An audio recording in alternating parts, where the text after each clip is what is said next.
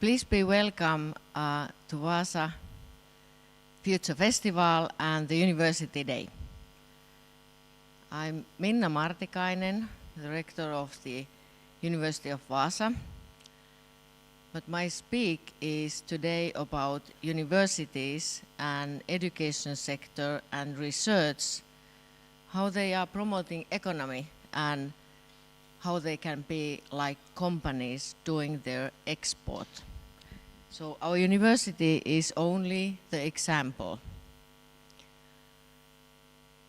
And here in Vaasa, I have to say these are my most favorite pictures, and if you look at them with the green and the blue and with the clean nature and the green grass, sun going up and sun going down, giving you a peaceful mind.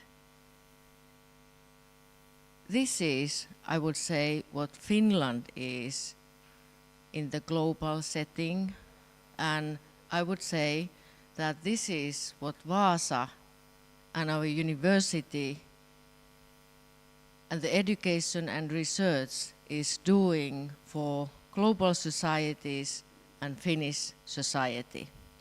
So we've been doing our strategy work past year very thoroughly, and we came up with the one thinking only. Our role is to save. Our education and research role is to save this green and this blue for the forthcoming generations. And we educate current students to be specialists, really the specialists understanding how to do that. In our strategy, how we do that, we say we have a triangle of knowledge. We are traditionally, we are the university of 4 schools. We have Technology and Innovation School, and we have 3 business schools, Accounting and Finance, Marketing and Communication, and Management. And with these 4 schools, and with our cross-disciplinary thinking is promoted with platforms. Platforms basically representing only how to get together, bring different disciplines, bring different stakeholders together around the research and teaching. Our platforms currently are innovations, represented here today in the afternoon. Energy, our WEPIC, very strong in basically understanding how to create future technologies in fueling and in machinery in order really to make the energy transition. And then the role of business. Currently, all researchers say, and especially business people say, that it isn't enough if you really have only the technology. You need to make the market around it. You need to change the market. You need to change the behavior of the people. You need to be able to finance the most difficult parts when really the businesses are not yet using the things that are supposed to be used in order to save the world. So our triangle is in energy transition, how the transition is made with the technological solutions, but especially how businesses and business structures, financing, and the society is changing, and how the change can be made. That's why energy transition sustainable business, and then stable society and the governance around it. And with this triangle, we claim that the change can be made, and this is our role. And the role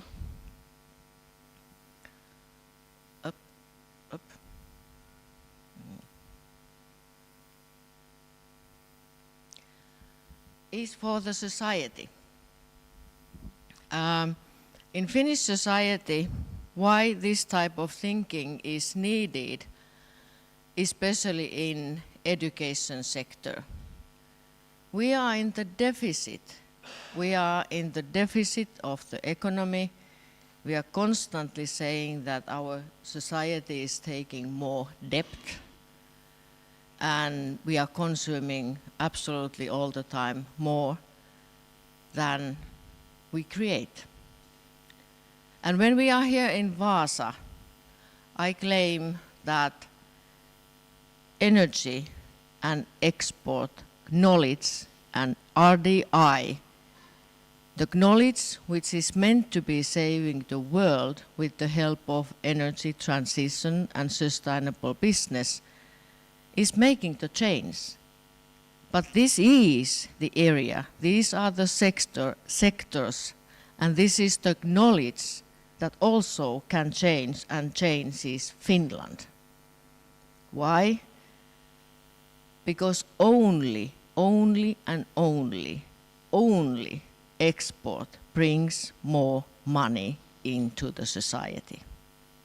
Otherwise, we are only circulating money. And proudly I can say that this is the area of my own professorship, accounting and finance. So I've been teaching, studying and researching this all my academic career. So only export can solve the problems of the country. And what does it mean for the RDI and teaching? It means for the RDI and teaching that it has to be world class. It has to be on the level that really the companies have the possibilities to know something that no one else yet knows in the global businesses. Why? Because the businesses are only trends. You have to estimate the next problems. When you already are solving the problem today, you already now have to know that what is the problem that no one knows yet, and what will be needed in order to make some businesses to proceed. So that's why, especially small Finland,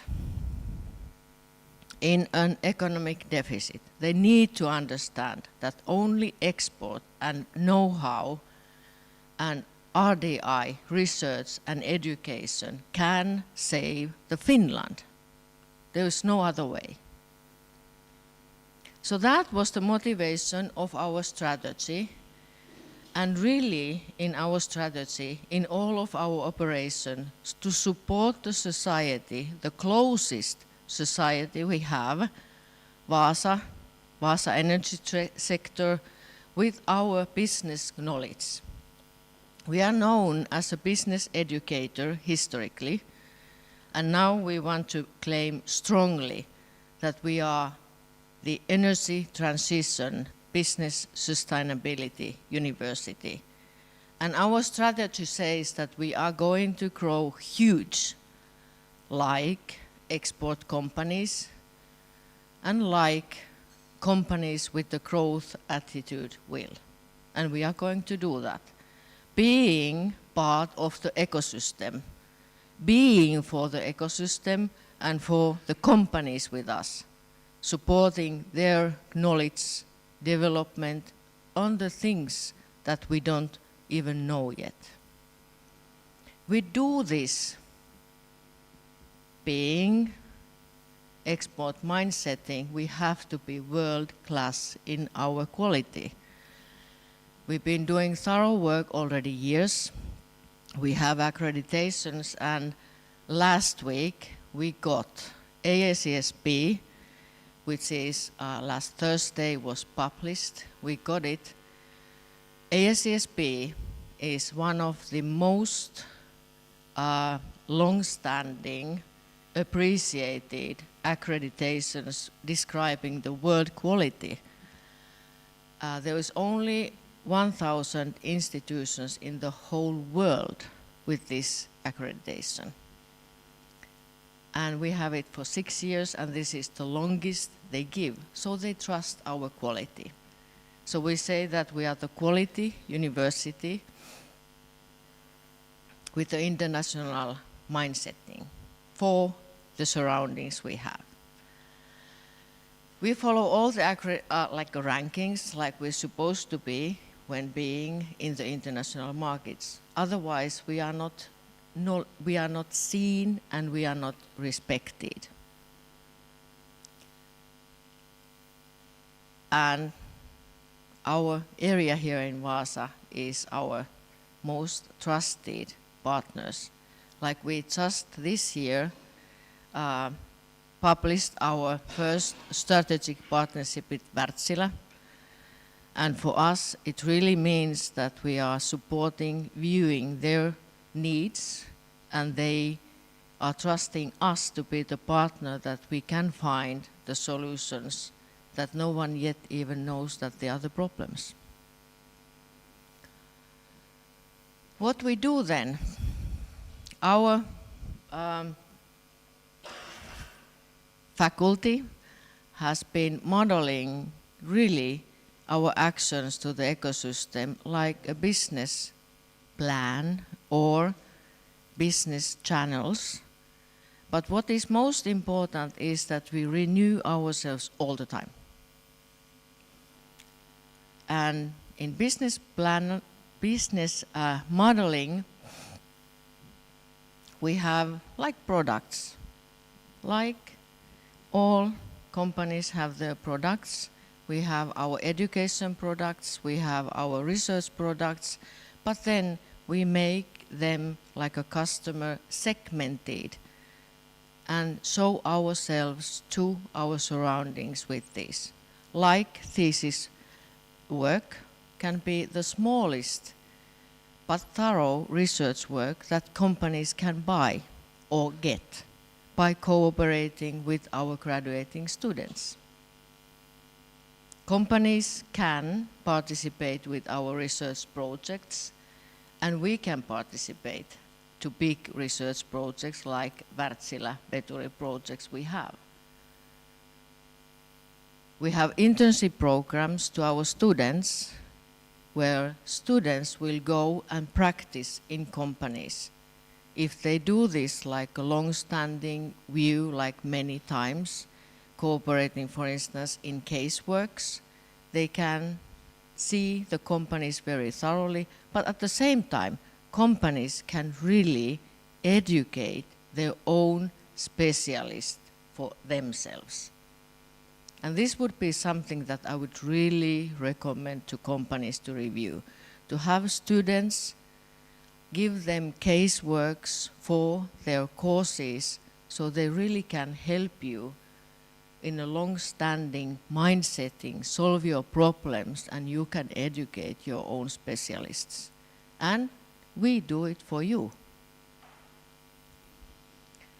Okay. This is the example how closely we work with City of Vaasa. We've been, for us, really important. You saw the excellent pictures in the beginning. We own our buildings together with the City of Vaasa. We have Vaasa Mericampus Oy, and we developed the whole Palosaari area together for research and education, but also this fall starting with the new idea of startup, startup center, startup arcade. You will hear about this in the next sessions. And then smart grid research and the ship of Aurora Botnia, our WEBIC infrastructure, energy lab, and so on. So the cooperation for city, with city, and for the ecosystem. And tomorrow afternoon, we will launch more news how really the research and university can be for the ecosystem, with the ecosystem. So please be welcome then tomorrow afternoon, 4 o'clock, here with us. And I would say, now I have used my time. Doctoral education is part of the big thing that our university can be for businesses, educate together, be on the waves of solving research problems. And here we have like a CODOC, doctoral research model, where the university projects are cooperating with companies, financed together, so financing PhD students, doctoral students together with the companies, and the companies can build up the problems and projects with our professors and doctoral students. And I would really say that this is the way to see to the future. Okay, I will go back to our beautiful pictures of the nature and give you the floor with the questions. Thank you. Floor is yours.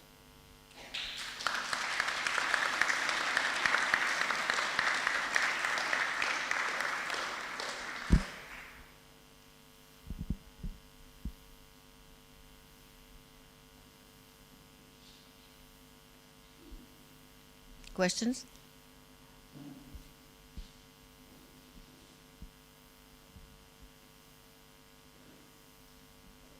Oliko kenelle? Joo, Pekka Koponen, a professor of practice in University of Vasa. So it's a very intriguing speech, and kind of I took the position or kind of joined the university because I really respect you as one of the leading universities in your industry collaboration and kind of understanding before your high impact means that you do something beneficial for the society, not just leading research that you also do. But so my question is, you talk about the doctoral research, and I see there is a lot of functioning models where the students of university participate in the company projects, which kind of boost up their understanding about industry. It brings them skills that they are most beneficial when they graduate and they join.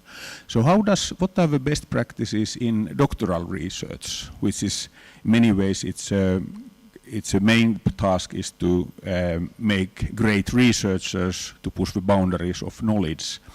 And so how do you guide this doctoral studies also to collaborate best with the industry?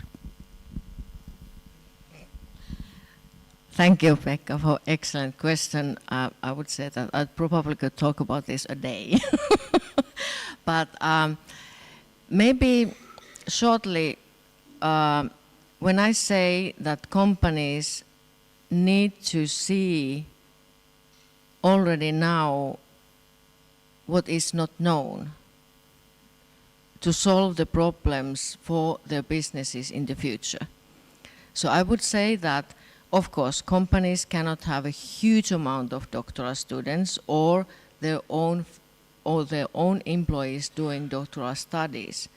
But in their niche areas, when they communicate, if they have few, if they have regular research teams they are discussing, and maybe having their own doctoral students, they see what is not known, and they see the possible solutions for their businesses. And this way, they can forecast something that the regular businesses not doing the same thing don't see.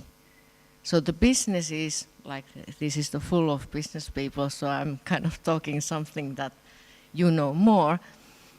But when thinking about the value of the company, you can create it only by simply knowing something that somebody else do not know. So knowledge advantage of knowing something that nobody else knows would be the value for the doctoral education, for the companies and with the universities. Thank you. Any other? And for the organizers of the Vasa Future Festival, I really like to present the humble thank you for university's behalf. This is really outstanding program bringing the knowledge, education and the research to the fronts of the society. So thank you arranging this whole day for the first time here in Vasa Future Festival. And I think that we all are universities and higher education institutions are very thankful to you. Thank you.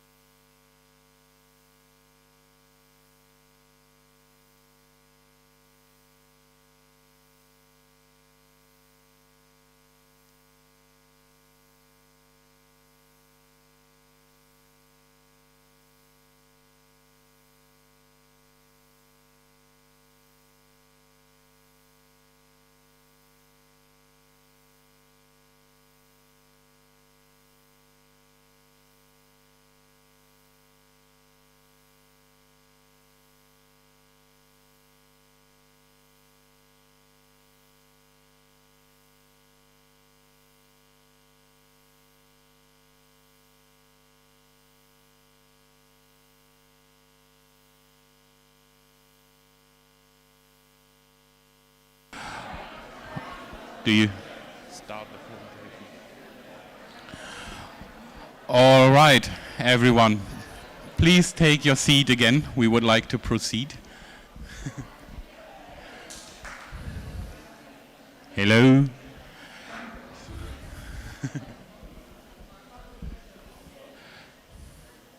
So, also from my side, welcome everyone. My name is Philipp Holtkamp from the University of Vaasa, and thank you, Peter. Your authority is unbeatable.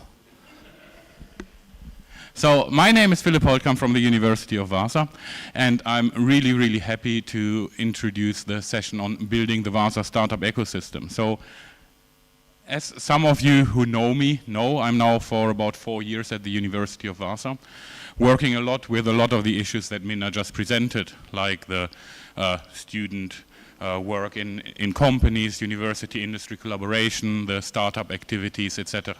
And we had a lot of discussions in the last years around the Vasa startup ecosystem, also as an opportunity for students, as an opportunity for immigrants, as an opportunity for people looking for jobs, for looking for something meaningful to do, to, if they have problems finding a job, maybe creating jobs is the opportunity. And we had a lot of discussions here. And around, there aren't that many startups, there aren't that many growth companies. What is happening? We have all these smart people. Why are there no new unicorns coming from Vasa and things like that? So I'm really, really happy to have a really outstanding group of people here with me today to discuss exactly what is going on in Vasa, what has happened, and hopefully what will happen in the future. In these discussions that I had, quite often one report came up. A report from 2014 where it was analyzed more or less the Vasa innovation system or things like that, however you want to phrase it. But one interesting thing was a lot of challenges, especially in the smaller mid-sized companies, were already there, identified. And as said, this report is now 10 years ago. And I thought, or we thought as a group of organizing this session, what would be a better way 10 years later than to look at the problem and to look at it then by inviting one of the main authors of that report from 2014 to us today to see what his view is, how things have changed. So I'm really, really happy that Jukka Viitanen is with us today. Jukka is really an international expert on building innovation platforms, managing startup ecosystems and all those kind of things. I think besides the report from Vasa in 2014, he's probably best known for his involvement in Maria 01 in Helsinki. So he really knows what he's talking about. He has worked in a lot of countries, a lot of different environments, both nationally and internationally. So I'm really, really happy to invite Jukka on the stage and give us his view on the Vasa startup system and what kind of support, how can we really make it happen, etc. So welcome, Jukka. Thank you. Thank you, Philip.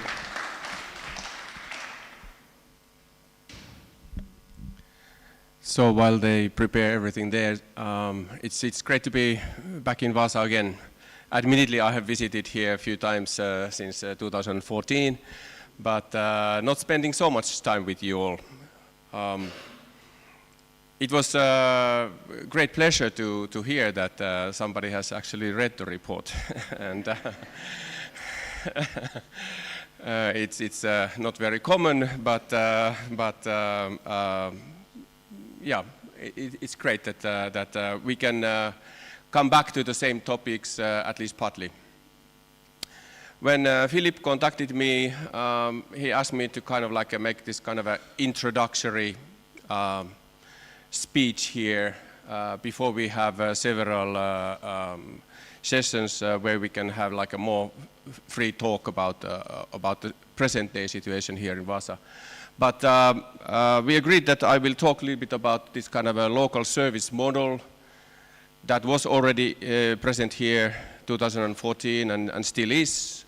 I will first show you a couple of frameworks that I usually use when I'm addressing these kinds of topics, development of startups and startup ecosystems, platforms, different kinds of models. And then I have picked up a few notions from the 2014 report and then made a couple of key points and notions and recommendations that I would like to see things to progress in the future here in Vasa.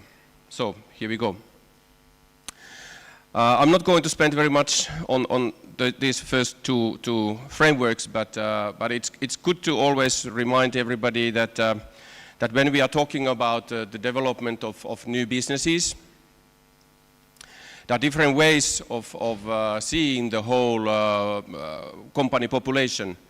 Micro companies, small and medium-sized enterprises, and then startups. And for me, these three different organizational types are clearly different to each other. And today, we will focus mostly on startups and startup development. And that's why we have to kind of remind all of us and ourselves that what kind of a process and what kind of a service models we typically have in most of the regions around the world that are built for the support for startups. And it goes something like this, that earlier on the company founders, they go through different kind of a discovery phase, then we may start providing them some kind of a pre-incubation service, then later on we talk about incubation and acceleration and all that kind of thing. But let's not spend so much time on this picture and move on to the next one. This is a framework that I created in our international projects about the same time that I was working here in Vasa. And in this one picture, I think that we can identify almost any city that what kind of an ecosystem we have, what kind of a process there is in place when we are planning and thinking about how do we support company growth, how do we actually make startups to grow stronger, how do we make sure that new businesses are born, but also how they start employing more and more people. And of course from a city and region point of view, how do we then secure tax revenue that will flow into the system. So first of all, these red parts here, they are private sector, and private sector actors are always expected to participate somehow.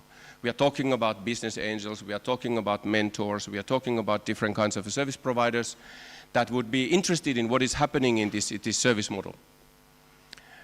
Then in the middle of the picture there are these darker blue ones turning gradually to green, and we go from left to right following the growth path of startups. And of course first we try to encourage entrepreneurial mind to grow in the city. And then once bright-minded people decide to get interested in setting up new companies, they usually have some kind of a phase where they do ideation, and at that point, I don't know if there is a pointer here, hopefully there is, no. Well, you see there is this one box where it's divided into green and blue. So when we think about a city or region which is providing support for business generation startups, annually there will be, I don't know, hundreds, probably in Vaasa somewhere around 400 to 500 new companies born every year. Typically 90% of them are not startups, and they fall into this blue category.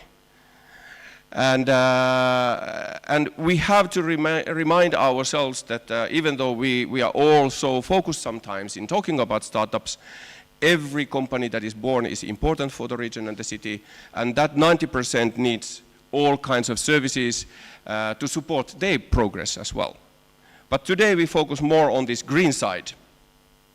There is evidently every year some business ideas that fall into that green box, which show the first signs that they will actually be growth companies, and they have a possibility for high growth. And then we need to plan some kind of a specific service model for them, usually moving right here where we start accelerating, particularly that 10% or something like that about the companies, their business development, their business development process and growth and support for them.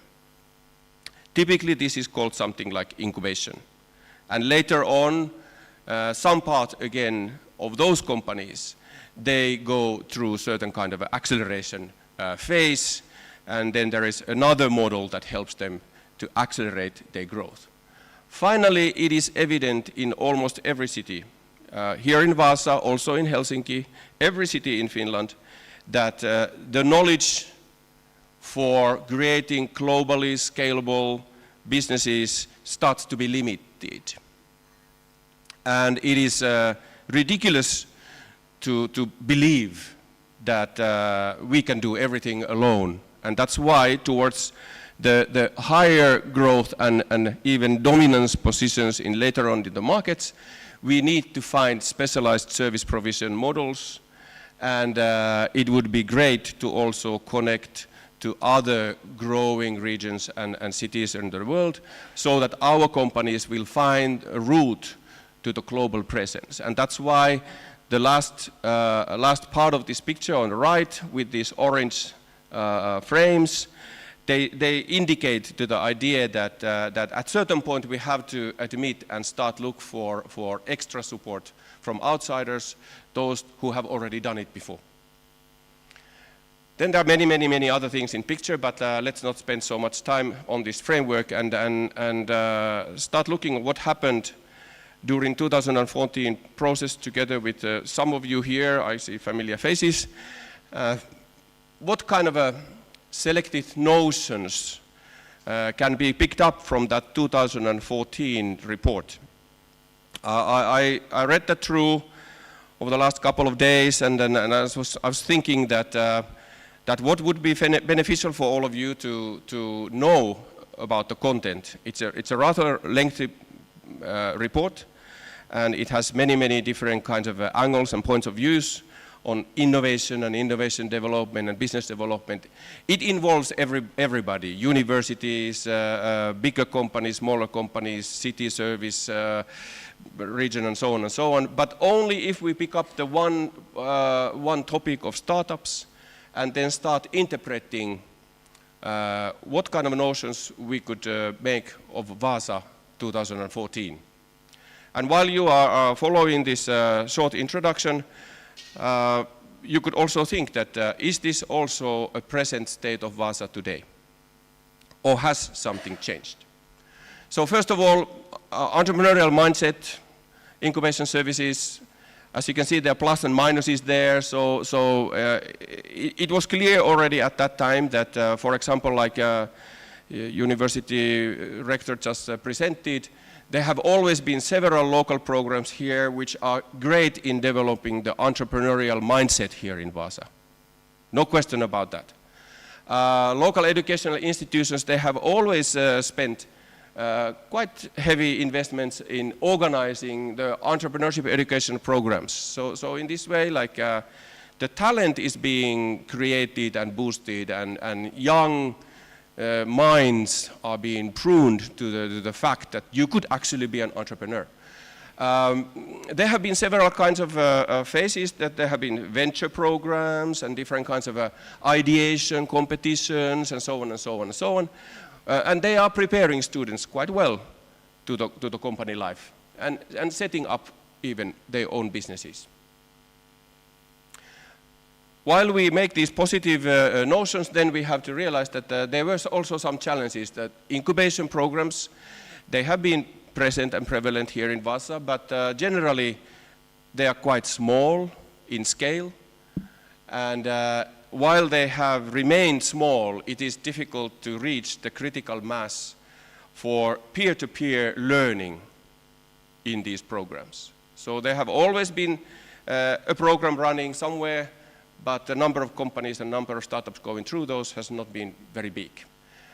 In some other cities, some of these names are from the older reports, so bear with me. Protomo and Innovation Mill programs and all that kind of thing probably don't even exist anymore. But they have new names nowadays, and the basic idea is that, that in several other cities there have been more practice-oriented programs with quite strict program structures which are guiding companies through this incubation phase. The early stage services for new entrepreneurs and startups have been organized effectively, like Vasek and Startia and different kinds of services, ELY centers and Business Finland and so on. The early stage business services, they provide good basics for the startup journey. So the basic idea is that when you are setting up a company, it has always been so that you get support for that. And it has never been a question that when you are planning your own business, you get the support that you need. Entrepreneurial, different kinds of associations have been active here, founders meetings, business mentors and so on, that they have been organizing peer-to-peer services, which is good. But at the same time, if we are honestly checking what is happening in Vasa, the public business service model in general, it is geared more towards micro companies and small and medium-sized enterprises, which are essentially very, very important for Vasa or any region in Finland or even any country. But they fall short on startup support. This has been somehow also a conscious choice that we need to specialize in certain service models, and the public service side has been taking care of the early stage, and there has always been this kind of an idea that let's go forward and see if others, university or private actors, will take the challenge to organize the startup support.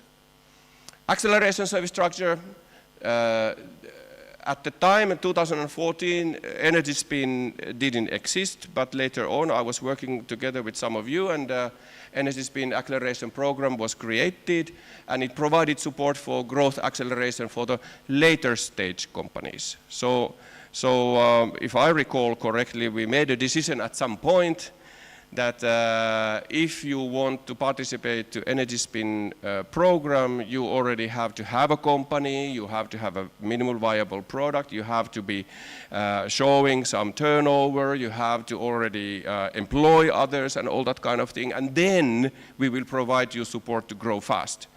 It means that there is, again, probably one corporate group which is kind of an early growth stage, that is not a typical client of Energy Spin, and that's why we could say that the acceleration service structure, regardless of certain funding support and certain service support, it's still not meeting the best practice that could be in place. There have been funders here, knowledge-intensive business service providers. The number of these is quite limited. The ones that are here are excellent, but if we really want to grow, it should be more. And this is about kind of this side.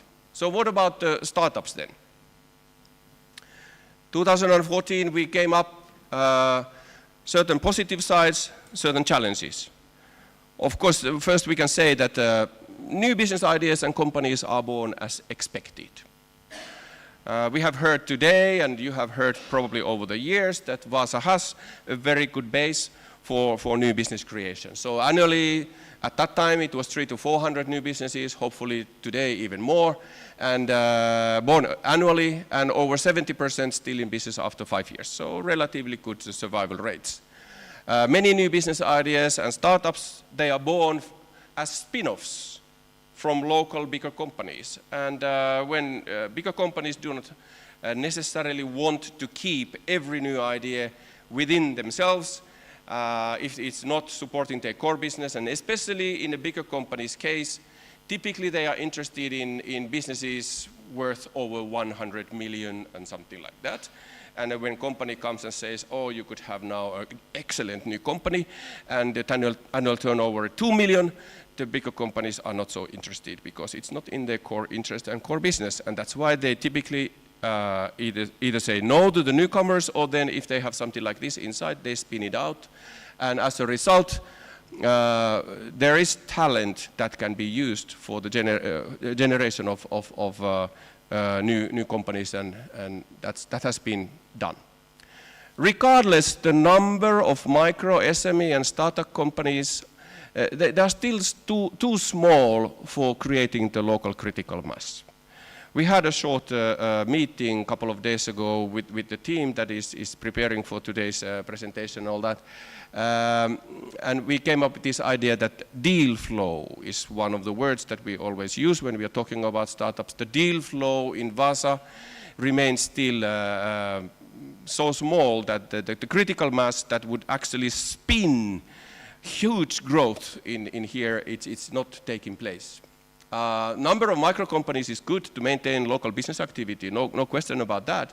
But the total number of local companies is smaller than expected in comparison to true potential. The university-driven know-how and excellence is not appropriately transferred to the business sector.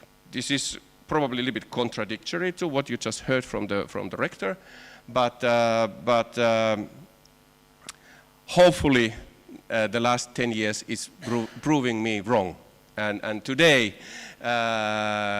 this problem has disappeared, and I hope that the new models to use platforms and different kinds of mechanisms will actually connect university much closer to the businesses here. And especially, I always hear talk about anchor companies and bigger local companies which have excellent connections to university and the city and the region and all that kind of thing. But what about middle-sized companies, and what about smaller companies? I've been working in all 10 biggest cities in Finland, and typically the problem is that bigger companies, they understand the need of learning new ideas, and they would like to bring in new ideas to their company, of course, to be stronger themselves. But it's quite rare that those companies have organized their internal processes in a way that they're ready to truly take in the startups to work with them and develop something together. So that's why the knowledge transfer is not necessarily taking place as planned. Local companies lack born global mentality. This is already decades-long idea that if you want to grow, and as we heard, exports is the key of the day and a key word for the day.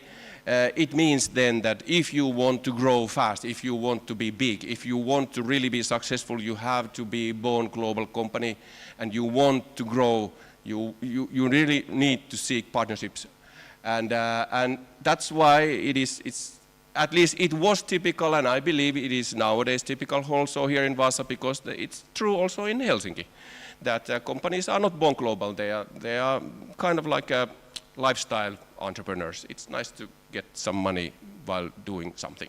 But anyway, so, and then these knowledge-intensive business services fall short on startup needs. So I already talked a little bit about this, but there are several service providers here, but the service model, from the client point of view, from the startup point of view, it seems to be a little bit like difficult to understand who is doing what and why, and then who is actually supporting me, and so on and so on. Then finally, the last really busy slide is the selected notions on growth orientation and growth business acceleration. So here, again, some positives, some challenges. The positive is that Vasa has a good reputation as an energy sector business accelerator. Even as a city, as a region, thanks to also with this very strong energy industry here. Several examples of fast-growing startups and growth businesses in energy and clean tech sectors, as you can see there. Energy-related business ecosystem spins off, spins out new companies, creating a growth platform on new startups.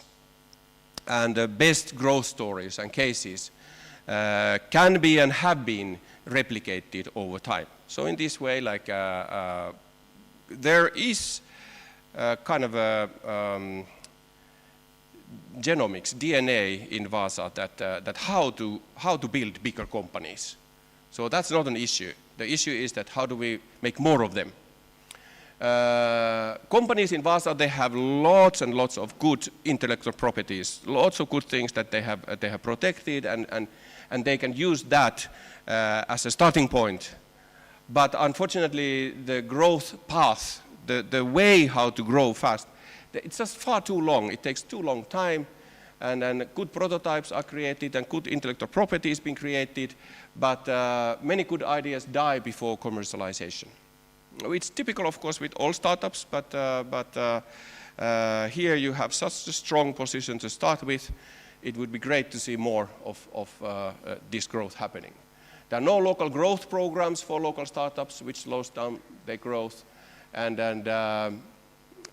when we then talk with those growth companies, companies like Vakono Switch or Veo on Merveto and all that kind of thing, it was that time, 2014, I met most of them. They are, of course, they are concentrating on making profits, business and money. And then somebody comes in and says, come to this kind of an innovation program, and they're kind of like, oh, I'm busy, like I don't sleep, so why would I come? So this is the case that we all think that these new platforms and new programs are something that the companies are craving for, and they will of course immediately jump in, but it's quite rare. The rate of R&D activities is high, and then all those companies are of course interested in collaborating with the anchor companies and bigger companies in their industry, but then these kinds of regional and national flagship programs for growth support, they are not there. So finally, I don't know, do I have like 10:05, or how long do I have? 5 minutes, something like that. So then I come back to the picture that I started with, and I want to point out before the recommendations some key action points. How can we develop the service model further? And I have used the same picture here and then put these bombs here and there. saying that if you want to make a jump forward, these 7 things are something that needs to be put into the core of the next planning process. So first of all, I start with the second one on the left, is this kind of a growth mindset. There is good entrepreneurial mindset in Vasa, but this growth mindset should be there. And as you can see, the design factory, you probably know Aalto University and Design Factory and Media Factory and many, many different models. It's essentially a mechanism, how do you bring private sector to help the universities to do R&D together with them. So these kinds of design factory ideas within the universities, they should be developed further also in other universities in Finland. And I believe that also here in Vasa, they are under consideration and even maybe existing, but something like that needs to be there so that the universities and the university knowledge and the new students' knowledge can be then transferred to the society and to the companies. Growth mindset being developed. Then everybody is always, in every university city, they are talking about foreign students who are arriving here. And they stay here and then they leave. And everybody is talking about the idea, how do we keep them here? And we have all been like having this reality for the last 20 years, 30 years. We think that Finland is the best country in the world, and then some ranks even are telling that we are, but for some reason they all leave. And then we talk about this, that why do they leave? And it means that the local companies that are running their businesses are not very open, for example, to change their company language into English, which would already make it much, much easier. But it's understandable that it's nicer to use Finnish, and it would be good that those foreign students and foreign employees, they would all know Finnish, or at least to some extent, because then it would help them to also understand the peculiar ways of Finns and all that kind of thing. But soft landing models are something that we need to really develop further so that we can help those who want to stay here. Then there are, of course, these evident ones, incubation and acceleration programs. We could talk about days about these, but just very briefly, it would be great to see finally some entrepreneurs in Finland who would show some growth mindset. If we look at the models in Israel or USA or even Sweden, you don't get into these programs if you don't have growth mindset. And while you are there, you have to follow a very strict program, true milestones and all that kind of thing. It is kind of a boot camp, some kind of a sweat camp that you go through. And unfortunately, most Finnish entrepreneurs, they don't want to go to those kinds of camps because it means hard work. But it would be nice that you finally would have a couple of these programs also here in Vasa. And the ones who are capable of going through those, they would go through those so that we should start growing. And then finally we go there with platforms like Rector was also mentioning, collaboration with private sector, university and different kinds of platforms. Again, topic of days to talk about those, and then talk about global reach. And then finally, what comes out of all this, what I have just presented you, is that some recommendations. How do we pull together the key ideas of what I have just presented you? First of all, we need some kind of a comprehensive plan for an improved service model which maximizes the growth potential. And growth can be different kinds of growth, but all kinds of growth in micro companies, SME startups, and so on and so on and so on.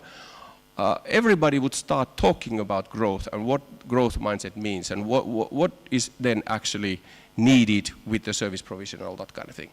Then, as we have already heard about platforms, co-development of growth business platforms. These are not always necessarily based around industries. Admittedly, 2014, when we did our innovation profiling of Vasa, we were focusing first and foremost to the energy sector, But then, thanks to Stefan and others, they say that, have you noticed there are some other industries and companies also here in Vasa? And said, yes, but they are not doing anything in innovation, which is not true. Of course they are. And in the end, we decided to actually have two different profiles for Vasa. One for the energy sector and one for Vasa, which doesn't have energy sector at all. And it was actually quite revealing to see how about those other companies are doing all this. Regardless, we should think about growth business platforms. They could be other than energy sector as well. And also they could be so-called key enabling technology type of programs. For example, you could have AI program here in Vasa, or you could have a new materials program here in Vasa, or you could have like new business models platform of Vasa or something like that, which would then activate the anchor companies to participate as well, have these design factories there, and have more collaboration between universities and private companies, big and small. And finally, we should make a decision on the local innovation acceleration program structure, that what it will be and how it's going to be organized. And is somebody trying to do all that in one program? Last time when we were planning for Energy Spin, my advice was that I have never ever seen in my 50 plus countries that I have visited that there has been one program which can take care of pre-incubation, incubation and acceleration process. It's impossible because the mindset, it's just completely contradictory at certain points. But there can be several parts in this model and the structure should be there.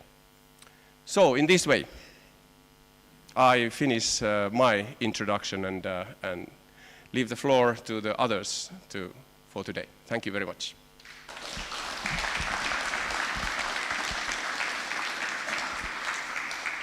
Do we have any time for questions? Sure, okay, so he's very, very kind today. So, yeah, please. Sorry. Thanks. So my name is Anna Häggblom and I've been an entrepreneur most of my life. At the moment I'm working mostly on a spin-off from a 4-person company at the moment. But that's not my question or I want to hear your thought, because you say that we need to make companies change their language into English, and I say we absolutely do not need that. That it's old-fashioned to think that we need to have Finnish or Swedish or English as a company language. I mean, we have AI. It can translate with 0.32 seconds. What is the use for that? And I mean, we have in the regional newspapers people complaining about language barriers which are non-existent. I mean, we need to tell people that they're non-existent. Yeah, that's true. Or am I wrong? Or are no, you're right. Some one of us needs to understand. Yes. Well, I'm also a serial entrepreneur and I'm a CEO of a company that is using AI for developing virtual platforms, and I know that the language is not an issue anymore. But there is this kind of a generic notion that it seems to be that many existing company decision makers, they are kind of like hesitant in kind of celebrating the idea that the language is not an issue anymore. After living 15 years, different countries around the world, I still somehow feel that it would be also good to have some kind of a common language, because then you also learn to know a little bit more about the culture and why people do what they do and why they behave like they do and all that kind of thing. So AI is helping, yes, but I think that there is this kind of a possibility that we fall into the trap that the language is not an issue anymore. We should also realize that, communication is number one. And if you can communicate in any language, that would be lovely. But you are right. It's not an issue anymore. Yes, there's one more there and then we move forward. Yes. Yes. My name is Maxim Korobkin, and I have been actually to the opening ceremony of the Maria 01 at the time I was living in Helsinki. Yeah. I noticed in your presentation you mentioned that you produce annually 200 companies and 70% of them survive. Yeah. That's amazing, because everybody else is saying that 80% of their companies die within the first 2 years. True. Actually, the 80% was numbers from 2015's. In this decade, it's 90% fail within first 2 years. So, big applause for that. Yeah. And I saw you might have been already thinking about this, but yes, franchise your model and bring it to the whole freaking Finland, because we really need it. Thank you. Yeah, just one notion there, that 70% survival rate is like all established companies, not only startups. So then we talk about like micro companies and SMEs and all that kind of thing, and it is generally when you set up a company to have income, you are not aiming for growth, and you're not only employing anybody and all that kind of thing. So in this way, like in whole population of newborn companies, the percentages are quite high. But then when you go to the discussion of startups and like it is in Marianne and some other platforms, of course the rates are much lower. Like I don't know about the rates here in Vasa, but probably they are par in everywhere else. Maria 01, I don't have the IPR for it, but let's see if we can franchise that to other cities. Yes, well, thank you. I think that we have now exceeded our time, and I will leave the floor for the panels. So thank you very much.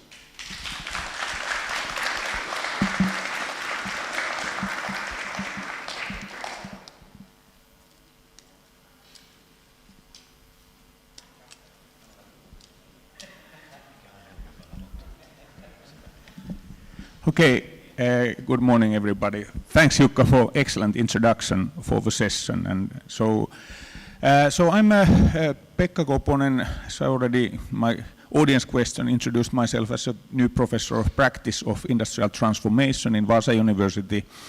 I also have before that I was 20 years a growth entrepreneur. So I started the company Spinverse, which grew to be the biggest innovation consultancy or innovation funding consultancy in Nordic countries. So we have over 100 people, 25 nationalities, 25 doctors, exports to 25 countries, raised over 2 billion euros of grant money for our customers, mostly in industry, also in universities.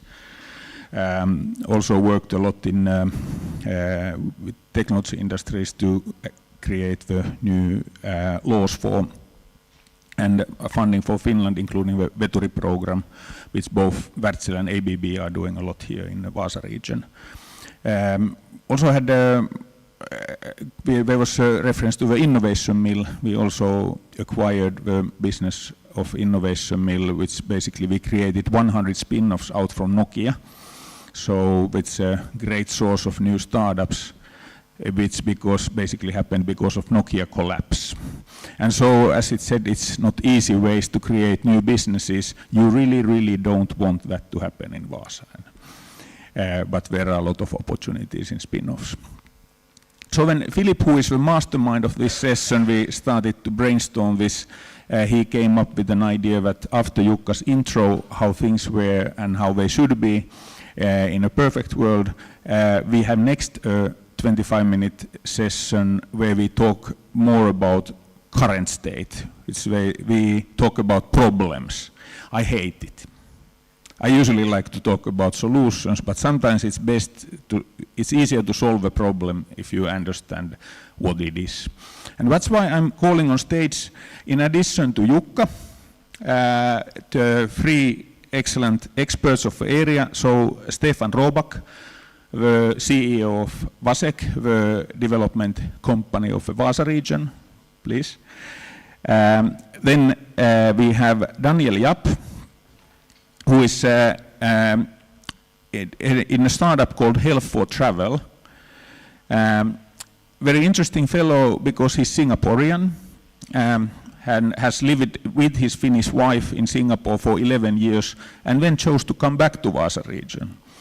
And I'm very eager to hear about his exposure to that.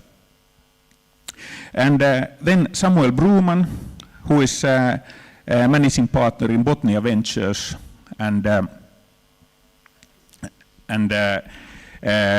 is going to develop also a local politician in Svenska Folkpartiet, so you can also comment about the language issues of and culture. But let's take a seat and start. So I will start with Stefan. So kind of Jukka said a lot of good things 10 years ago. He also acknowledged that something must have happened. So you have been in the center of that for how long, and the kind of what's your view of the current state? Yes, first big thanks to Jukka, excellent speech and report from 2014, and also you mentioned some things that have happened after that.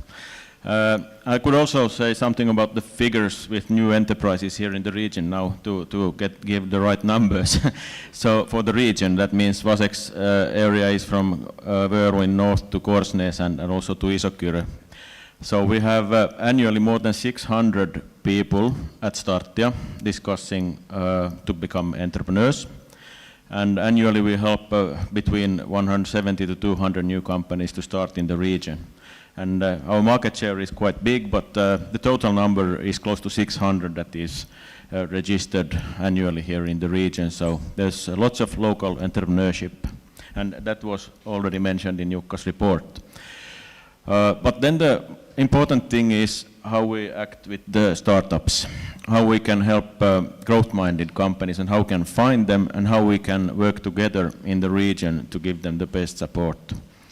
So at Startia we give good advice in the beginning, and then the people, when they get start the company, they become Vasek customers, and then our people help them to grow. But of course we have a large network in the region and cooperate, but I think that we could be better in that cooperation still in the region.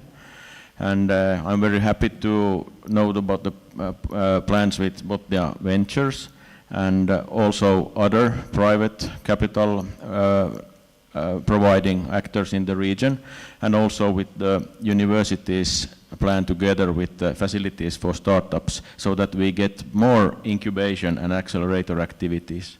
I think it's really needed, and it's still, in that case, we are still quite close to the situation 10 years ago. But Energy Spin is something we started then a few, I think it's 8 years ago maybe, with Marko and Marko at Vasek, and nowadays it's run by Merinova. So I think there we have a good opening, but that was specialized for energy. So we need also other sectors. So are you, about the number of entrepreneurs, Jukka referred that there could be more. Are you happy with the number and quality? I think I'm very happy with the, if you think that we have 115,000 people living in Vasa region and 600 of them were last year our customers. So we have lots of entrepreneurship here in the DNA. But I think Jukka had right with the point that we need the growth mindset. It's, of course, it's very nice that you employ yourself and maybe can hire some other people too, but most of them are working on the local market. And like we heard, exports and internationalization is very important, and I think we should give better support to the growth in the region. So what would be your biggest pain point in your kind of, if you had more money, what would you solve? Well, what do you kind of, when you wake up in the morning, what would you like to fix? One problem has been the financial situation for startups, and also in changes of ownership in the region, and of course nationally. Banks are harder with the loans, and I think that we need more private capital and also more risk financing for the promising startups. So I'm skipping you, Jukka, at this moment, and we will use as a reference for the background. So Daniel, your story, kind of, I give a short intro, but kind of tell me about kind of your relationship. Why are you here, and kind of what have been your pain points? Yeah, so I'm from Singapore, Singaporean. And I've been living in Vaasa for 6 years. Prior to coming here, I founded one of Singapore's, or at that point of time, Singapore's largest independent newsroom. I have a media and marketing background. I also run a few other non-startup businesses, but we catered to startup companies. So I've been in the startup scene in Singapore for over 7 years, mostly in the fintech sector, which is a big area in Singapore. When I came here to Vaasa, one of the most stark differences that I saw was that there wasn't even a physical ecosystem that was available for how startup entrepreneurs as well as startup workers need to work, the ways and systems in which they need to work. But I persevered, stayed on here, mostly because I have family connections here. My wife is a local Vasa person, so and Vasa is also a great place to bring up your family. So if I would compare it to Singapore, my saying is always that everything that's good in Singapore is bad in Finland. Everything that is bad in Singapore is everything that's bad in Singapore is good in Finland. I said weather. Weather, yeah. Exactly. Yeah. It's too hot there and it's too cold here. It's just trading everything off. Yeah, but I think that there are very strong attracting factors for certain kinds of people, certain kinds of entrepreneurs and startup people to base themselves out of Vasa. And we can build on those attraction factors. Just have to make sure that the negative, the parts that are more difficult don't get in the way and overcome those positives. So now when you are establishing business here, and so how has that been? The language issues, cultural, how are kind of you can give feedback to Stefan on his startup services. So now speak your mind and remember that we are focusing on the pain points. And you can say good things as well. So yes, certainly the numbers you see in Vasa, in the Ostrobothnia region, in Vasek, are very positive. But you know, both the speakers here have been correct. These are very largely with SMEs, like single-man companies, Toiminimis and all these. Mostly people coming out of their own jobs to kind of like turn their individual job role into a company. And that provides that high rate of stability that you often see because you know the market already exists, and therefore the company that you establish has a much higher chance of surviving. But I would say definitely the startup ecosystem is very, very weak, as in the growth startup ecosystem. When you're talking about these unicorns, these companies that can grow from €0 to €1 billion within 3, 5, 7 years. The systems that we've seen used across many other cities are nearly completely missing here in Vaasa. And so these are very specific cultures and systems, ecosystems, even physical facilities that need to be built up if we do want to push a cultural mindset of going out into the world. The company that I'm with now, Health for Travel, we are actually trying to solve global problems. We want to address global markets. We've launched in France and Germany this summer. We're going into Spain, into Thailand, and providing, connecting travelers with basic health services when they are abroad. So these are like visions that we have that aren't solutions specifically for Vasa. They're not solutions specifically for one company in Vasa or a group or an industry within Vasa. When your thought process is to solve something that is global, then that's when you get born global. So you have to first see that it's a global problem or international problem at the very least. And that forms a great basis for being born global. And it's interesting, and you have okay. So now you have chosen to bring build a global company from Vasa, and I think one of the reasons is that you and your 6 children in the family, which you have found it's a kind of a best place for them to be at this moment of time, and I think it's a great pitch. This is a great city to live for anybody, even people who come from Singapore, and so after you have chosen that, now how do you see it as a base for building a global company? To be completely honest, it's a lot more challenging than it has to be. And I will also say this on behalf of our founder, Marko, who's currently building our networks in Thailand, but he couldn't be here. It's firstly, all the challenges that were highlighted are exactly the problems that we faced, being unable to raise enough capital because there's it's chicken and egg problem, right? No deal flow, no capital, no deal flow. So we had to raise funding from even outside the EU and pull funding into our company from sources beyond our borders. I think fortunately, or well, I don't know whether we worked for it or whether it's just good luck, we were always building international connections because that was our intention from the very beginning. And then those networks and connections that we built internationally were the ones that opened up new funding sources for us. At the same time, it is a bit of a missed opportunity, but it's also a missed opportunity that you can't solve in the time that you have. We'd love to have taken funding locally from local sources as well, but it just simply wasn't available. But depending on the kind of mindset that you have, and that's also flips around and poses a risk. Ideally, in the model that you guys shared with us,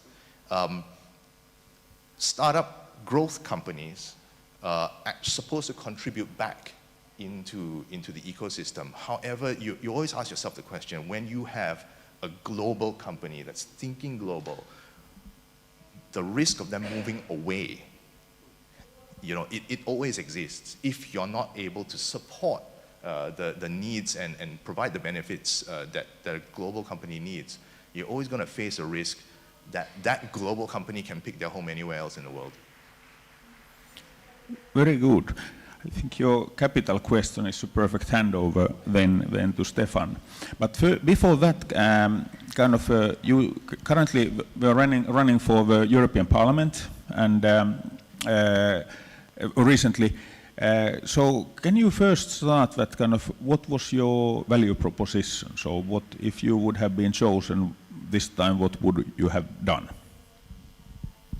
Well, Martikainen started here, the director, about Finland's situation, and I see that's a big question for me because we are more in debt and even we are living on debt.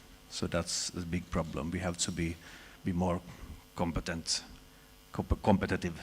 as a country, and Vasa region is one of the key factors there. If we succeed, then the country can succeed. So to create exports to make money instead of raising debt to pay our salaries. Yes. Very good. A leading question. So, okay, and now you chose to put your money where your mouth is, or basically put your hands deep to solve. So, what do you see? So, Tell me, kind of explain just a few words about Botnia Ventures, kind of accelerator pre-seed fund combination. So how does it work? Can I start with the bigger picture first? Because I want to come back to what Stefan said and also Daniel and Jussi. Yeah, go ahead. I see we have here in the region, we have some parts missing from what that we can be very successful. And those parts, we have much knowledge, we have much money, and money is very important. I've been a banker for 20 years, so I think in a financial way, and Daniel brought it up also. So we have money, we have people, we have knowledge, but we can't connect them to build companies in a way that we could. And I see the financing part as one important, very important, even if you not lifts it here, that what we can do, we can build those structures, we have the programs, but the entrepreneurs need the money, they need the food on the table to work, and how can they get it? Well, you can get money to develop from ELY-keskusen in Business Finland, yes, you can, but then you also need some investment of your own, you can get half or something. So we need to do it better, and we need to have, I see the regional money also canalized to startups to build new things and not sitting in banks or wealth management companies. And Botnia Ventures is one answer to that, one piece of it, because we have seen that we have, I call it a silent knowledge. We have much knowledge. We have older entrepreneurs or those who sold their firms or something also sitting here who they want to bring something back to the society. So we have the knowledge and also time, and they also have money, but they need some solution. I think we're trying to build that in Botnia Ventures, and together complement also Vasek and universities and so on. So that's. So what is the current state? Kind of in Jukka's report 10 years ago, there was Vedeco and VNT management giving pre-seed and seed money to companies. So how is it now? Well, they are not really actors in that space anymore, as I see it. So they grew up.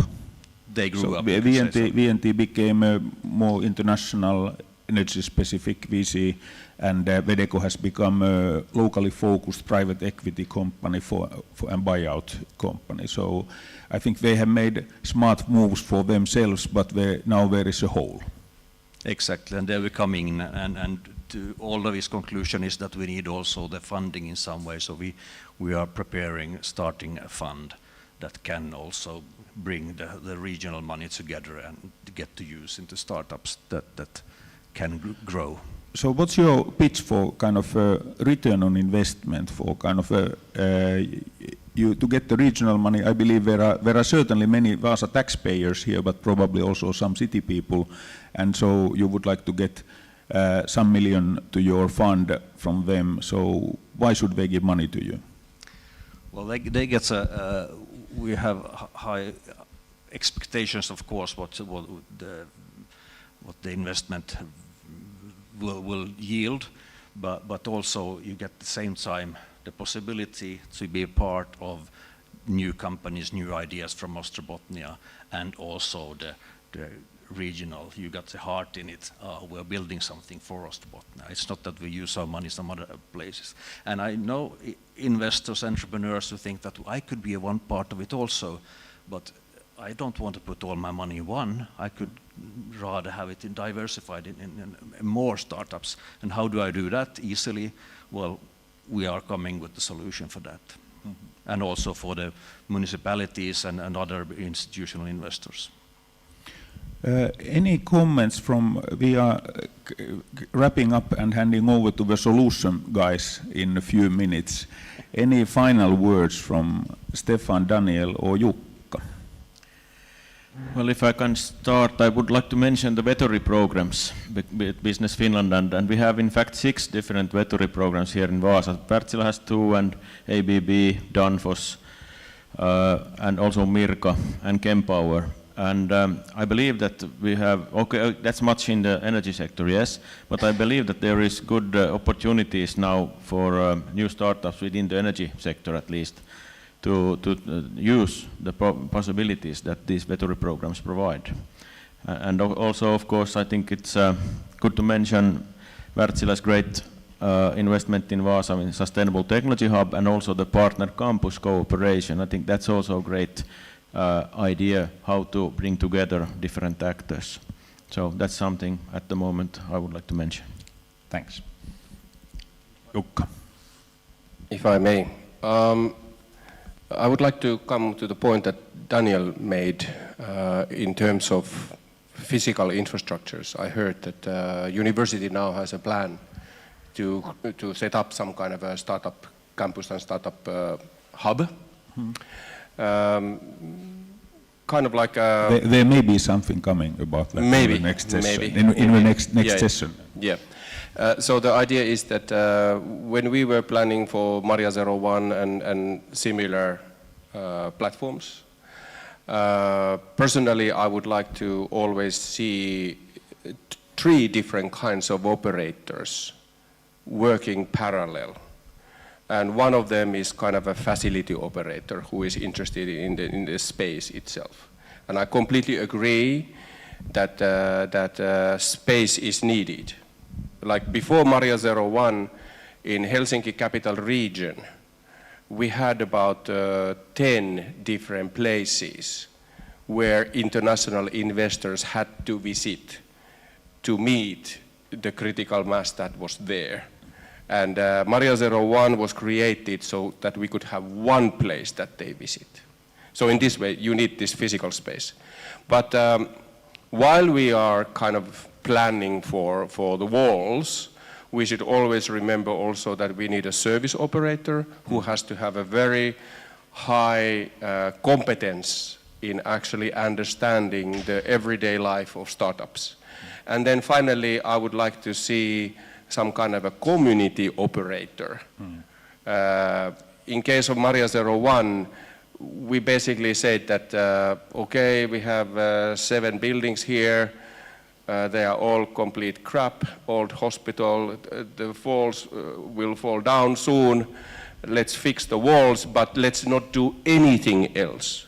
Instead of spending 10 million per each building, you spend 100,000 for each building. And once it's done, you let the startups to come and take over the place and give them the voice so that they know how they run their own community.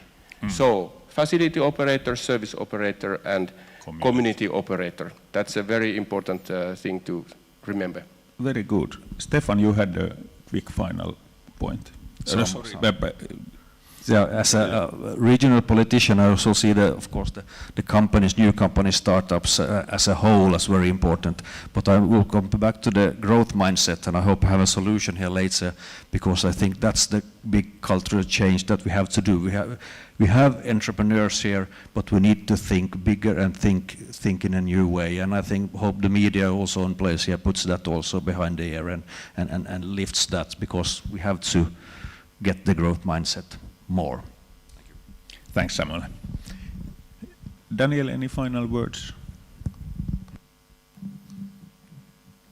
I do think that this region, Vaasa city, has a lot of potential, but I think as a whole we do need to focus quite a lot of energy. I don't think any one player in the ecosystem is going to be able to contribute enough to basically spin up a culture of growth innovation from the state we are in right now.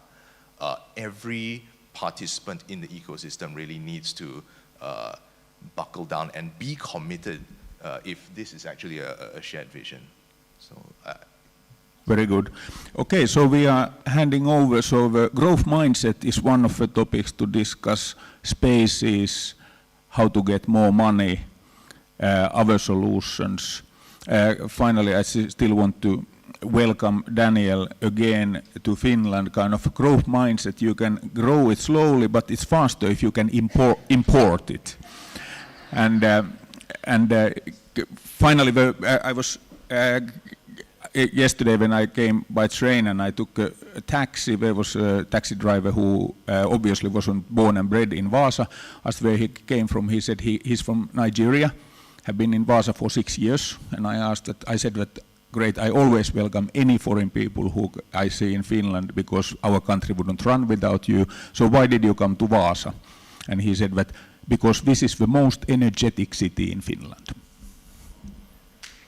Philipp, over to you.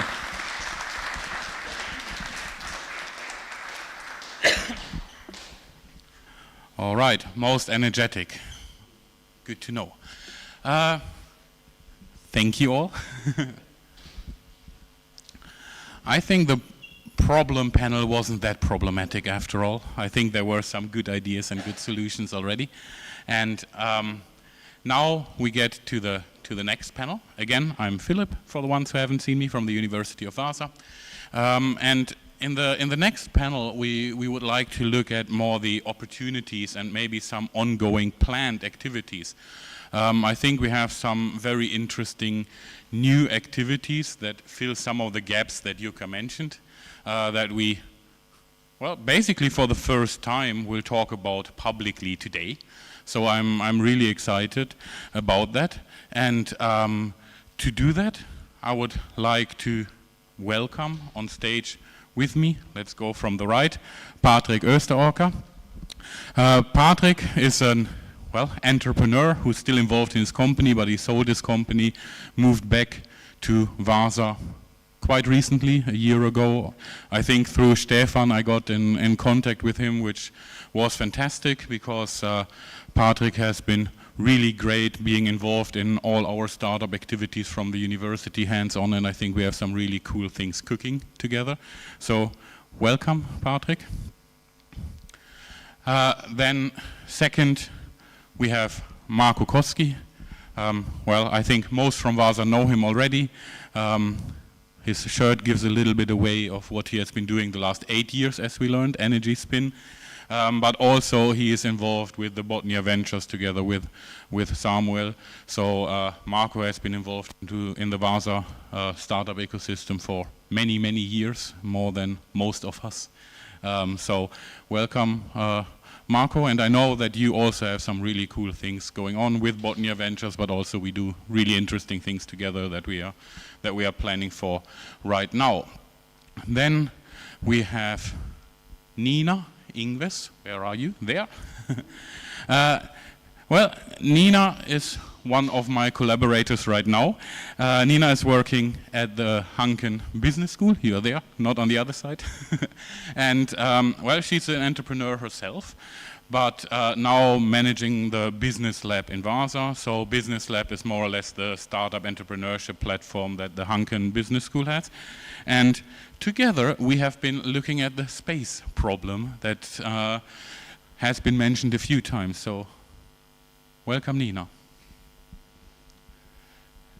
Then Simon Arnell. Simon, I got to know Simon about a year ago. Simon is an entrepreneur from the UK who runs a spin-off from HP. Really, really interesting company in the cybersecurity space. And his family, like Daniel's and mine, is from the region, and I think for similar reason decided it's a good place to raise a family and to move back to. So Simon is in the process of moving back to Vaasa. His family is already here, as far as I understood.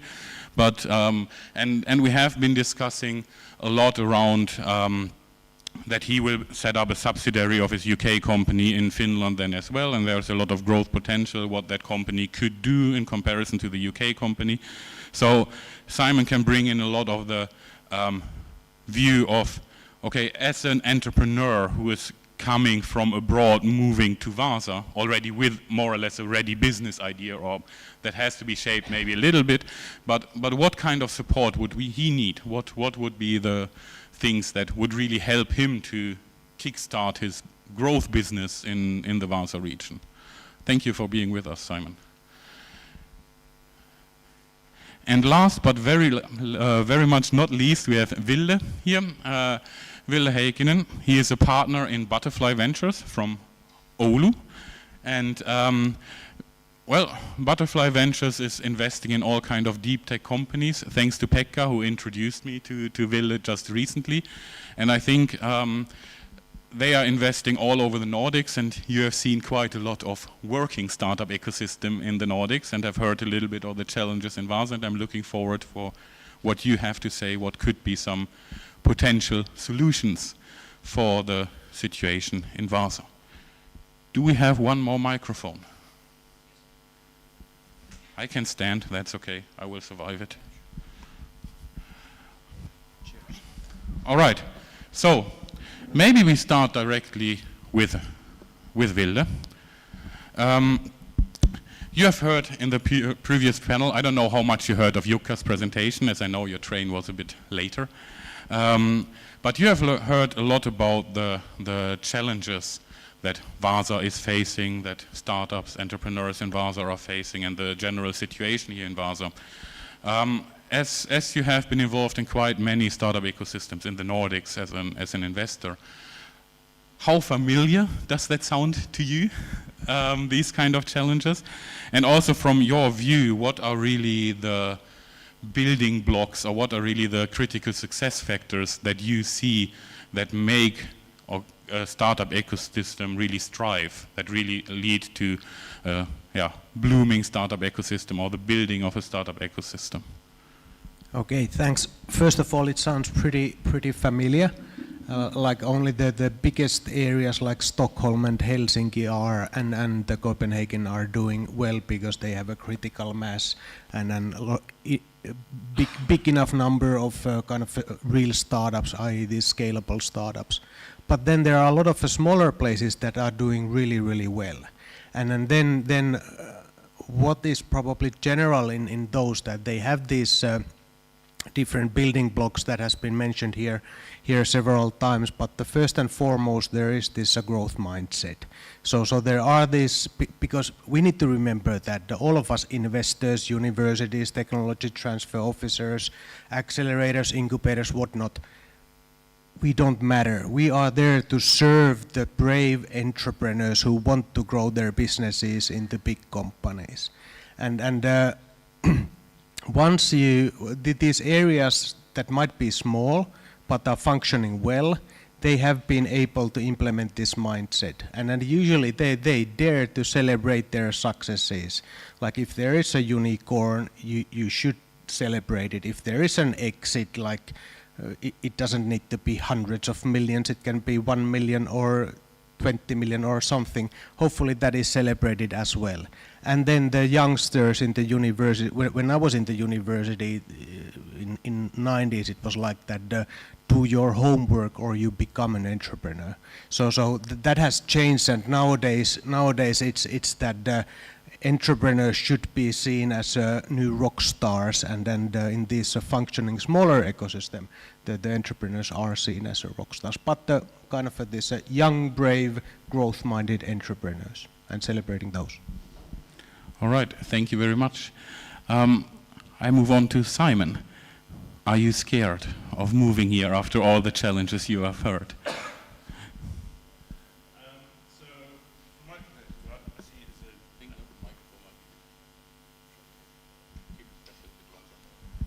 So from my perspective, I see it as a great growth potential, just insofar as, so I'll give you a bit of the background to our company. So we spun out of Hewlett-Packard, working in a very specific area of cybersecurity. And from that, we started working closely with the British government to secure the way in which they operate sensor networks remotely. So it allows them to gather intelligence in places of the world where you can't trust the networks that you're going to be operating in, and therefore, with that, if you do take that sensor data and bring it back into your enterprise environment, how can you actually trust that data isn't intentionally designed to compromise you? So we've been doing that historically in the defense space. We're now shifting the company to what's termed dual use. So how can you get the technology to work in both the public and the private sector? Now that's where I really see there's a great opportunity here in Vaasa because of the amount of investment going to smart grids. We all know at the moment the geopolitics of the world. We're all trying to decarbonize. There are a number of countries out there who are designed as countries to have their The way in which they operate is that they have very different incentives to decarbonisation. If anything, they are going to be targeting countries who are developing that IP and potentially stealing it. So from a point of security, both in terms of the development of the research as well as operating of those energy infrastructures, these are going to be prime threats. So for us as an organisation that works in how to secure these technologies, I see coming to Vasa as a high growth opportunity for us. And if you think about starting up your business here, what are we talked about, or Jukka talked about the service model, the different business services for the startups. What kind of services, what kind of support are you most hoping for, are you most looking for? So one is, so I come from an R&D background, so from the individual level, I'm very interested in working with academics, understanding how we can further the research potential inside our company and perform knowledge transfers between ourselves and back and forth to the local organisations. Further than that, it's also the commercial ones. It's understanding how can we work with the large anchor clients around here who actually have the big problems out there. They have massive deployed environments which are potentially vulnerable. How can we help them to secure themselves and their customers as well? So it's both the commercial and that research angle as well for me. All right, well, that jumps a little bit to Marko directly, because it feels like this how do you work together with the anchor companies is exactly what Energy Spin was doing or is doing, right? Yeah, thank you. I go a little bit back, my background, I started being interested in the startups year 2000, so basically 24 years back. Energy Spin started, as mentioned earlier here, about 7-8 years back, together with Vasa, now part of Merinova. And we're able to attract over 100 applications each year for kind of connect to our big, large corporations here. So it's very kind of one of the deal flows, which could be potential also here regarding what we've been discussing earlier. Because one of the reasons for investors is there's enough deal flow, and especially if you could utilize it correctly, Energy Spin could be used as attracting external startups and also funding for the region. So that's one part. So one of the things I would definitely kind of see that how you can actually generate deal flow from different sources, because we are a small region, so we are not able to kind of have it only from the university side. We have to utilize also the expertise within the large corporations, but also externally. And within the energy sector, I think it's totally doable, kind of finding them and attracting and giving them here. Yeah, very good. And but now Samuel mentioned it already briefly, or insinuated it in the last panel with Botnia Ventures, your second role currently in the startup ecosystem. I think you have also something really interesting in the planning that will come out very soon, or that will materialize, so to say, very soon, that could really benefit somebody like Simon, who is moving to Vasa, who doesn't know the Vasa startup ecosystem, who doesn't know the players, the maybe business culture here and things like that. Can you tell us a little bit about what is coming from the Botnia Ventures side? Yeah, Botnia Ventures is basically a fund, but that's not only one thing that's needed. Samuel mentioned earlier here that also the kind of expertise, knowledge, know-how, what is within all the people in the region, how to utilize that one. There's one word which Venture Studio, which is utilized in USA quite a lot, which is not very common here, how you can actually put place on all the activities which can help the startups in their growth journey. And one of the important parts is how to actually build the growth, and of course financing is extremely important part, but all the know-how, utilize that one.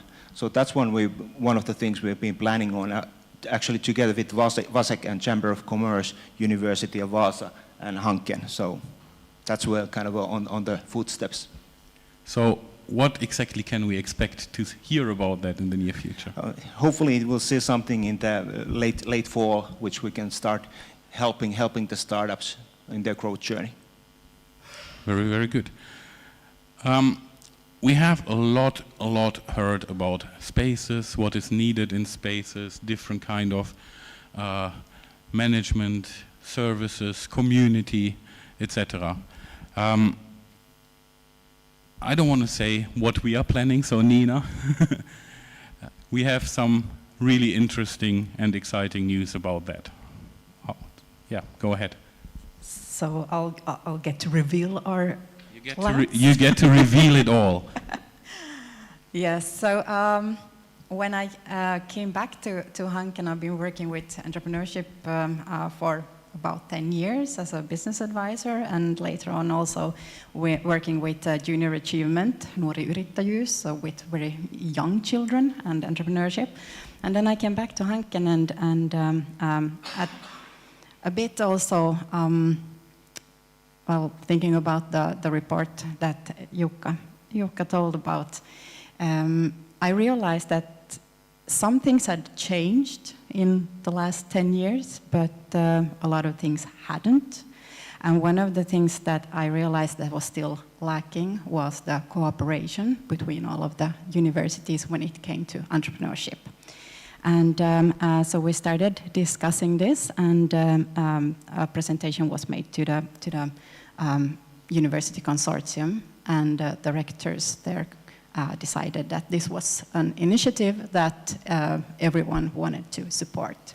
So now we get to collaborate, like officially, and together with all of the universities in Vaasa. So we're, of course, the University of Vaasa, Hanken, Åbo Akademi, Helsinki University, Novia, and VAMK. So together we're now creating our joint startup space and startup initiative.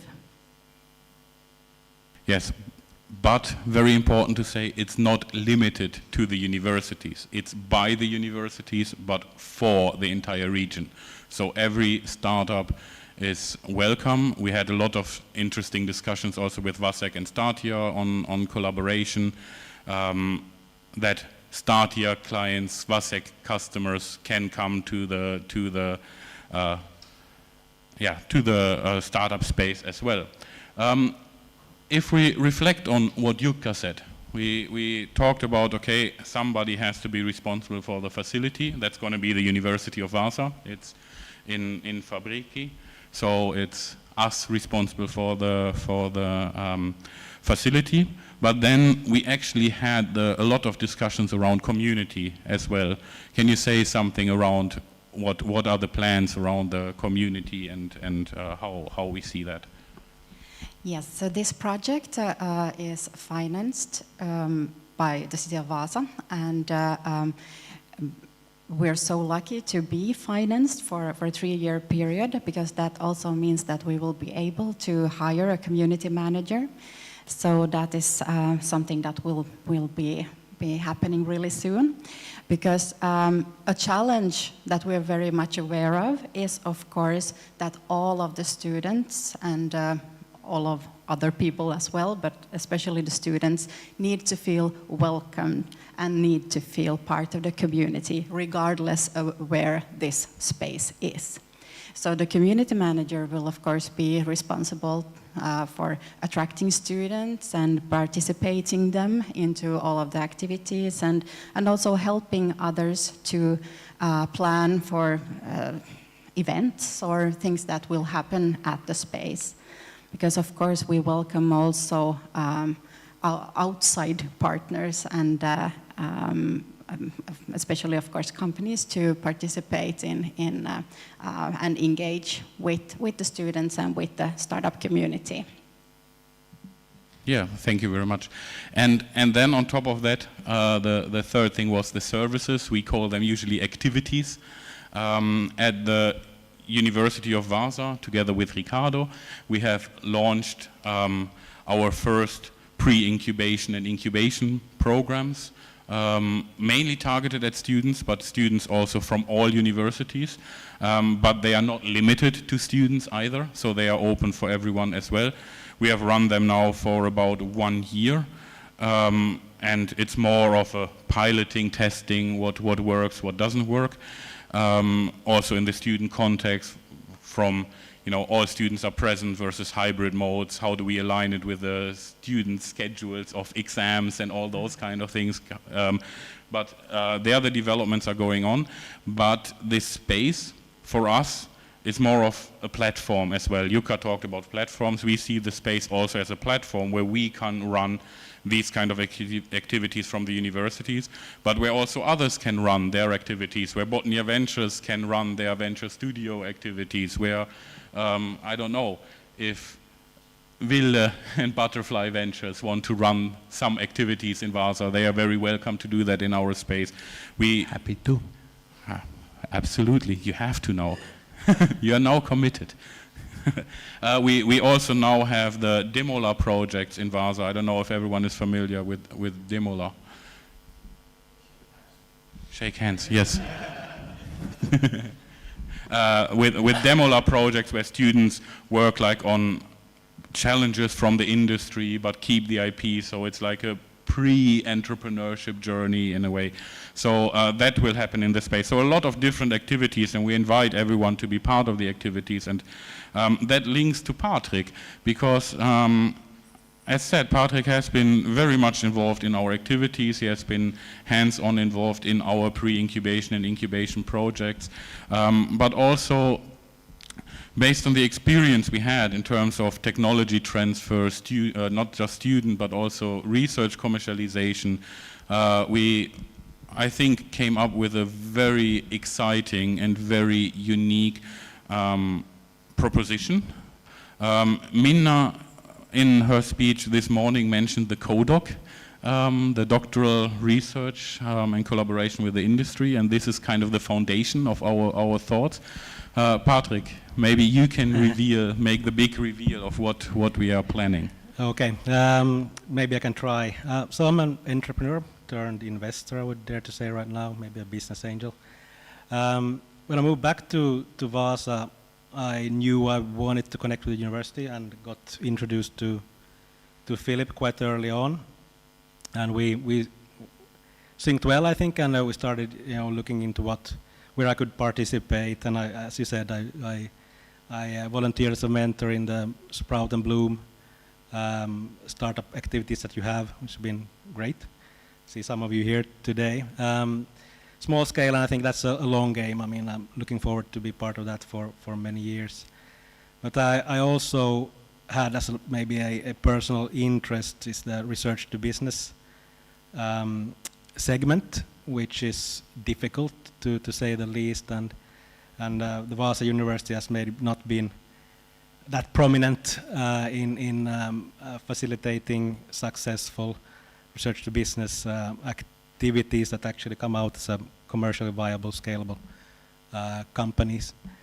And me and Philipp then we pondered a bit on how we could affect the probabilities of having a successful research to business program or activity. And I think we have a model worth an experiment. Let's call it an experiment at this stage. But from an investor point of view, it's always positive if you can invest in something that you actually can affect the outcome of. That's a very good position to be in. And the model here that we've been ironing out with Philipp and the university is an entrepreneurial PhD program, which is not that big a program yet. We're looking to do maybe 1-2 trials within the year or so, where the difference towards a normal spin-off, if you will, or research to business activity where you first do the research, a PhD, and then you see if you can commercialize it and hopefully build a team. We try to address that challenge by getting in earlier. That is selecting, choosing, pushing, inspiring researchers to think about commercialization before they commence the PhD.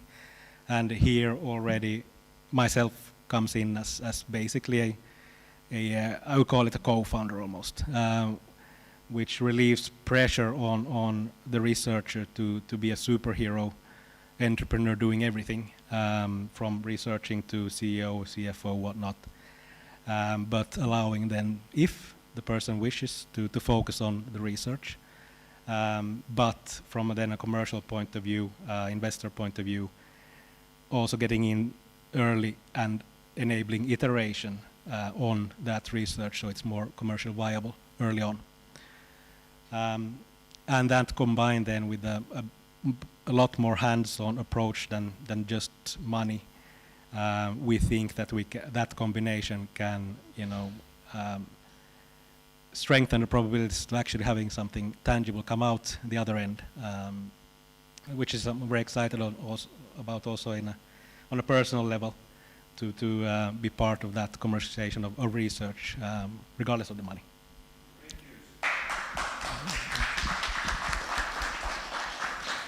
Yeah, I just wanted to say, despite living abroad for several years, Patrik is still the very humble Finn.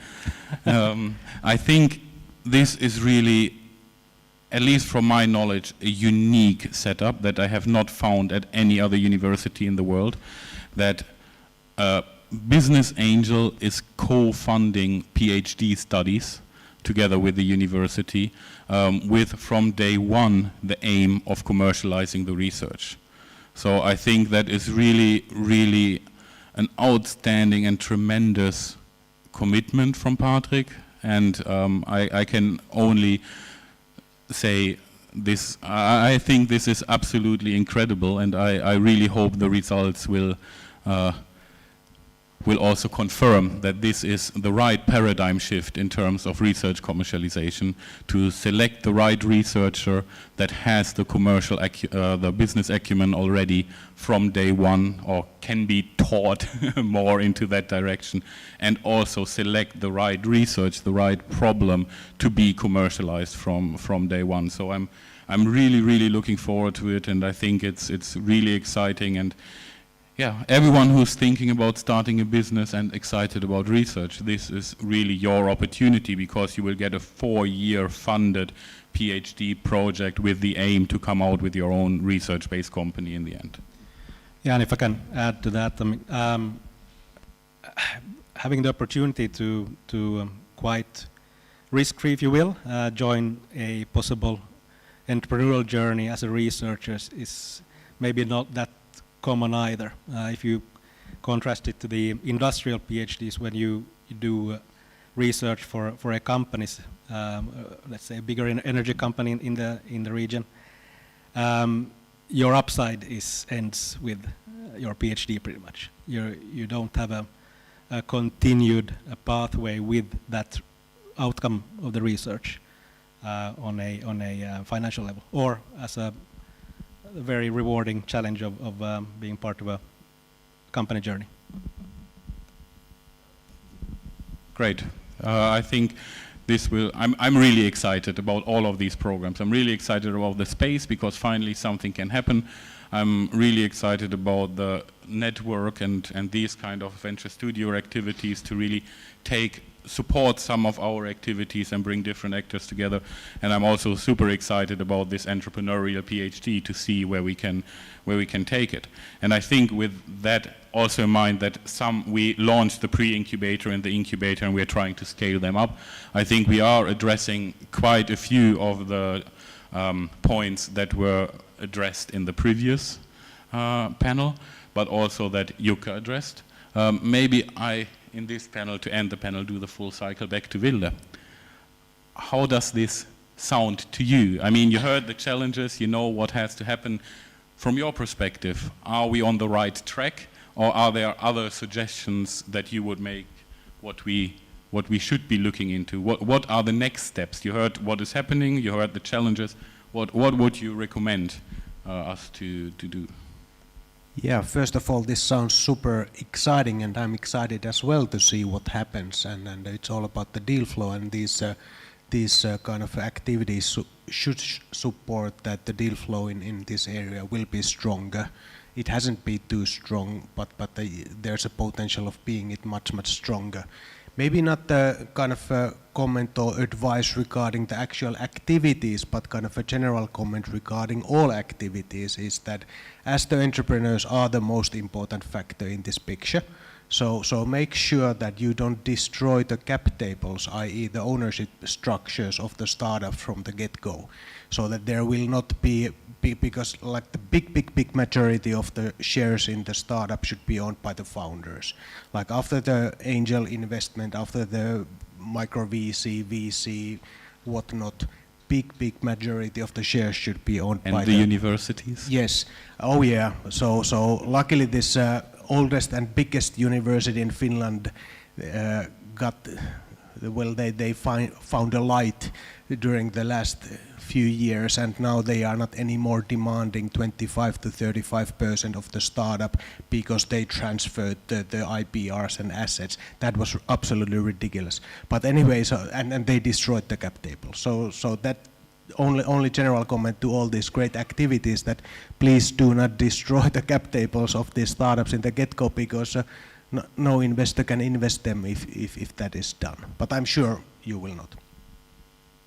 I think I can speak for the university, and I think I'm really happy with our university because our university has the right idea behind it, that it's more about creating impact than creating revenue for the university. Yeah, and as the models in Nordic countries are so different, so benchmark the Aalto University and Oulu University. Tampere University had and still has a pretty good model. They had some layoffs and then the structure was destroyed. But those 2-3 universities, benchmark those because they have a decent, really good model and they don't destroy the cap tables.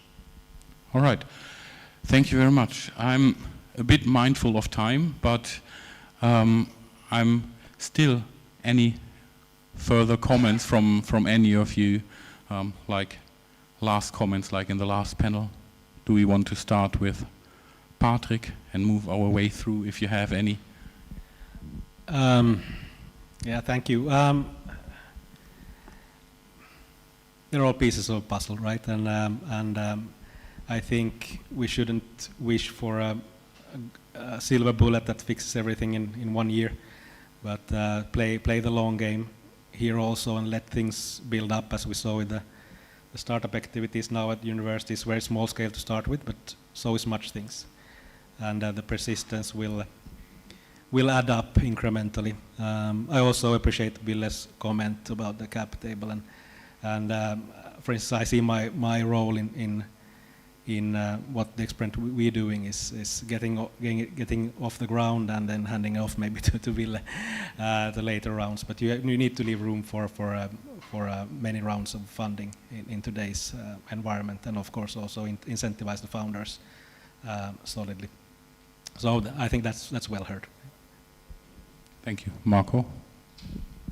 Yeah, I couldn't agree more. It's a long game, and let's say getting a startup to success takes 7, 10, 15 years, depending a little bit on what the industry is. So it's needed all those funding rounds and all the different kind of stages, and the success is not guaranteed. So everybody needs to be dedicated on the same goal. When it comes to entrepreneurship, Ostrobothnia is one of the best regions. We have the mindset. We don't have to start from creating an entrepreneurial mindset. It's already here. And you can see that from really young children up to any age, they are really entrepreneurial. And we have the foundation set in the schools. We have the environment supporting entrepreneurship and supporting entrepreneurs. So we have the table all set. Now we just need to get to the dining part. Simon. So on a personal level, bringing my family here as well, it's the fact that we chose to come to Vasa because of how excellent the schools are, such good access to good universities as well. But from a business side as well, actually the local talent pool is excellent for us, just because there's such a vein of academic excellence here. I mean, the fact that you've got such good universities all in the local area, you can't really replicate that elsewhere. Thank you. Ville, any final words from you? I think the substance-wise, nothing more. I'm pretty simple-minded guy, and I try to focus on few things at hand, and I've kind of praised those. But like we have tried to invest into two Vaasa-based companies. We were not lucky with those one. The other one ended the research-based company ended up in the challenges with the founder team, which is always happening. And then the other one, it was the previous founders of Vacon, and they first made a service company and then turning it into a product company, but some acquired it before we got chance to finalize our investment. But anyway, so we've been looking this area now for 10 plus years, and honestly I've been a bit surprised that no more startups has come, because there's so great focus on energy sector, and otherwise this other startup was not energy related, by the way. So I'm really looking forward to find great portfolio companies, and if we can find great companies from cities like Luleå, why on earth we wouldn't find them in Vaasa in the future? Very good point. All right, thank you everyone very much. Now time for some last words from me. No, I think this was great. I think we learned a lot. We learned how the situation was in 2014, how it has step by step moved forward. Maybe not to the extent that we would like to, because in some areas like the funding, we might have also taken some steps back. But I think we saw also that we are addressing, at least now, the main points. And I'm thinking in this wrap-up, instead of taking questions, maybe I reverse that and ask some questions instead. Back to maybe Jukka again. What you have heard now, what are your thoughts? I will come to you with my microphone, that's the easiest. Are we on the right track? You gave your recommendations. After what you have heard, do you stand by the same recommendations, or do you have some additional ones?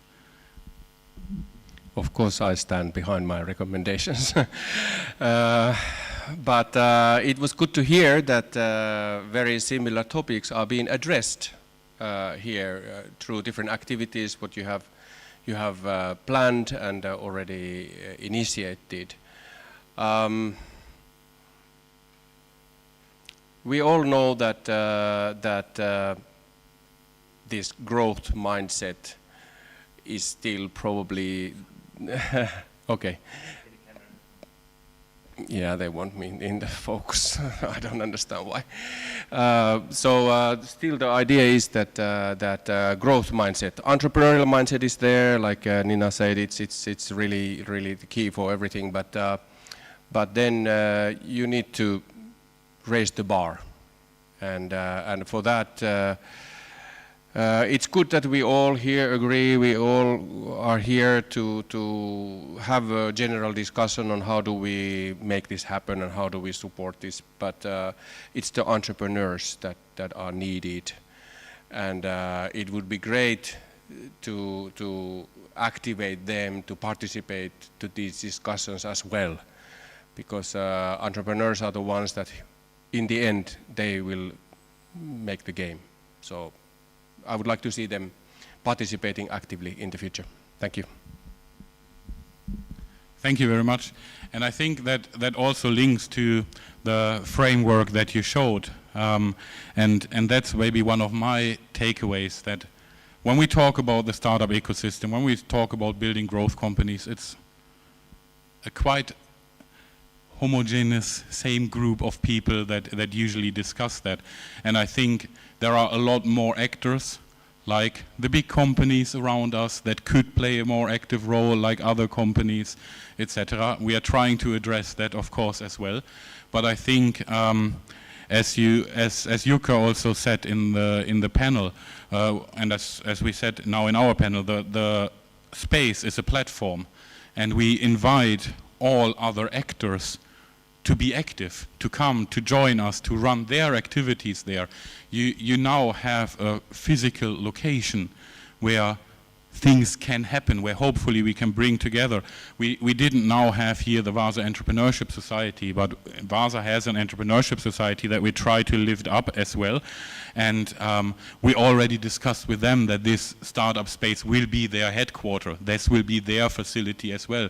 So the space, the idea is really that it's the single access point basically to the Vasa startup ecosystem, similar what you described. We are not yet thinking about the international investors, we are just thinking about let's try to bring the different actors, the startups, the entrepreneurs, the students, the companies all together and see what happens. So I think everyone in Vasa who has an interest in the startup ecosystem is needed to join in, to be active, to be proactive, to show up and not just wait that others do the job for them, but actually be there, show initiative, run your activities.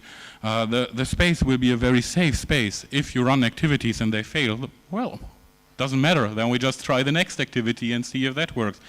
Not all of our activities work. I mean, we talked about our pre-incubation and incubation programs. They could have had a lot more participants. Doesn't matter, we still run them because we learn from them, and next time hopefully they will be better and they will grow over time. We learn, we develop the programs, we iterate them. So this is really the space where you can try things. So please, everyone who has an interest in entrepreneurship, in startups, in Vasa, be in contact with us, join the effort. No idea is stupid, no idea cannot be tried. This is really the space where you can try the things out. And most importantly, we, all of us here on stage today, plus the people behind us, we cannot do it alone. We cannot do it all. I think we do need a lot of actors, and we need all the different actors to come together, to act together, to make this happen. So those would be my final words for today about this topic. I would then also like to invite you to a related session at 1 o'clock in the barn. It's just over there, over the yard, where my colleagues from the university will run a workshop. Yes, you are supposed to work, you're not just supposed to listen, you're supposed to do something. But they will look at things like, how did the pandemic change the innovation culture? What changed through the pandemic in different aspects of innovation culture, in organizations, in large corporates, but also in the startup scene? I don't know exactly what they are doing, but I think for me that sounds super interesting, super relevant for what we are doing. I will definitely be there, so hopefully some of you will be as well. But otherwise, all I can say, thank you very much for coming today, for being here with us, for supporting the Vasa startup ecosystem building. And don't be afraid to be in touch with any of us if you want to be part of it, if you have questions, if you are an entrepreneur and need help.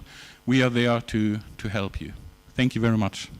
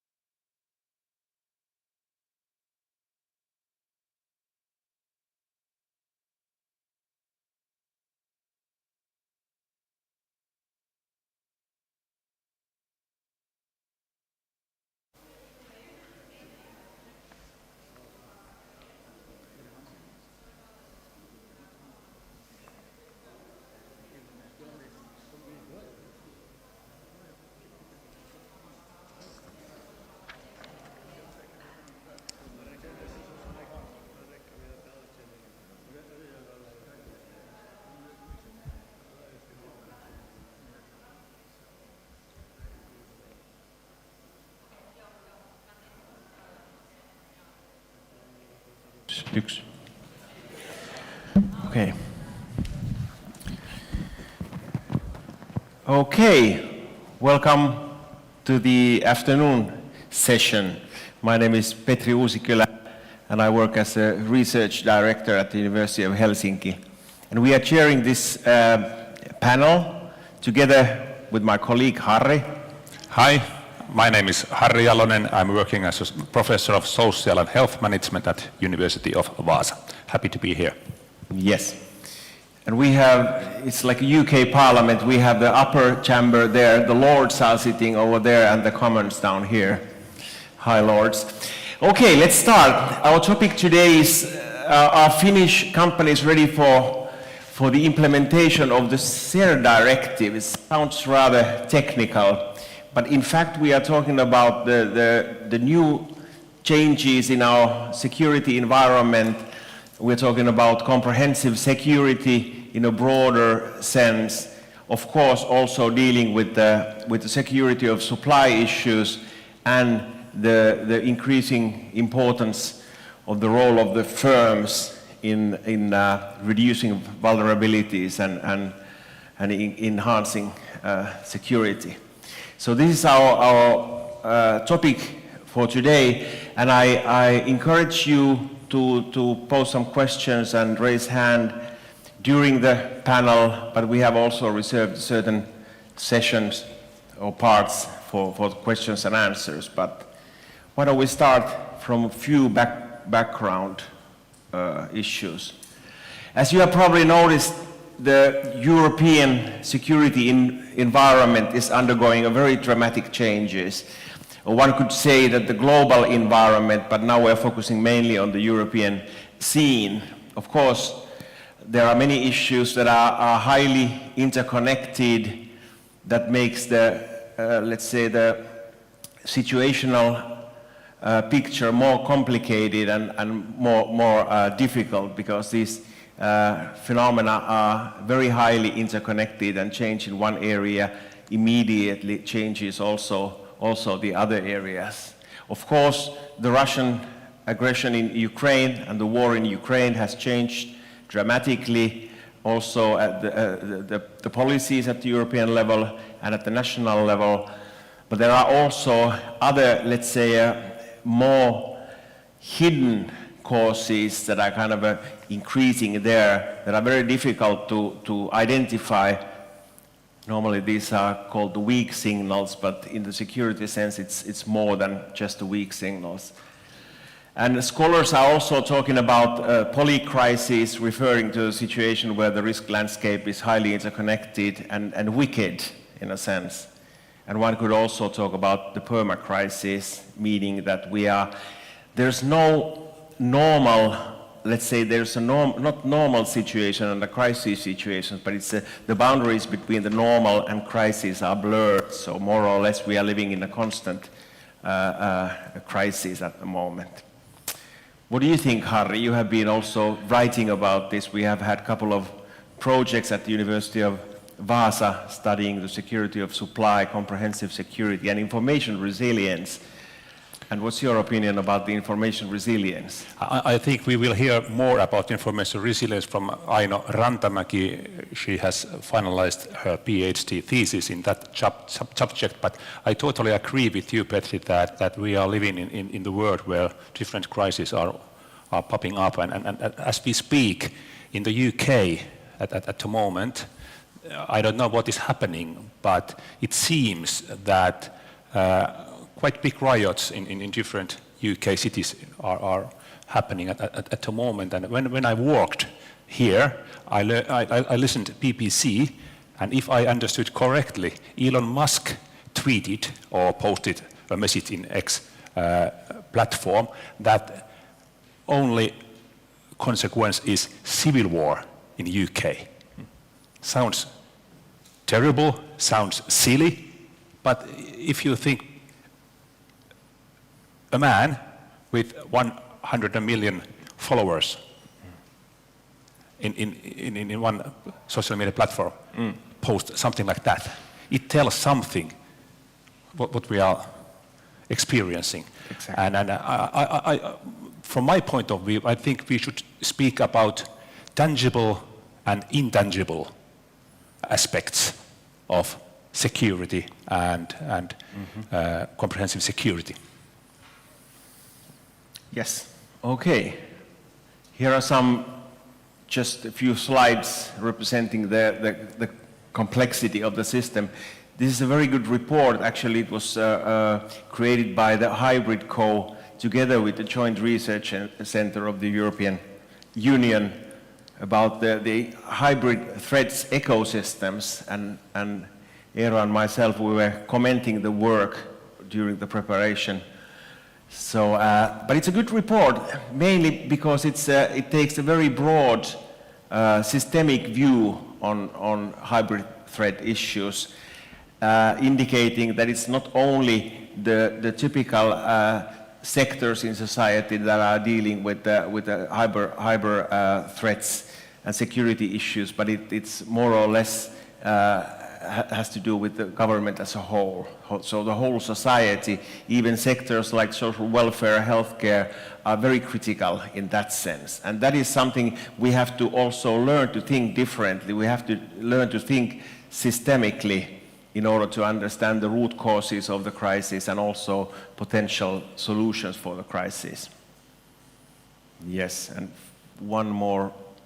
There's our great panel. I would just like to briefly introduce our keynote speaker today, namely Mr. Eero Kytömaa from the Ministry of the Interior. He works there as a Ministerial Advisor, but Eero has a long, let's say, long time experience on security issues, national security issues, comprehensive security issues. Eero has been working in NATO even before the Finland became a member of the NATO, and you have worked in several other posts in the Ministry of the Interior as well. So I would say when we are talking about the national security issues, comprehensive security and the SIR directive, that here later a little bit more on, I would say the Eero is the best expert in the country in that sense. But I also like to introduce our other panelists. They will be, you will be hearing them during the panel discussion. First of all, we have Aino Rantamäki, postdoctoral student, researcher at the University of Vaasa. I said student because she defended her dissertation this spring, and that was a great, really a good dissertation. So if you are interested in information resilience, I would say Aino's dissertation is the key study in the field. So looking forward to have you hearing your opinions on the issue as well. And then we have Mr. Jouko Kinnunen, who is a long-term expert on security, but especially in the fields of energy and the chemicals industry, the gas sector. Joni used to work at the Federation of Chemical Industry, yes, and he had a very important position also in our security of supply organization, where the companies are well represented via pools, and Eero was in the representative of the energy pool and the gas pool as well. And then we have Jouni Pousi, who also has a long and very good background for this discussion. Jouni has been working in a NESA, our National Emergency Supply Agency. Jouni has been working in the Ministry of the Interior, and at the moment he works in Migri, the Immigration Agency of Finland. Yes, so Jouni is one of our panelists. But before we start the panel, I would like to ask you, Eero, to take the floor and give the keynote presentation of the day. Please, Eero.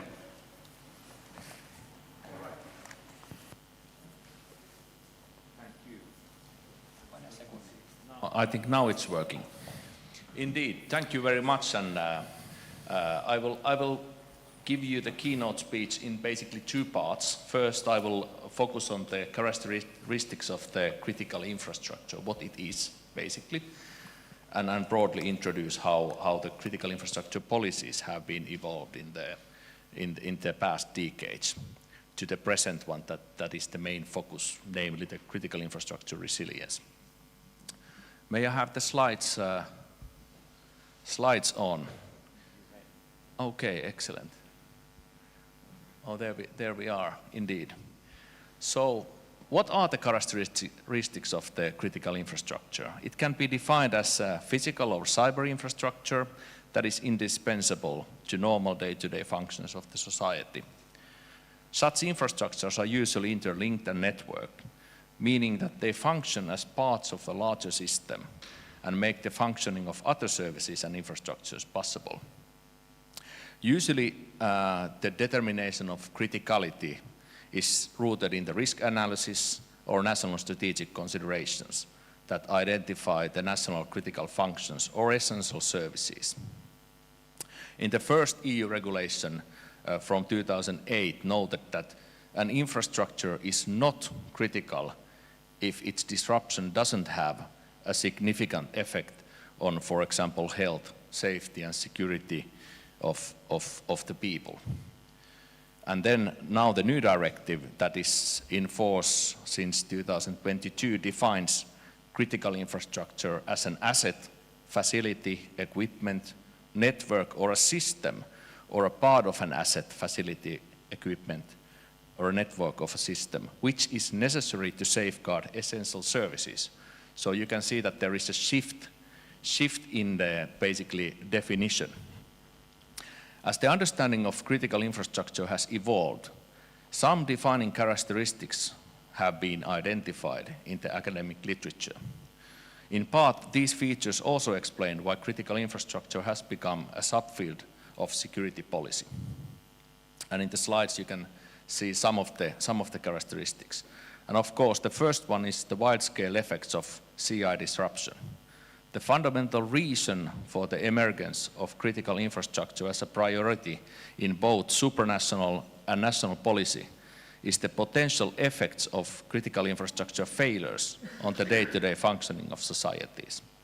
Crises may occur in parallel or with cascading effects. Civilian and military actors may find themselves embroiled in conflicting tasks simultaneously. Second, the risks related to critical infrastructure are not caused by its weakest parts, but rather those with the largest potential effects of disruption. Malicious actions will most likely target these parts, as we have already witnessed in Europe and beyond.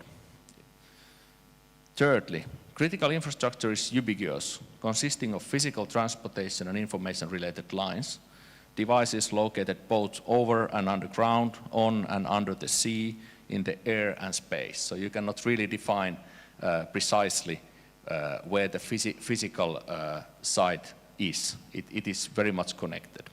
It is a networked system, meaning that the disruption to a critical sector can have an impact on the functioning of several sectors, which together can have serious social, economic, and thus political impact.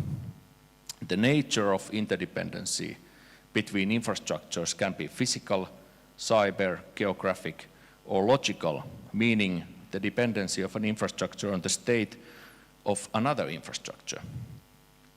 Fourth, of course, critical infrastructure is not only owned by the private sector, partly it can be owned by the state or non-state actors. And today, I'm sure we very much talk about the supply chains, which have all kind of different ownerships, not only domestic, but international as well. Furthermore, state leadership, healthcare, and providing of both physical and social security are dependent on non-state actors, from critical supplies and services, such as food production to transportation and communication networks and the media. Many of these actors may also be multinational, meaning that the governance systems are not rooted in societies where they operate. So it's a very, very complicated structure, but these are some of the aspects that characterize what we are talking about today. Then on the policy side, when we talk about the critical infrastructures at the EU, but also globally, it began to appear in the early 1990s, and especially early 2000s, when we experienced the dramatic terrorist attacks in 9/11 in the United States that caused basically the collapse of the Twin Towers. But what was not, of course, very much in the news was that the damage to the critical infrastructure when the towers collapsed. It hosted several transatlantic cables that were cut off when the buildings collapsed, and there were severe disruptions on various sectors caused by this terrorist attack. And then in Europe, 2004, we experienced the Madrid train bombing, 2005, London terrorist attacks in the transportation system. Those events very much brought the critical infrastructure protection policy at the European level. So from that on, the focus was on prevention and counterterrorism very much. There was a first Commission communication that stated that it is imperative to ensure that any interruptions or tampering with critical infrastructure are kept as brief, rare, controllable, isolated, and cause minimal harm to member states. So this was basically quite a narrow focus, counterterrorism related, and it was very much shown in the first legal act that was issued in 2008 called the European Critical Infrastructure Directive.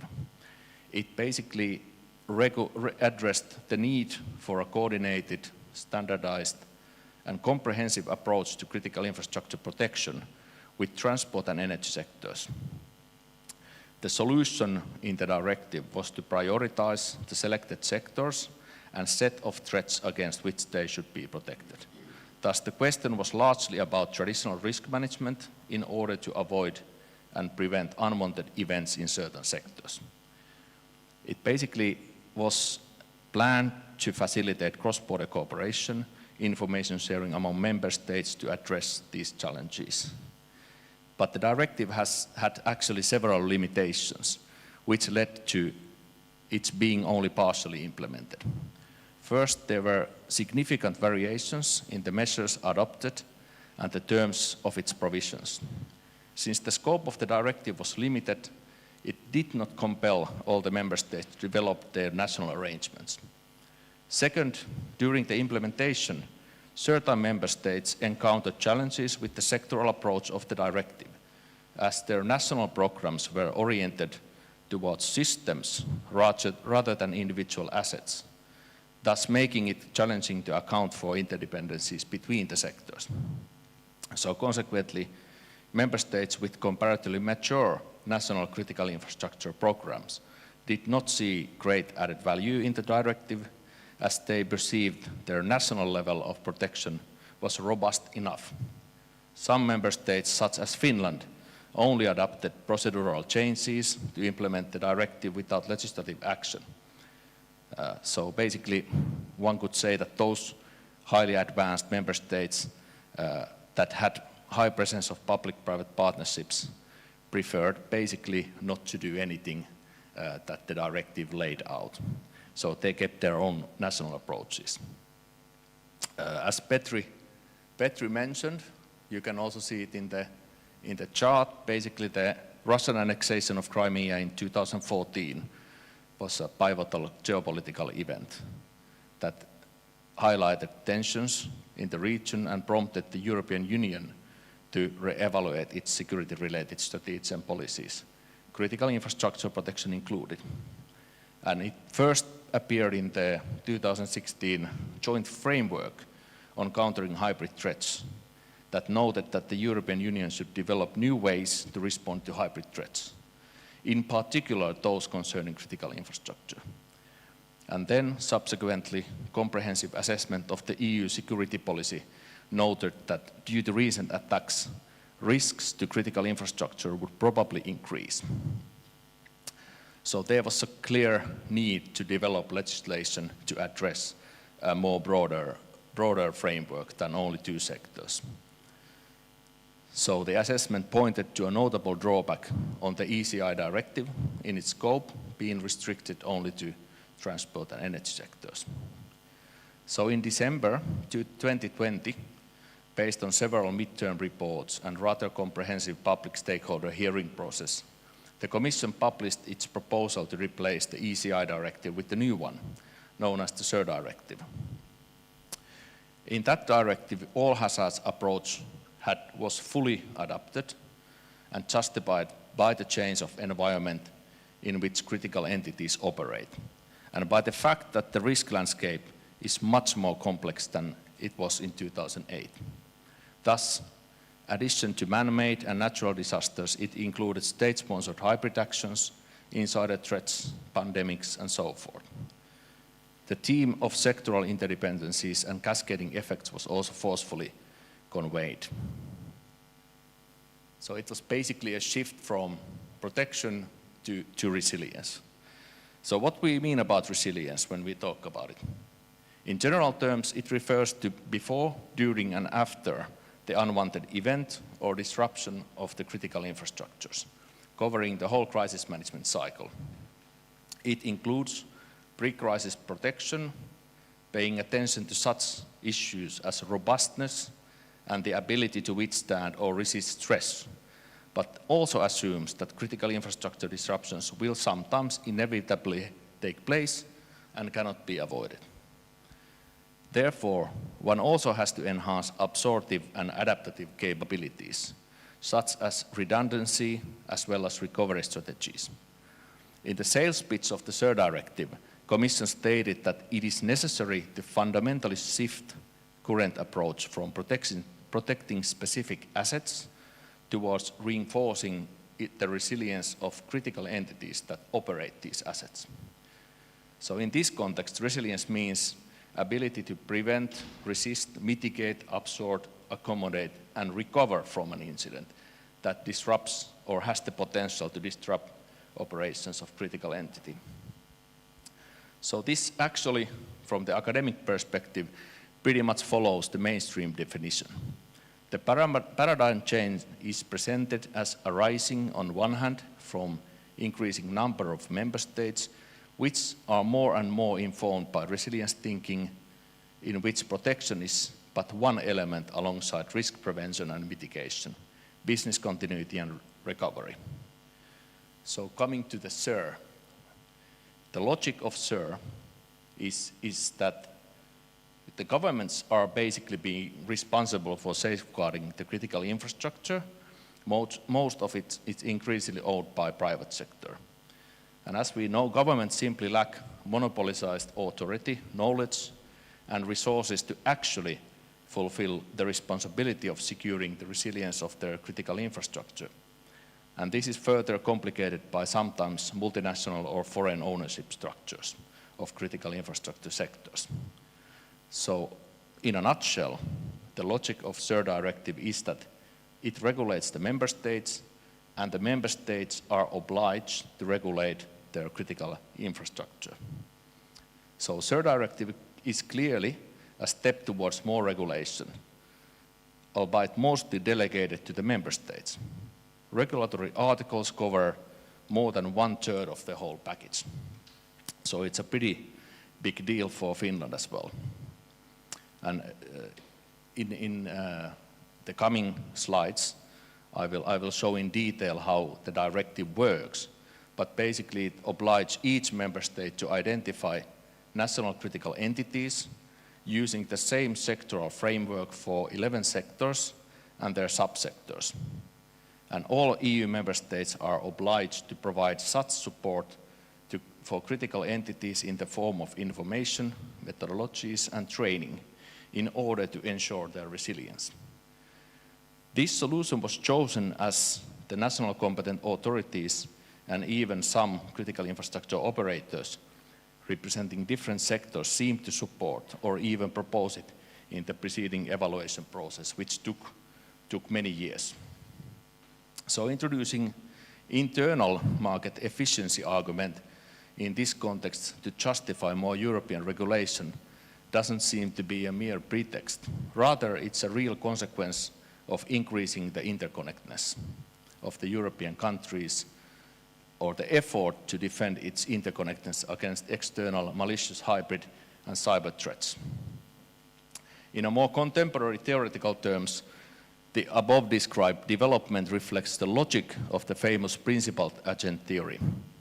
The governments, which are the principals, delegate their power to the European Commission, which is the agent, due to an asymmetry of information and resources, which the latter being able to obtain a better overview of European-level critical infrastructure risks and how to manage them in a coordinated manner. Common to all the above theoretical schools is that they would explain the development of EU policies on critical infrastructure by emphasizing the logical integration policies within the like-minded countries, basically sharing same interest in the context of facing more and more internal and external challenges related to interconnectedness, dependencies, and interdependencies. So now in the coming slides, I will quickly run through what the SIR directive contains. So it's a very much risk-driven legal framework. So there is a need to develop a new type of risk assessment that looks at sectoral dependencies and interdependencies, but also looks at these new kinds of threats which the European continent faces, mainly coming from the adversarial nations. It still has the basic natural disasters in it, man-made disasters, accidents, but I would really much stress that the fact that the new antagonistic threats are unfortunately something that also touches very much private companies. And here is a non-exhaustive list of antagonistic threats that most likely the new revised Finnish risk assessment will take into account. And of course from that list, you know, I can just, for example, point the GPS interference, critical infrastructure sabotage, cyber attacks. These are ongoing phenomena, but also that is relevant for the university community is the theft of IBR, new technologies, all kinds of man-made new threats that we need to take into account when we develop our resilience. So in the Finnish law, that is still a draft, it very much follows the logic of the directive. So in the law, there is a list of criteria that has to, some or several of the aspects has to be there in order the company to be identified as a critical entity. So of course, many of these are very clear-cut things, so they have to really provide services to a number of inhabitants in Finland, that if there is a disruption, it will cause I would say a national level issue. So a national critical infrastructure is such that it's not local anymore, but it has an impact at the national level. But also there is a particular aspect of European level significance. So if, for example, there is a company that provides essential services in 6 EU member states, it will be labeled as a European critical entity. So it will have a, let's say, extra layer of supervision coming from the Commission and not only from national authorities. So it's a big change from 2 sectors to 11 sectors. Here you can see the sectors, and you can imagine that when we drafted the regulation, it was a whole of government effort. Only few ministries are actually outside. One is my ministry, and then Foreign Ministry and Defense Ministry. The rest actually own one or several of these sectors. So they have been highly involved when we were planning how to implement this European legislation. So what does it then mean when in 2026 Finland recognizes and makes the first list of national critical entities? It doesn't bring, I would argue that it doesn't bring very much more regulation, but it will really make the risk assessment more thorough. I argue that not all Finnish big companies that operate, for example, in the energy sector have looked on the dependencies and interdependencies of their services and other companies' services that actually depend on them. So this will be a new element. And also there is the aspect of appropriate technical security and organizational measures that the Finnish authorities can then tell the company to comply. But of course, in the case of Finland, and with our long tradition of security of supply, most of the companies have already done much more than this regulation requires. But it brings a new European level framework that also helps the companies themselves. And also there is the incident notification system. So it's going to be a standardized system that the company has to have a responsible person and a structure in place if something happens. So they have a duty to notify the government within the 24 hours if there is a disruption in their services. But of course, this is very much a new type of public-private cooperation regulated by the European Union in all member states. So it, of course, is a team play. So there is different supportive actions coming from the government and the regulators to help the companies to develop their resilience. So, of course, member states is obliged to give guidance, instructions, help the companies, maybe give even some funding to develop certain aspects in their resilience that they have overlooked. There are advisory missions that can be required and asked from the Commission to help these companies. And of course there is then a European level support to the critical entities as well. Another new thing that this law caused, or this directive caused to Finland, was that we will change our law on the background checks. So at the moment, it's mainly done to the government employees, that our intelligence service does the due diligence check on people's past, and there is no dubious incidents there. But now it's going to be also possible for the critical entities to ask background check from the Intel service to some of their personnel. So we changed our national law because of this directive. And there is also now a possibility to check the European, let's say, crime register.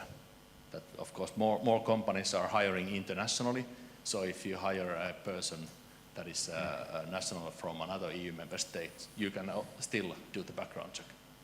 So I think it's helpful from the insider threat perspective.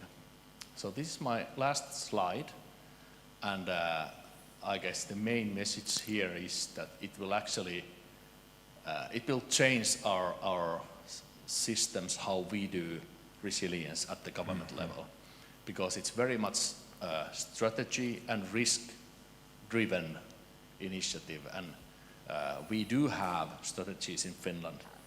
We have a national risk assessment in place, but these strategies or risk assessment, they don't take into consideration some of the requirements that this directive requires. So we have to revise both of them.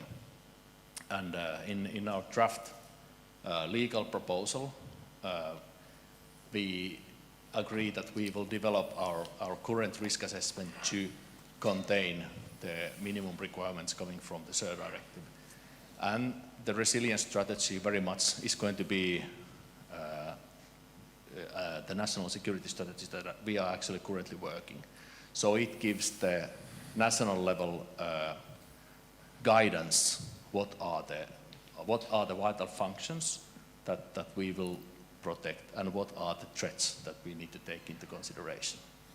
And then the identification of critical entities, we decided that it has to take place at the ministerial level, because it has legal implications to the companies.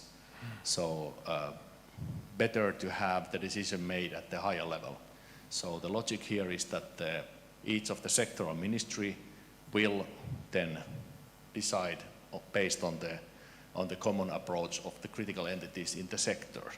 And also the ministries are responsible to nominate the agency that does the supervision of this entity and is basically the point of contact to the company. And then we have to create a new kind of layer of cooperation to the government where all the ministries involved and the coordinating ministry, which is likely to be the Ministry of Interior, has to be built.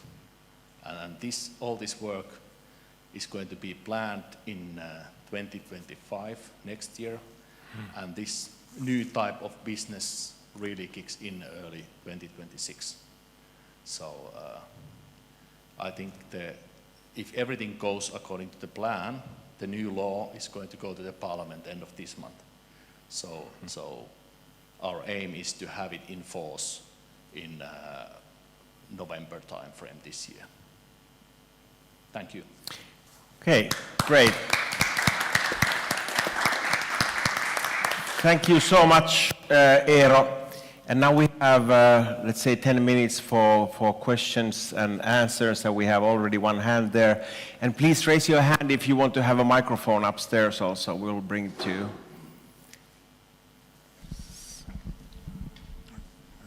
Hello. Yes, my name is Maxim Korobkin. I noticed there was a lot of hardware being protected, hardware, software, stuff like that. But education and knowledge transfer are just as critical, because if people don't know how to use the hardware, what's the point of the hardware?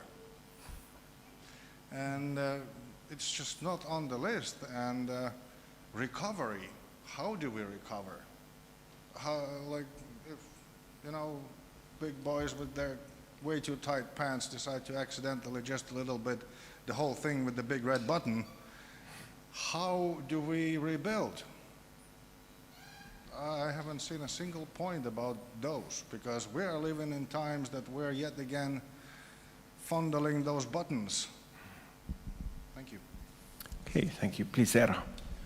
Good points. I think what the main aim of this directive is to have a unified European level framework. So if you think of not many companies, critical infrastructure companies operate on one country. For example, in the Nordic countries, we have energy companies that operate in all of our countries. So it makes really much sense to have a framework that is similar in Sweden and in Finland, so that the regulators can talk themselves and even share the guidelines. But it doesn't go as deep as what you mentioned in the, let's say, the legal level. But when you really then start to do sectoral guidelines, how to protect the assets, I'm sure these will be included in it. Thank you. It was a very good question. Thank you for that, and also answer which makes sense in a way. We are not living in a perfect world, it seems. Other questions or comments? Please. It's pretty obvious that you mentioned several times that there are a lot of interdependencies and systems are connected and so forth. That's pretty clear. Is there anything in practice in this in this framework or in the details which would let's say guide or enforce entities to develop, or let's say remove these dependencies? Mm-hmm. We know, for example, I'm coming from a business dealing with the electricity and electricity distribution, so it's pretty much connected to anything else. So is there anything there which would guide the society to build more resilient systems by removing these dependencies or managing those dependencies in a little bit better technical way? Oh, go ahead. Thank you. As soon I get the mic operating. Yes, there is the short answer. There's a lot of cooperation. Not everything is done due to the legislation. There's a lot of voluntary work in Finland and also in many other countries like in Nordic. So that, for example, resilience what comes to the cyber threats, hybrid threats, we have had every second year, for example, here in Finland, the training, quite large training for several days covering the whole society. So it means that it's also authorities, main companies, a large part of the business, and also media. So that, and also this, there's a lot of, how to say, behind the curtains work for this. And this is based on that we are, how to say, open society. But also, it's of course what is the level of resilience that the government decides that Finland needs to, achieve. And of course, the energy sector is already very much regulated, and electricity, you have the N-1 principles there. But this, I think, new regulation might bring good tools to really ask other types of dependencies that the companies might not have noticed. That there is perhaps a single supplier that you are actually critically dependent. But it has always worked. So you haven't, as a company, paid attention. But in this, when you start doing the resilience planning according to the national instructions, you start to recognize these things. And then I guess it's slowly you develop the resilience. It's not the 1 year thing. I would say that it's a decade thing to really build your sectoral resilience. Yeah. Maybe a continuation question. I think that's pretty clear. There has been these exercises. We have been involved also personally. But I was thinking about really more comprehensive, that there would be a system built to be resilient. Today, the whole, for example, the electricity network everything is connected, and it really cannot work in smaller pieces, like we just discussed before the session. So, if you really want to make a resilient system, that is technically possible, but no regulation or anything, any guidance, any directives are pointing to that direction. We pretty much continue to do the same thing. Technically, the network is exactly like it used to be. We have just made few exercises how to manage the crisis, which is good. So there is chance to do much more, but of course it's going to cost. So maybe my next question is, what's your comment on this change the regulation model for the electricity networks in Finland, because this is pretty much squeezing the distribution system utilities to cut down the investments, which is definitely the wrong direction if you think about the criticality of the infrastructure. So who decided that? I guess it's not you. Well, that's a good point. And then, I think it's going to be, there are going to be discoveries also for the government, because if you think of the electricity company, there might be a small municipal electricity company that delivers electricity to the Finnish Signals Intelligence Organization. So it's clearly a nationally critical entity, although it's a small municipal electricity company. So that company then needs to really build resilience, and it's obligatory. So this regulation, and Finland is actually forced to make it obligatory. But as of course what Jouko mentioned, and we have really mapped out the basic levels of each sector, and Finland is in a very good state. But of course, all modern societies can be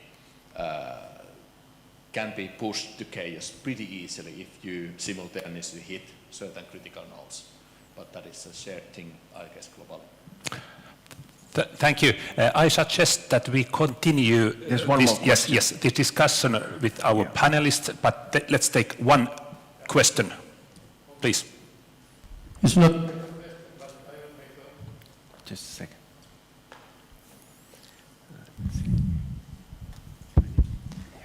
Okay.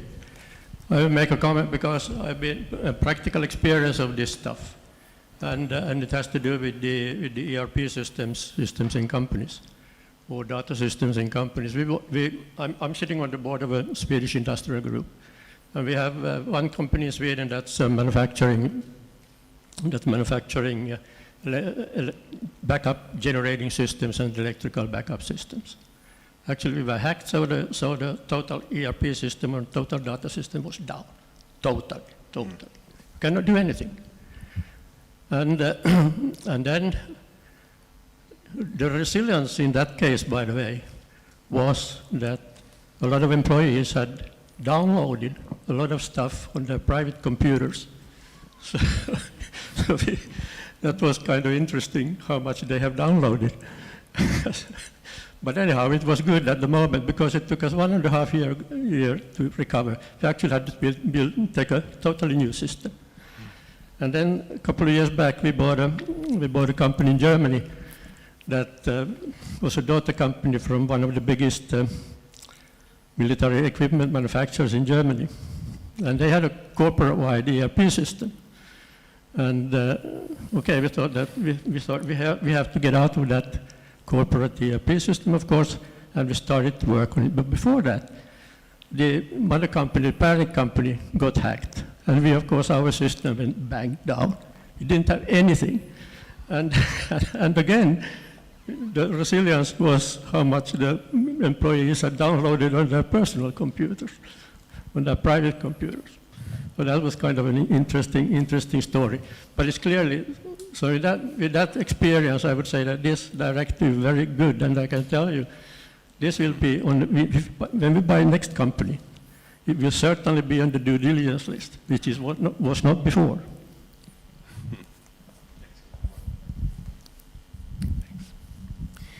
Okay, thank you for the excellent question, and you still have an opportunity to participate after the panel, and you can also make interventions during the panel if you see it's something very urgent coming to your mind. But let's start the panel now, and please be seated. We have agreed with the panelists that each of the panelists will start with a very brief 2 or 3 minutes kind of a starting points, something that highlights your own approach, and then we start dealing with the issues that were mentioned during the Eero's presentation, namely the regulatory environment, what's happening, are we over-regulating, are we increasing regulatory burden too much, what is necessary, how do we cope with the European legislation, and things like that, and then we move to more to the business side and talk more in details about the security of supply issues and also the role of so-called SIR directive. But Harri, why don't you start with your own emphasis? Yes. I made some comments before, but I changed my mind, and I focus on acronym SIR, which comes, if we unpack this acronym, it's critical entity resilience. To me, all those words are quite, I would say, critical and difficult in a sense. Critical is a time context dependent concept. It depends who you ask and so forth. Entity, I just checked from the Webster's encyclopedia, means many different things. Physical things, intangible things, and so forth. Very abstract as well, as you mentioned over there. And then resilience. Eero made a good point that resilience can be defined in a process before, during, and after something critical or crisis is happening. To me, resilience is 2 things. First, it's bounce back. You repair when something is broken. but it's also bounce forward. You made changes, as the gentleman just said. I think both aspects are needed. You have to learn, adapt, and so forth. I would make a claim that repairing is much easier than learning. Because repairing, everything is as usual. But when you learn and change and transform, it's always maybe threatening for some person or unit or that kind of thing. So that's my preliminary comment. Thank you, Harry. That was an interesting, very, very good, I would say, definition, because we are too often taking concepts as such, and we don't look them, critically what's in it. And I'm sure that also the critical entities' resilience will be discussed in Finland when the implementation really actually starts. And how to translate that into Finnish, that's also a second question. But Aida, why don't you continue from Harry's brief? Yes, thank you. Well, as Harry and Petri said, I perceive these topics from the point of view of information resilience and how these reforms can be conducted in an information resilient way.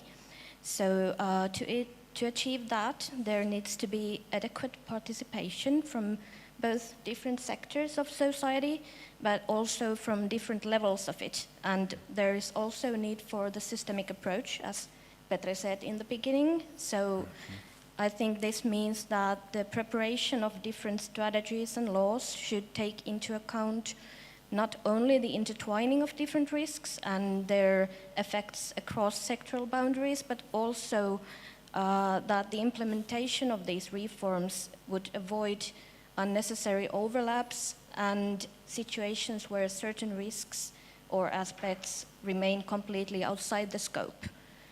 So I think that this would require more of a joint responsibility of these reforms with broader cooperation, both horizontally and vertically, collaboration across these reforms so they are developed together and thus addressing the risks completely.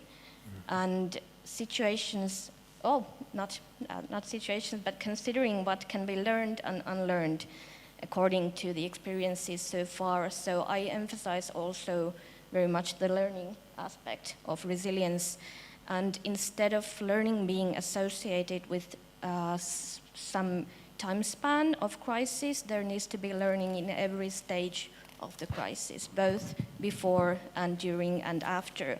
And especially the era of permacrisis and polycrisis, which was defined previously, there is increase in the need for learning in the crisis and during the crisis after the acute phase has been passed. So we can learn something from the COVID, and especially when the legislation and strategies are formed, it is important to consider that instead of creating deadlocks or bottlenecks, they should rather enable appropriate application in crisis situations, for example, at regional and local level and at different sectors. So, because leaving space for innovation and flexibility is one key factor in strengthening crisis resilience and crisis resilient preparedness. And it can also induce learning. So I also pointed out one thing from your slide. You said that, and above all, a wide range of new means and risks that we have not yet identified needs to be taken into account. And I think that relates to something that we should not prepare as much for a certain kind of risk or certain types of crisis, but instead focus on building and strengthening the capabilities and capacities that help us survive and thrive despite of them. And I think the question from audience was really excellent because it connects to what Harri said about tangible and intangible. And we need to emphasize also the relational structures and the security of information supply when we think about critical infrastructure. So I think finally we are in quite a good place because all these things, successful preparedness and secure society are a common goal. So we are kind of looking at things that are collectively desired. So we are all going to the same direction. We just need to find ways to get there. So, thank you. Excellent. Thank you, Aino. And then, Eero, would you like to continue? Can we take a question from the audience? Sure, the brief one, yep. Please.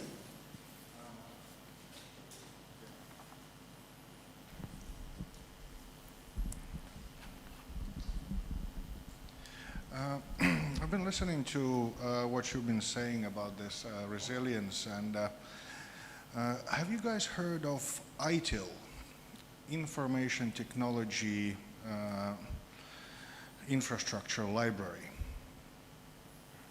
Yeah, I'm getting that surprisingly a lot, considering this framework has been invented about 40 years ago and have been used successfully by entities such as Microsoft, IBM, ever since the conception of this framework. And it was invented by British government and to rein in the Wild West of IT infrastructure at the time. And there is a lot of parallels of what you're doing that has been mulled over in these ITIL books. The first publication was 30 books about all aspects of taking care of information technology infrastructures. Since then, there's been 4 revisions, and there is a 5th one coming up. And in the 5th one, they are now prioritizing on problem management. So this is the component that is actually bringing the resilience to the company infrastructure. You have the incident management that respond to whatever incidents, but if the incident repeats, it becomes classified as a problem, and now it needs to be really dealt with very thoroughly. So you go chasing the root causes and stuff like that. Mm-hmm. I think you might have a lot of use for wisdom within those books. And these books have been kept updated with the developments of our global infrastructure, so they know what they're talking about. Okay, great. A good hint. Anybody familiar with that? No? Okay. Well, thank you for the comment, and then we continue, Eero. Yeah, I would bring the aspect of adaptation, because of course this example of the gentleman from the first row was great. It not only proved that there wasn't, what Harri mentioned, there wasn't much learning in it, but also, you know, of course, resilience is it should be threat agnostic. So you need to look at how to keep the machine running, but also to bring the unknown unknowns or known unknowns, so that, for example, have companies prepared for the solar storm. Very unlikely event, but it will eventually happen. So then you need to really jump over to the adaptive strategies, so that, you know, if your company's IT system would have completely wiped out, there would have been an element of adaptation. But what would have been really beneficial to have, and all the organizations, regardless of government or non-government, should have this you know, planning hat on and say that, okay, how can we relocate this company, or how can we start from scratch or do something to have this kind of adaptive planning as well, besides sort of resilience planning. Because of course all the preparedness planners want to prepare for those events that they can manage. But what about those events that they can't? Excellent point. Thank you, Eero. And then we continue. Jouko. Thank you. Could you use the mic because of the streaming? have to wait for a while. Yeah. So I'm for the open society, and I think that this is benefit in Finland. It's a lot of assets to be in this kind of society. And also what comes to the security and supply, we have a quite long tradition in Finland that this work of security and supply is based on public-private partnership. So it means that the companies which are involved in this work, they are well motivated and also sometimes pushing the authorities and ministries forward with this work. But this is really, if you don't mind, Eero, giving one example of this directive, this critical entities resilience directive. It was a couple of years ago while we discussed, Eero and I, and then after that discussion, in these security and supply pools, which I have been responsible, gas and liquid fuel pools, all the companies involved, and we certainly knew that this directive, those companies are those critical entities here in Finland and also other countries. So all these companies open the crisis management, risk management to Eero, and then we have a discussion. I can't remember if I told you, Eero, that my goal was that, which I'm very happy that it seems to be that it will be in the national legislation, so that keep the directive level also as such in Finland. But in big companies, they have done excellent work, do their own business. It's not an issue in that way. But having this kind of open society, having the possibility to discuss with politicians, with authorities, with companies is very important. I recognize about a year ago, while I visited a couple of times, talking about security and supply issues in Sweden, it reminds me, while I was responsible Neste Chemicals company, and we have several sites in Sweden, so that there's a huge difference with these two societies. I mean that they are not used to, they don't have a culture of this kind of open discussion with different stakeholders. So this is one of the things which is very positive in Finland. And also the motivation of company persons. We have a lot of skilled persons who are really willing to do these things for our society. Not only for their own business, but for the society. And they are skilled persons. And what comes to the security and supply working practice, the key issues is education, training, assessments. And also including those that we have in these security and supply pools. We have all the pools have their own list of critical entities. In my case, it has been, how to say, piece of case. We all know easily list the main oil companies here or main gas companies. So it's a limited number of those. But risk management as such is very important and I would say very practical tool to avoid such risks which are the most important. And the mitigation, I hope, will more and more come to the common, how to say, cooperation between authorities and companies, because many of the main risks are such that they are not easily managed only by the companies. Just to mention one thing which has been in the media, in the public discussion. After this Ukraine war, most of us remember what happens in Black Sea. It could happen also in some situation, not talking about the war, but disturbance in our Baltic Sea. It has a huge impact if we don't have a marine traffic. We are not able to either sell our products or bring that stuff what is needed to Finland. That's just an example. Yeah. it's not only the company's responsibility. We need the whole society for that. But improvements are still needed, just that better communication, whatever the organization is, whatever the country is, it's always one of the topic, better communication.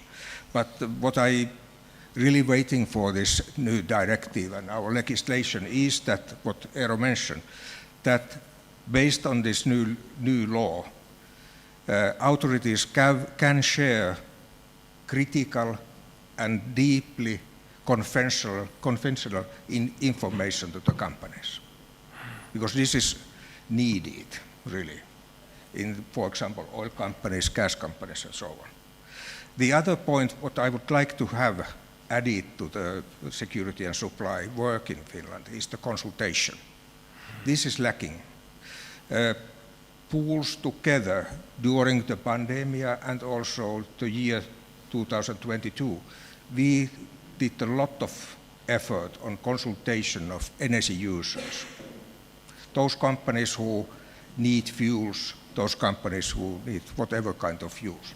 What they need to do, it was just an advising them. And this is also something I hope that the authorities will more and more join to this work when this new legislation comes or it will be implemented.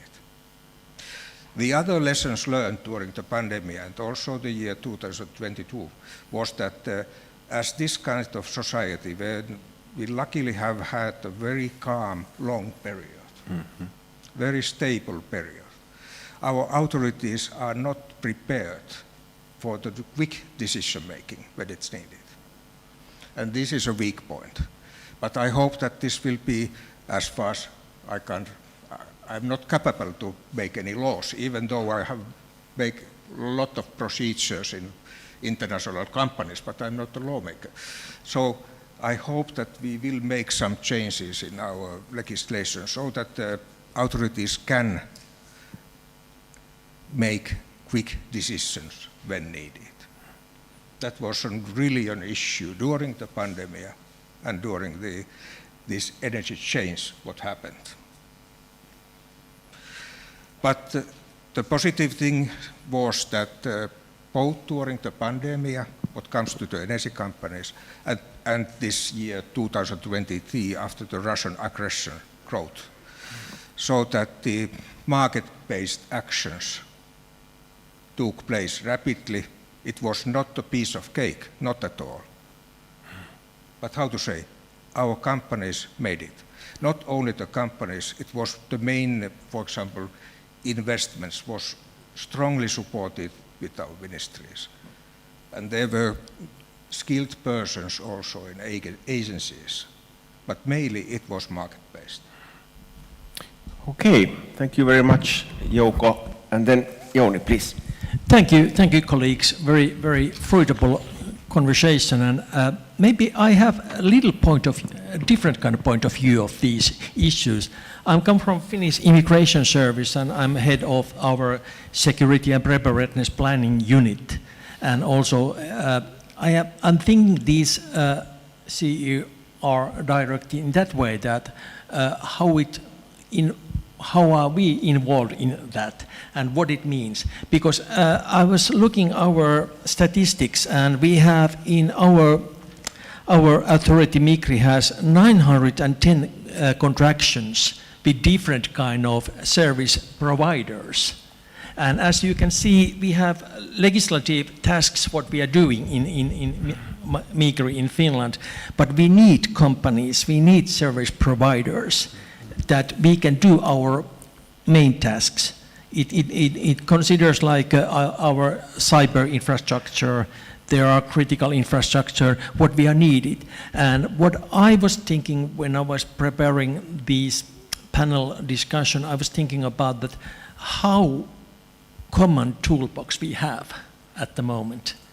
That which kind of rules and regulations we have, or are there only like when you're doing contractions at your services. And maybe there are some service providers which are not so common with thinking about these security and preparedness issues. And that's why I think that the global situation or whole Finland situation and European level situation, it has been changed so much that we need different kind of conversation and different kind of legislation and directives together, that we can do much more and robust work together. And as in my role, in like a preparedness director, it's very important for me that I know that if some kind of disruption happens or some kind of situation, not only our own, like there's asylum seekers come very much, or the situation now in eastern border area, what has been since whole year, that's our main task. But we have 11 towns in whole Finland area where we have different kind of our offices. We have 77 asylum seekers, reception centers overall, and they are such like our critical infrastructure, which has been all the way 24/7 has to be going on. And the preparedness planning also, it isn't enough what I am doing, what our unit and what our authority is doing, but we have to also confirm that all those service providers, what we have, think same way like we do. Thanks. Okay, thank you very much. Excellent comments and points.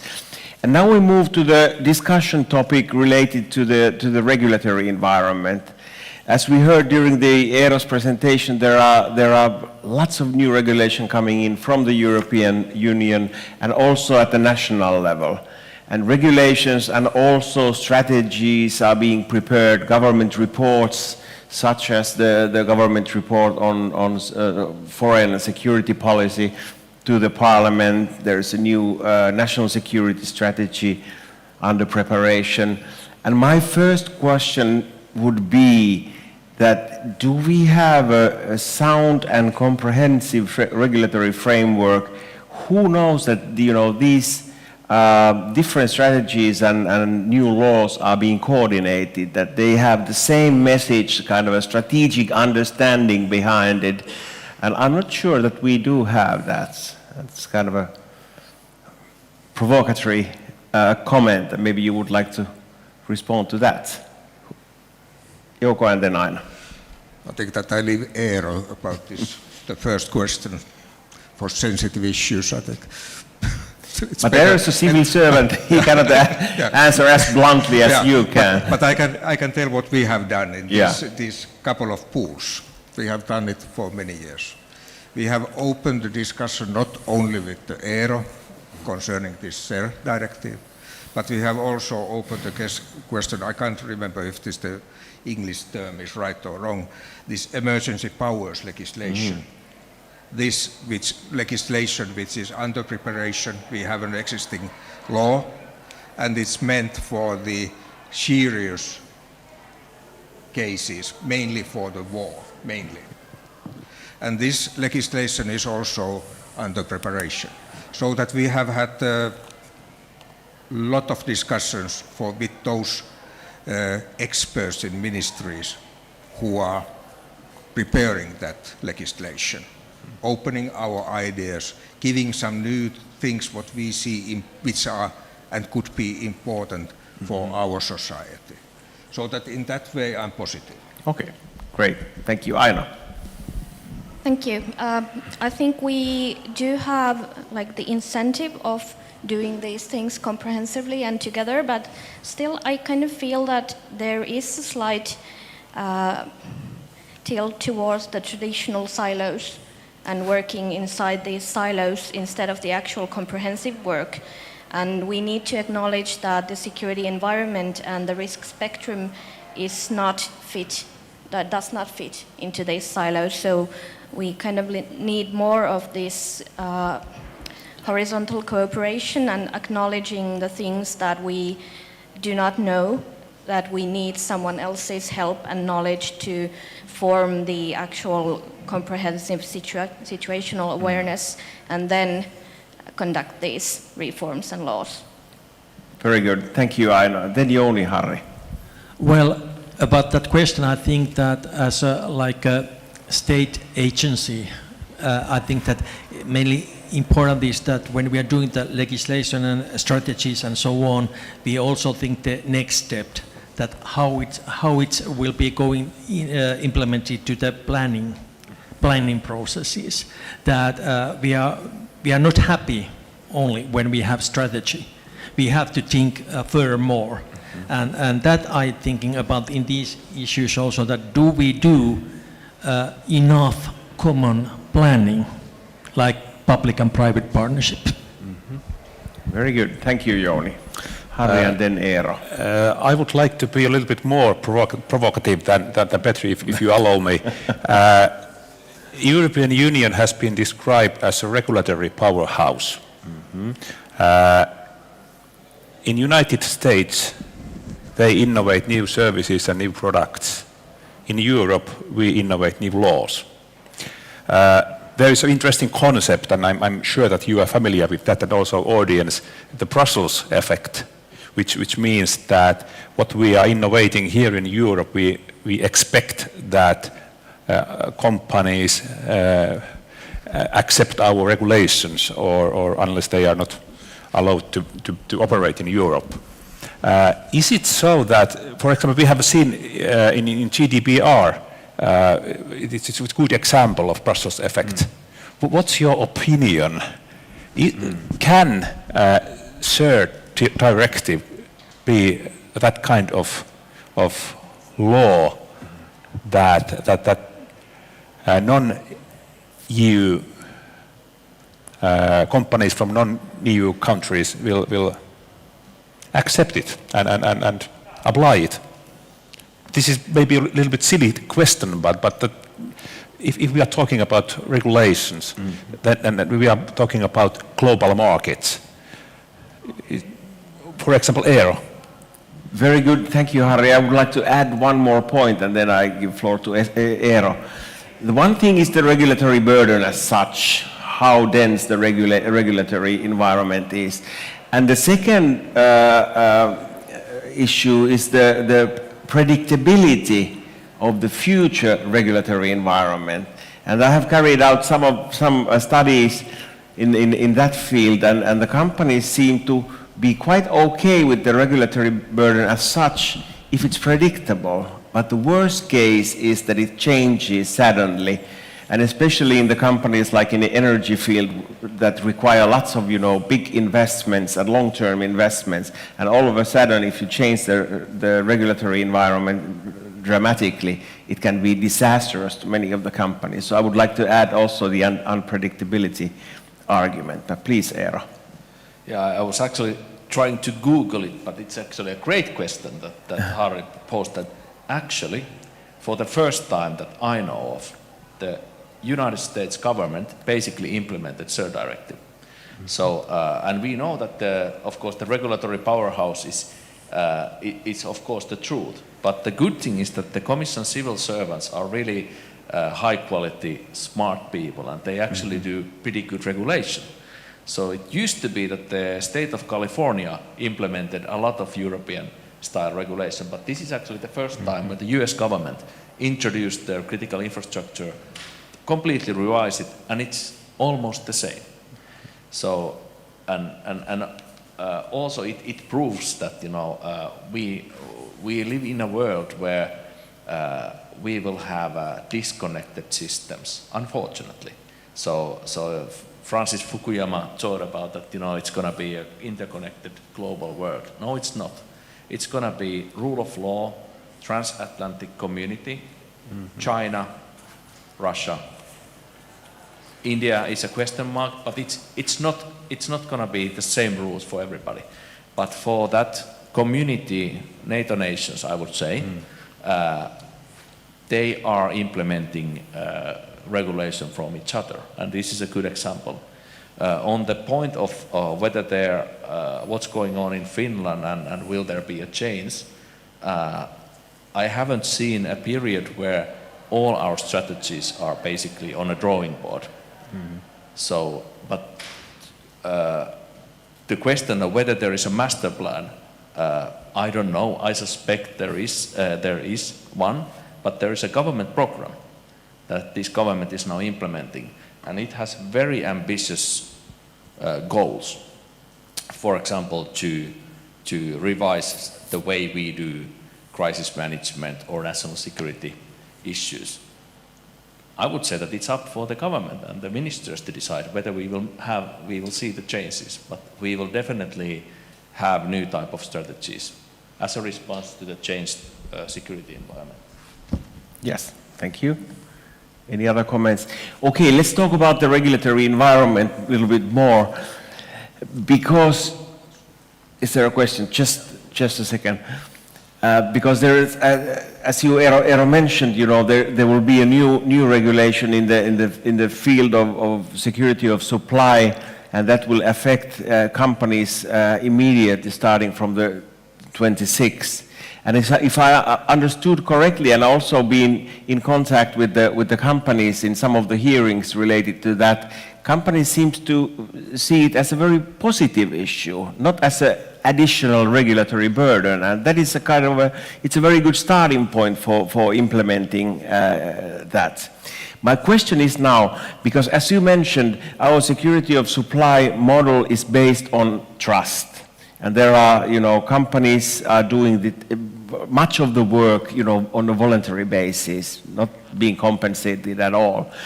And now all of a sudden we have a regulation that, you know, divides companies into critical entities and non-critical entities and less critical entities and whatnot. So is there a threat that it will kind of break our great security of supply system and the trust element in it, and what kind of threats there are, and what to do with those risk scenarios? Jouko. As I told you that Eero and I, we had a discussion in, how to say, quite early stage to avoid this kind of risks. And I most probably, I was not the only one to discuss with you. But anyway, I have seen, for example, the legislation and how it's hindering the innovative approach, or how to say, limiting the room for solutions. For example, in US, they have a very strict legislation which is denying a lot of things. And the business is based so that as far as I understood, the idea is that everything what is not regulated and denied is open for the business. It works for them, but our approach is a little bit different. But and also what I have learned in my work, that everything works. Yeah. But I think that our way of doing these things also in European Union, even though I don't agree everything what I in my own field, but nevertheless it's quite practical and how to say approach of these things. So as Eero you said, they are skilled persons. Okay, thank you. Joni, did you want to respond? And then we have one question, the audience. I was thinking about, Petri, what you asked, that does it put companies in different directions? And I think no. I think that way, that maybe we do need some kind of clarification more, that when we are talking about critical infrastructure and those providers which are doing, maybe as an example, I have been working at the NESA, as you mentioned earlier, that I was working there in when the Russia fight to the Ukraine, and after pandemic also, that there were so many companies did take contact to also NESA and say that they want to be part of that organization. They want to be part of that. And then we started that conversation in our branches, which I was coordinating, that which is the critical infrastructure. And that's also, I think that we need all those companies, like in my job in Migri, those companies, those partnerships are very important. But of course, all of them are not the critical infrastructure workers. And I think that we need to also have that kind of conversation and clarifying that what we are thinking about that, because like in our job, we don't have, everything is not critical. We have normal office days also in our authority. And that's why that we are living at the crisis world, but we have also normal things to handle. Very good. Thank you, Eero. And then So, we take the floor. We tried to tackle this because, of course, the Finnish legal system it has to be such that there are the criteria that fit in the picture. That I think we can tackle that with the criteria, that question completely, and also what we have used in the drafting phase. We have a kind of a pyramid entities. Then you have regionally critical entities, local critical entities. But of course, a health center in a municipality is critical for that region. But is it nationally critical? It is not, unless it hosts some other tasks that are nationally critical. So there is going to be a new type of logic how we designate these national critical. And then there is the element of classification. Of course, this list will never be an open list. So, and of course, we realize that we are doing the target list for our adversaries. If we would put it on the internet and say this is the national critical entities, that would, some adversaries would take it immediately as a target list. So there is an element of secrecy in this. But also a third point is that this is very much complementary to the voluntary national security of supply organization. So the approach is different, but I would say the companies that are on the list of NESA are very much likely to be on the government list of national critical entities. But the logic of this is completely different. It's actually a relationship between authority and a company. So it's not a pool of companies, but it's actually a single company that gets the tasks, and there is the dialogue between the company and the state, which is not open to anybody else. So this is new for Finland also. Very good. Thank you, Eero. And then briefly, Aino, and then we give Thank you. I'd just like to highlight a couple of points you had, which can mitigate the risks that you mentioned, which is the open communication you mentioned, Jouko, and then the dialogue you two talked about. And I think they're very important in supporting the commitment of these companies in the work.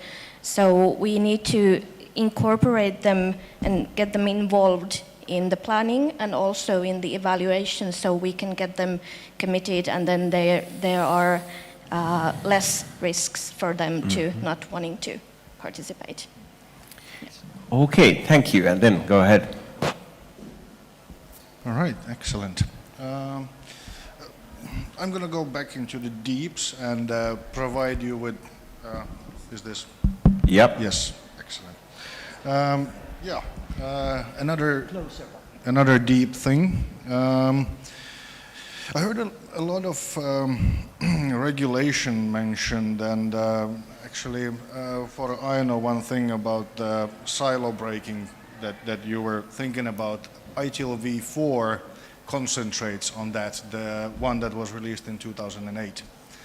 Yeah, so you might want to look at that. There are good stuff in there. Enough about shilling for a company I do not work for. Lots of stuff about regulation was mentioned, but nothing about why are we regulating. Like, sure, we're having, another international bickering going on, but humanity has always had some sort of bickering or another with their neighbors. That's just nothing new under the sun. So where are we going? Where is Finland going? Where is NATO going? Like this all is kind of epitomizes in this one critical part of the infrastructure named hope. Hope for the future. Like, yeah, sure, it's cool that we're fighting those guys that are so bad and evil and whatnot, whatever we come up with this time. But like, okay, what if we find out that we're no better? Okay, thank you. Maybe somebody would like to respond to that point, the earlier point of that, you know, justifications for the audience, for the citizens and companies, why we need to regulate, because that's often forgotten. We more or less think that it comes as given, either from Brussels or from our own parliament, but really the justifications why the regulation is needed, how it will, you know, improve society and how it will solve some problems. Any comments on that? Jouko will start. I think, and then Pertti, Eero. you also already mentioned it a little bit earlier, so that having a, how to say, that's not the right wording, quite a straightforward future. You know, based on legislation, what will happen, what will be needed. I'm not for too much regulations, not at all. As I most probably mentioned, I have worked in the international company, so I have been responsibilities in Asia, US, Canada, and Europe. So that this is my own background. I'm not for too much regulations, but most of the regulations make sense. Very good. Just a brief comment. For example, in the Netherlands, there is a special, you know, independent governance agency that is screening all the regulation, and their first question is that why this regulation is needed. If needed, then the next question is that could it be done with some other policy instruments like information steering or guidance or incentives, and then if not, then the regulatory preparation starts. So perhaps we need also something like that. Eero, and then Jouni. Well, the Finnish national answer that I mentioned was that when the first regulation was introduced, Finland didn't do any new laws. So, and it was well analyzed, because we already had the voluntary system, and it didn't bring any added value. But already at that time, the colleagues told me that they said that there needs to be, if we go deeper, there needs to be a European level regulation, because nobody, and not the least Finland, would like to do regulation, national regulation, that would impact the company competitiveness. You know, this is that the Swedish company or German company would not have such a tight rules as in Finland. We would never do that. And because we didn't need to do that, because we already had the voluntary-based good cooperation. So when finally this regulation came, Finland was positive, supportive of the regulation, just based on the fact that, of course, we also noticed that the societies are evolving fast, and private sector has already a big hand in the everyday life of our countries, and they hold infrastructure. If they go down, it will affect our daily lives, and it's not basically tolerated from the government side. So this regulation is very much elegant in that sense that it doesn't say how Finnish government is actually instructing the companies to develop their resilience. It's up to us. But it says that you need to identify them and you need to have this dialogue. So it's not a very intrusive legislation as such. But of course, every nation can do the implementation based on their own regulatory landscape and traditions. Okay, thank you. Just briefly, Jouni and Jouko, and then we move to the critical infra. Okay, I think that mainly I was thinking about question about the audience, that why we do it. I think that's a typical Western way to do some kind of instrument to do actions and do the way. that's also like giving us guidelines how to do it. That I think that the regulation itself, it isn't the question about, it's more that we have some kind of guidelines, and maybe that instrument for us is more than these kind of regulations. While buying and selling businesses and companies or sites, whatever, the minimum requirement is that does that business fulfill the local or national regulations? This is a baseline. After that comes that, for example, if some bigger group, energy group, whatever the business is buying a company, for example, from a new country. So the baseline is that does it fulfill or is it compliant with the national regulations? And after that comes the group regulations, how to say. Okay, thank you. The last topic, we have already tackled the issue of protecting critical infrastructure, but I would like to hear your opinion on how well we are prepared to the new threats and new risk landscape that was presented earlier today, from the company's perspective, but also from citizens' perspective. Because you can read almost every day in the newspaper about cyber attacks or sabotage to certain critical sites, public service sites, or private companies that have been attacked. So the general atmosphere is really worried at the moment, and especially elderly people.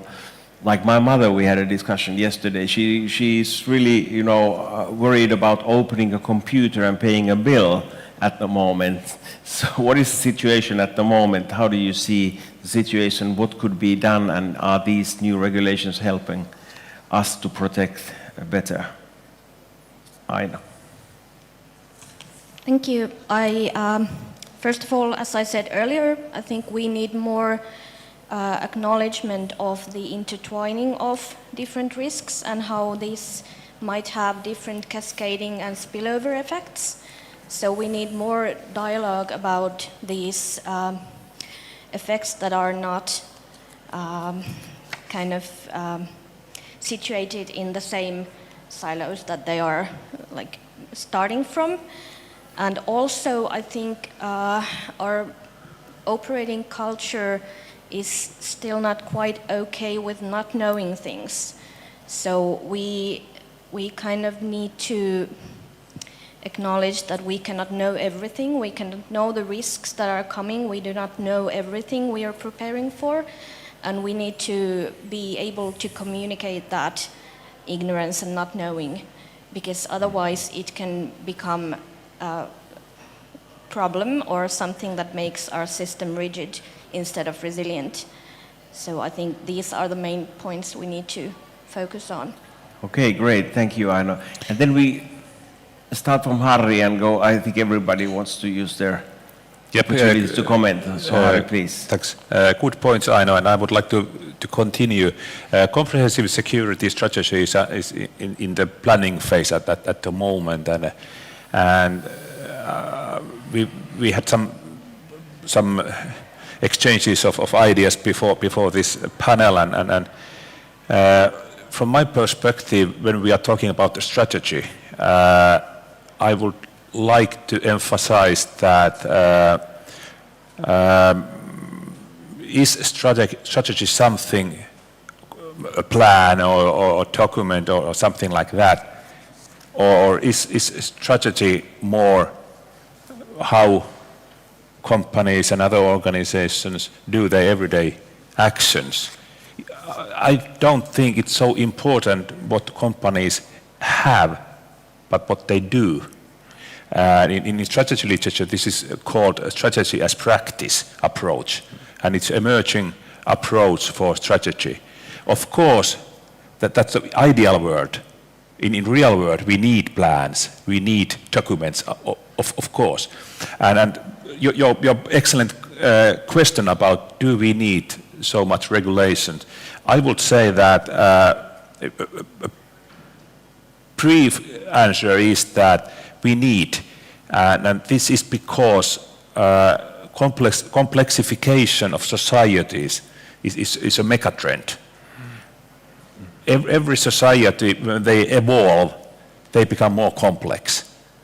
And that complexity must be managed, handled somehow. Regulations are one kind of tool for that. That's how I see it. But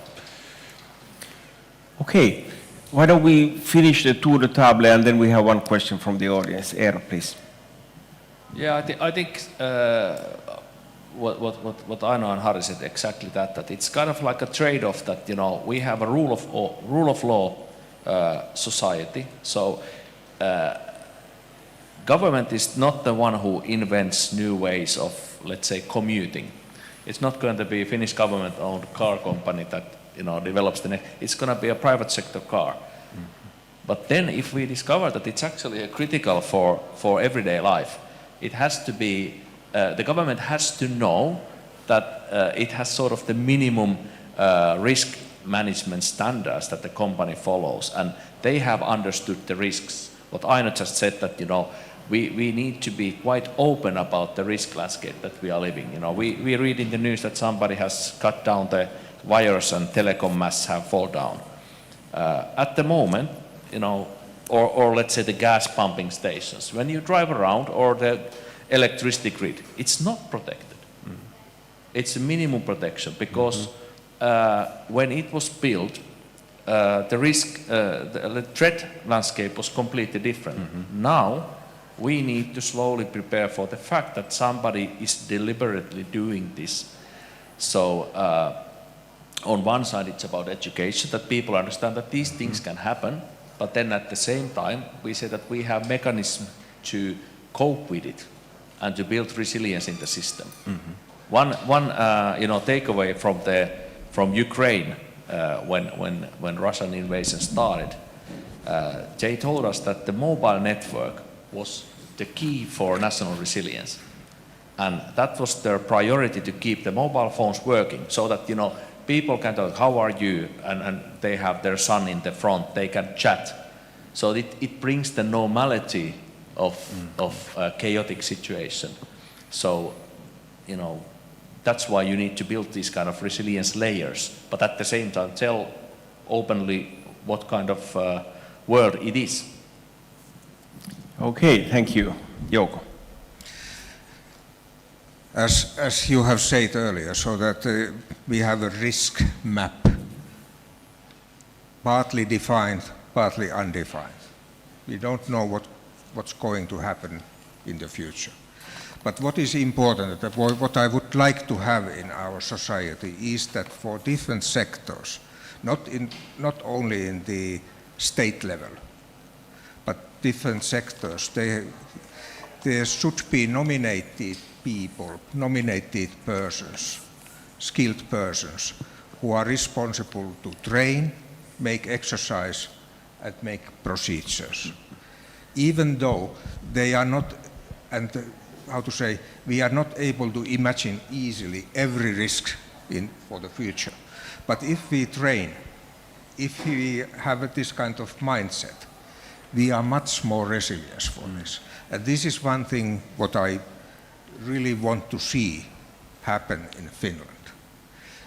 And the positive thing is that if we ask the main companies, persons responsible of this, they are for this. They are also for this risk management in the way that opening the risk management, but putting more effort on mitigation, which is also one thing what we haven't done perfectly in Finland. I think that this is not the same case in many other countries, but this is maybe the one thing I would like to have in our society. Great, thank you. Briefly, I think that maybe the question is about also the communication. How do we tell things, what has happening? As we think 10 years from now on, to past, what has happened? 2015, was it asylum seekers come? Afterwards, Russia did fight for the Crimea, then we have a pandemic, then we have had Ukraine war. We have had last 10 years some kind of crisis going on. Now we have these kind of hybrid threats which are coming on, which challenge us, our our communication department and also our managers, that what we tell. And I think that this is more Aino's professionality. I take a little piece of you now, that telling that maybe we have to more about, when we are talking about resilience, put also that information resilience more and more topic of it. Yes, thank you. And now we still have some 8 minutes left, and there's one question from the audience. Please raise your hand if you want to comment or ask something from our panelists there too. Yes, please go ahead and start. All right. Can this be heard? This is more about kind of a correction. I think I have been a little bit misunderstood with my previous comment. I am not against regulation. Regulation to me is fine, as long as it is clear what it is meant to achieve and it is easy to measure. Because regulation is just like security or bureaucracy. There is a balancing act when it is effective and when it is going beyond or below, when it's completely ineffective. It has to be in this sweet spot. And for that to work, we actually need to know where are we going. And the regulation is there to achieve some sort of stability of operation. It's to maintain some sort of order and for things to not go out of hand. But if it's not balanced correctly, let's say with the security example, if you cannot get into your home, what is the point of installing a security system? Okay, thank you. Can you please pass the mic to the front row? We take both questions and then you have an opportunity to comment.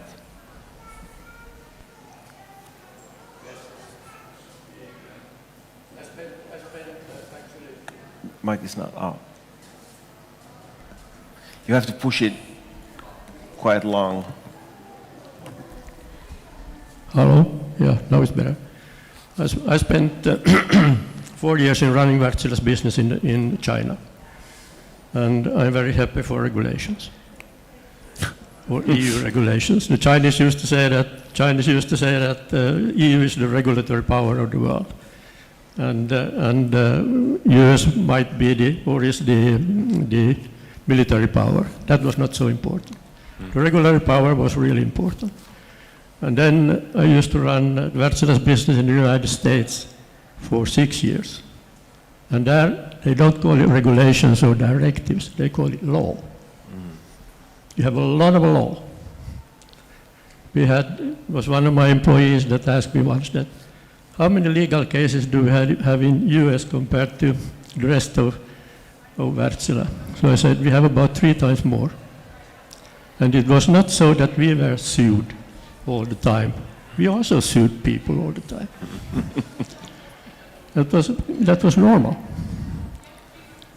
So in that respect, it's much, much easier to have regulations and directives that are common for all. Yeah. Great, thank you. Anybody want to comment that before we start summing up? There were 2, let's say, commentaries. Aino, and then we start summing up with Harri. We'll just comment to the first question. I think you had the key word in there, which is balance. And we can learn from the COVID pandemic that if our regulation is ineffective, it can actually hinder our crisis response, and then our ways of changing the law is either very slow or then we have to compromise in the hearings. So there needs to be balance in the legislation, that there's not too much, but there's enough. And it gives us enough detail to do the things we need to do. But it also needs to have the point of flexibility, as I mentioned earlier. Okay, any other comments, Eero, and then we start summing up. Just one anecdote. The gentleman said that I remember in the news that there were in Lahti. There was this young lad who started his taxi business with this car that is not actually a car but a small vehicle for 15 years old. And they went to the Ministry of Communications and they interviewed the Ministerial Advisor there. And in the news he said, what is not forbidden is actually allowed. So this gentleman can run his taxi business until the law has been changed. And it took 1 month to change the law, and the taxi business was out because it was dangerous. But I think it was a good point that there needs to be a regulation.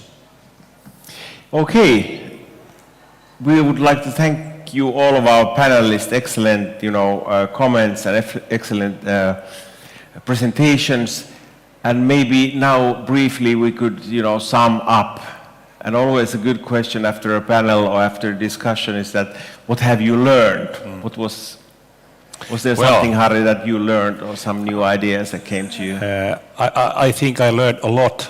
The reason is that I am not an expert of comprehensive security or share directive, but as a researcher, I always try to think, not always, but sometimes theoretically and some lenses that can be used for understanding something, what is happening in practice.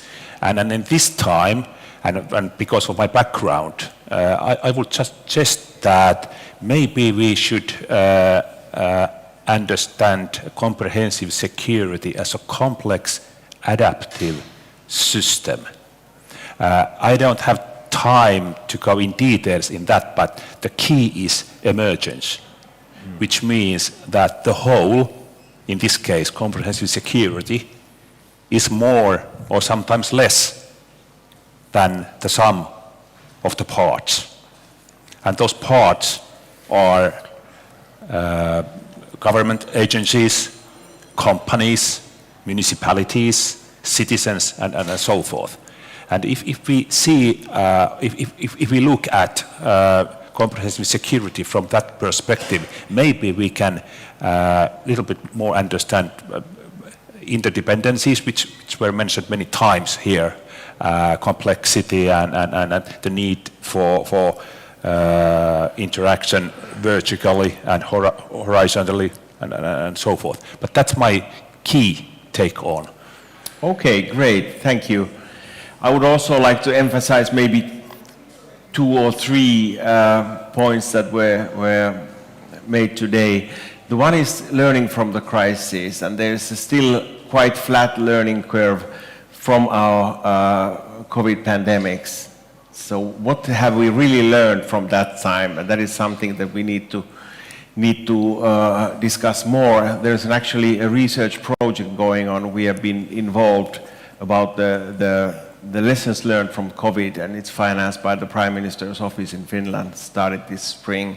And we really want to, make interviews and go to the sources and see what were the key learnings, what could be done differently when the next big major crisis hits us. So the learning is one. And then I really like the point of communication, because there are lots of also let's say protection work being done by the government, by the companies, but it's not being communicated. So the average citizen might have the idea that there are lots of threats, but nobody does nothing.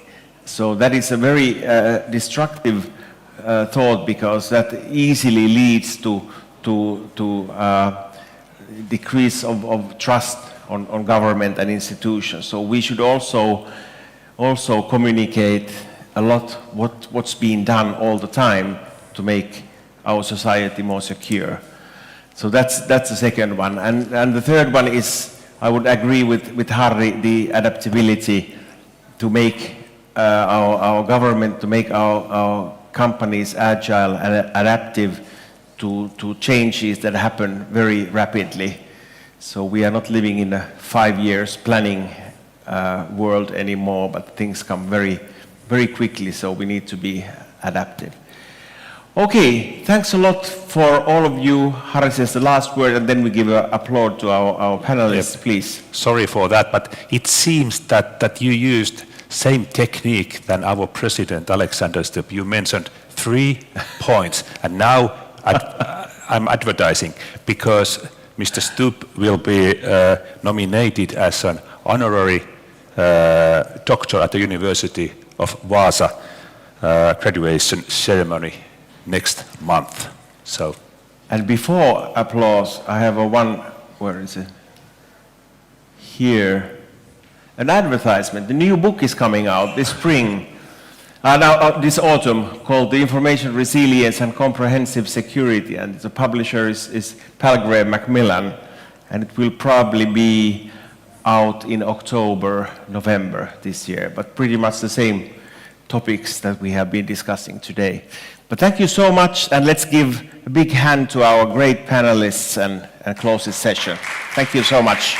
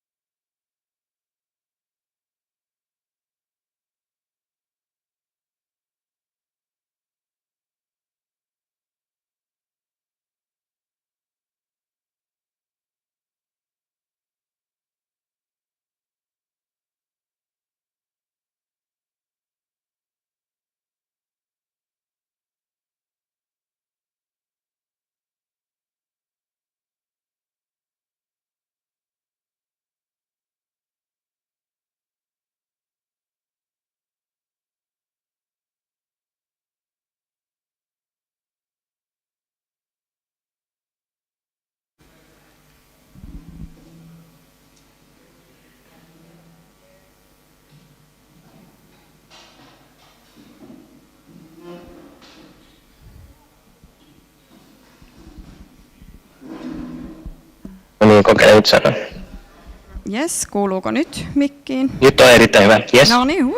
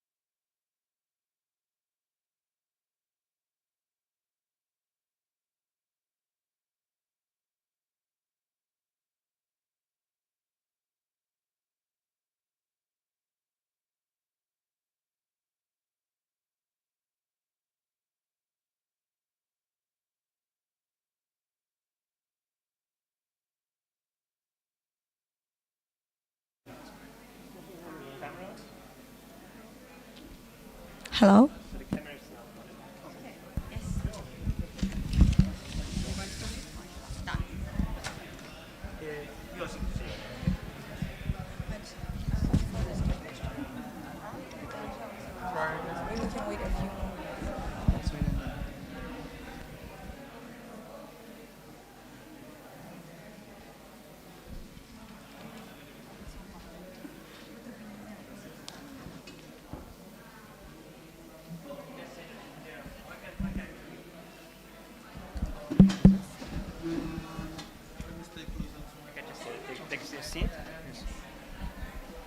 Okay, hello everyone.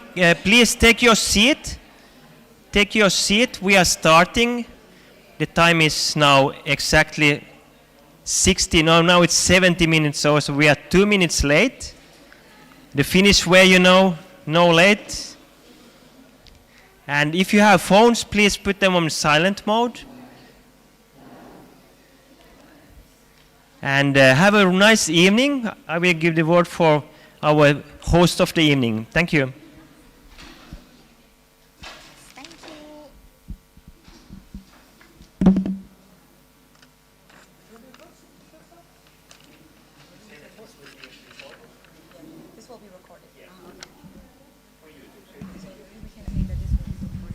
Okay guys, so the video will be recorded, just to say in advance so that everybody is aware of it.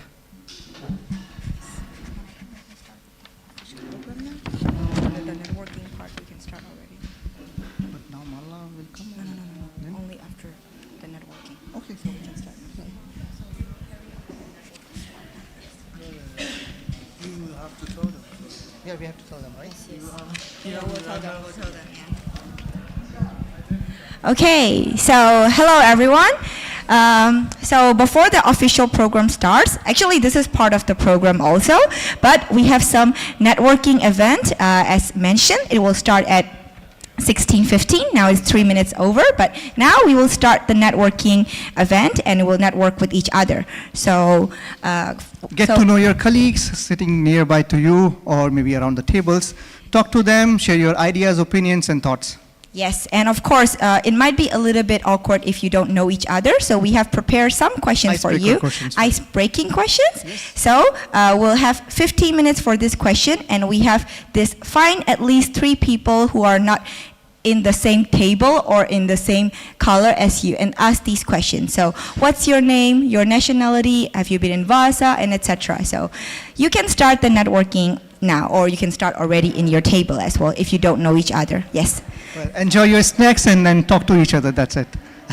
Okay, 15 minutes counting. Yes.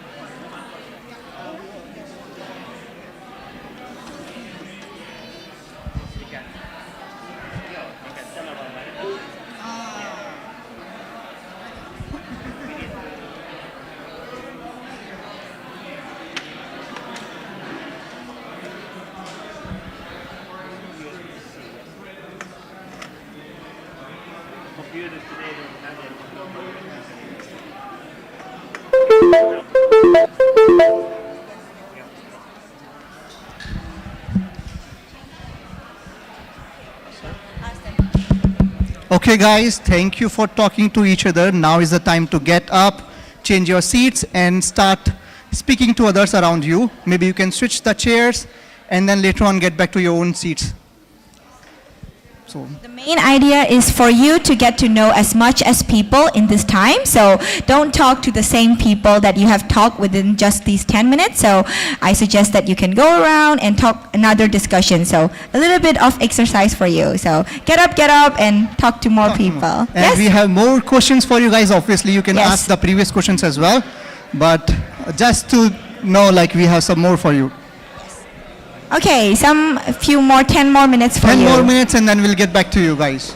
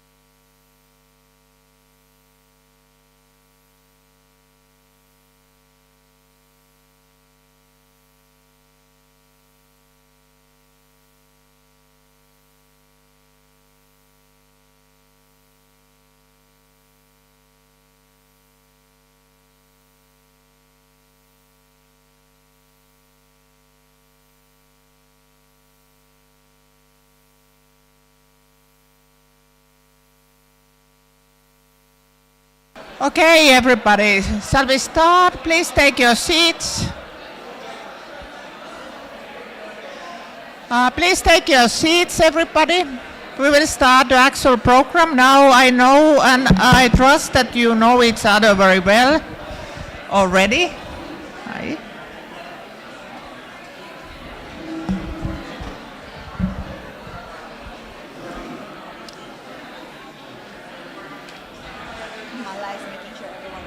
Please take your seats, everybody. I start to say names very soon.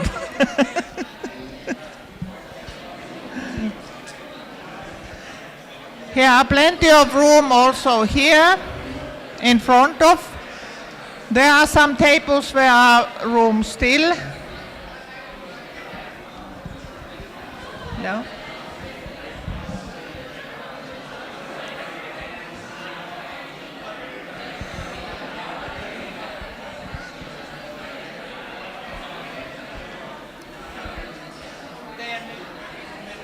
Yeah.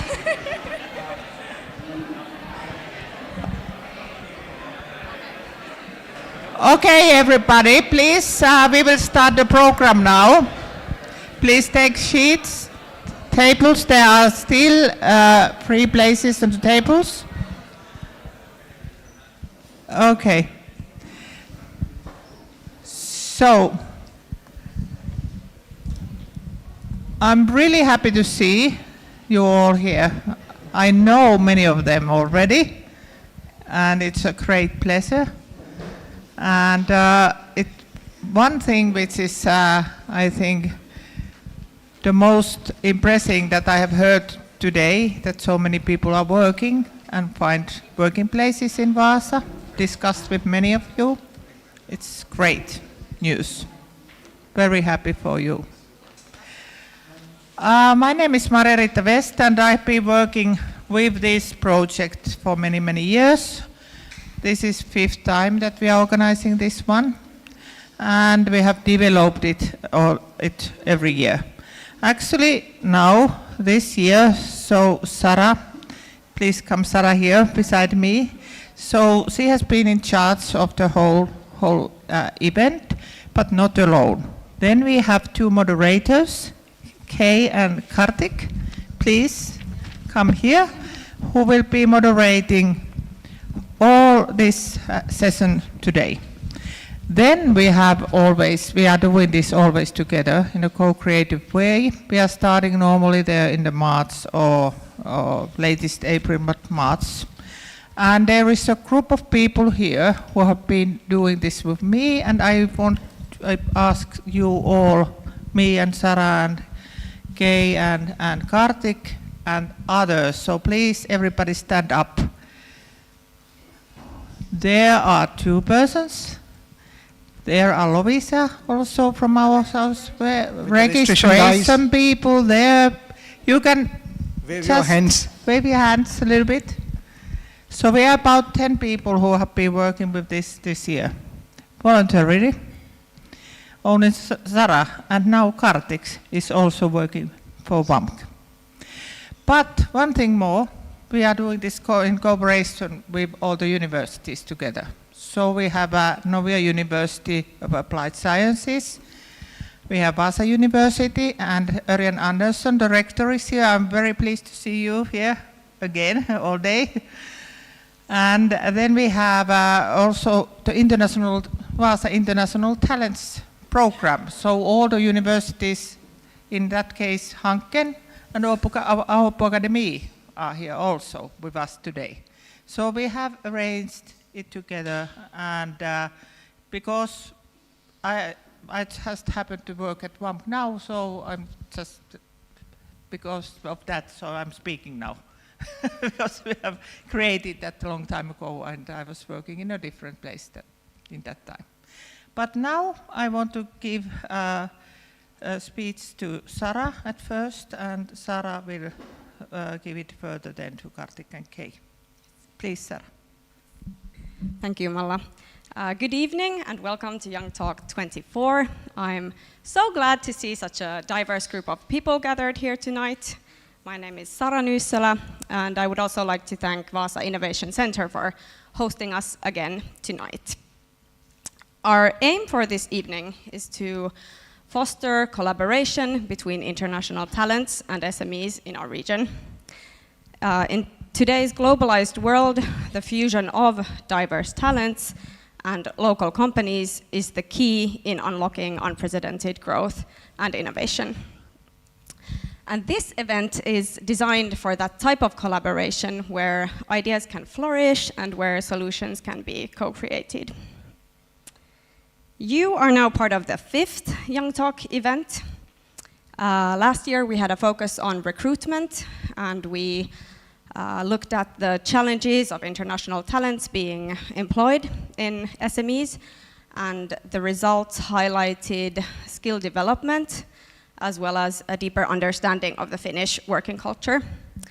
One of the more concrete solutions suggested a more interactive style job interview, such as a hackathon, where applicants could really showcase their problem-solving capabilities, as well as their ability to work under pressure in a team, for instance. And now we would love to know a bit more about who we are sharing the room with today. So with a show of hands, can you let us know which of you are meeting someone new for the first time this evening? Have you been meeting new people? Yeah, good, excellent. And my next question is, how many of you have already collaborated with someone, with a business partner from a different country? Please raise your hands.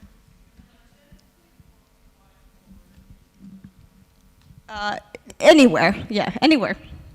Okay, interesting. And my final question, raise your hand if you believe that diverse teams drive innovation. Wow, okay, interesting. Thank you. Did you raise your hand? Yes, okay, great.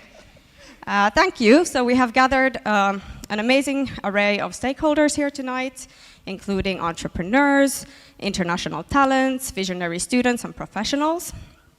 And your presence here signifies the commitment to exploring new horizons and really the power of collaboration. So thank you for being here tonight. Together we will engage in insightful discussions and share inspiring stories and explore practical solutions to the challenges and opportunities faced by both international talents and SMEs in our region. So let's make most out of the evening, let's have fun, let's make new connections, and pave the way to a brighter, more collaborative future. After all, we are part of a future festival here today. Thank you. And now I will hand over to our moderators, Kay and Kartik. Take it away.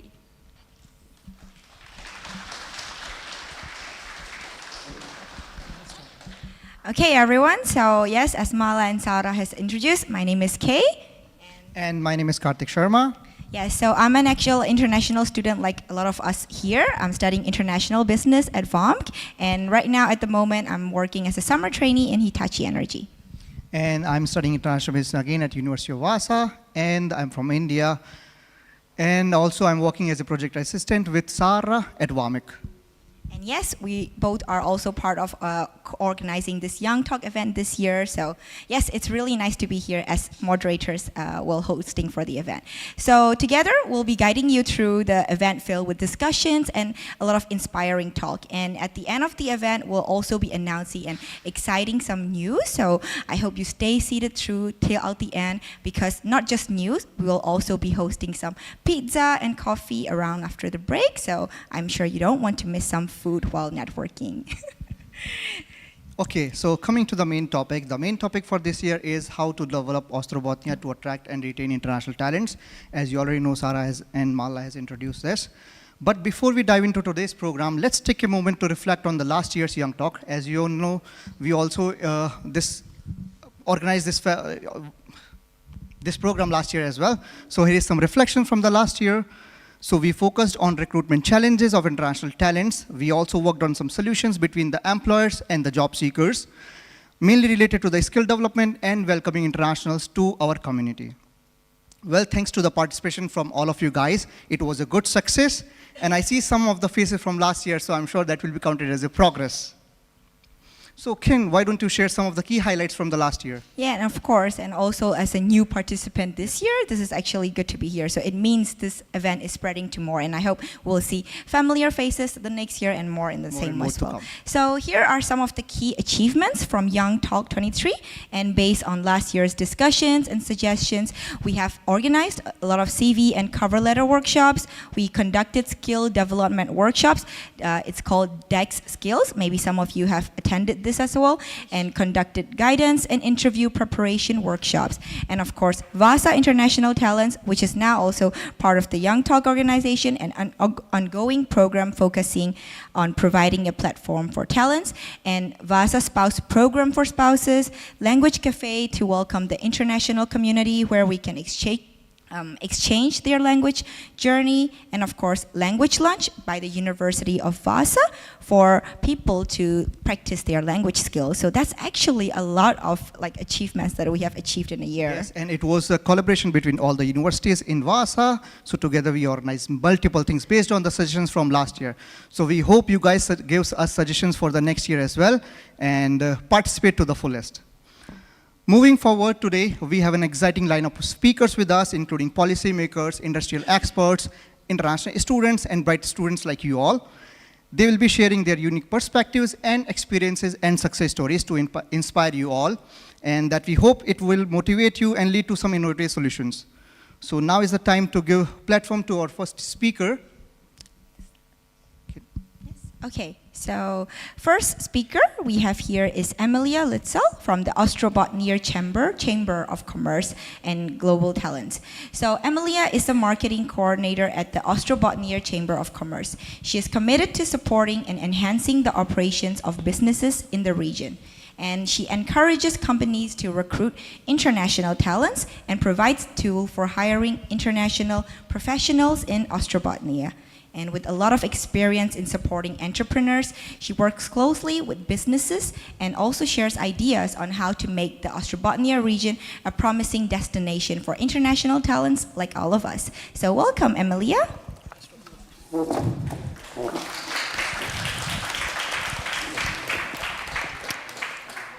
Wow, such a great introduction. Thank you. I think that everyone can hear me since I can hear myself. Do you have a clicker? I have a diaset. Thank you. Is it? It's like next one. Yes. Hi, everyone. A little part of me wishes that I would be giving this speech in Finnish. But I believe that in work life, you need to tolerate some uncomfortable moments, whether it is speaking to a crowd in a foreign language, or accepting a new member to your work community who doesn't speak your language. It is true that in Finland, many companies have a strong work culture. And if you have been speaking Finnish at the coffee table your whole life, it may seem uncomfortable to switch to English. Culture, however, is made by people. It can be fixed and it can be adjusted. It just takes time and requires a people who are willing to put in the effort. It is indeed a matter of will. If you think about the average Finnish person, what do we know? We are usually hardworking, but there are also lazy people among us, let's face it. We enjoy peace and quiet, but some of us are so extroverted that they might start questioning their own heritage. We drink an average of 3 cups of coffee per day, except for those who drink tea and those who drink the whole pot of coffee twice a day. We don't want too much attention, except some politicians and some celebrities, they do. We would rather sit in silence than fill the silence with chatter. And we appreciate honesty, but we don't always tell the whole truth. Guess what? This could describe me, or it could describe you, or it could describe a little girl from Bangladesh who is about to grow into a kick-ass worker, given the opportunity. It is time to realize that we are the same. We all are unique. We don't want anyone to put us in boxes. So, as a leader or decision maker, enjoy the privilege of being seen and heard. Give that opportunity to others as well. Don't put people to boxes they don't belong to. Start looking at your applicants as equals and make sure that only finding the best match for your job matters. There are many people who are searching for the opportunity of their life to grow into a person who matters in society, who is able to make a change and support their family. They just want to belong and have the opportunity to do so. The question was how to develop Ostrobotnia in order to attract and retain international talents. Let's start with fixing the attitude and shaping the working culture to be friendly to people from elsewhere.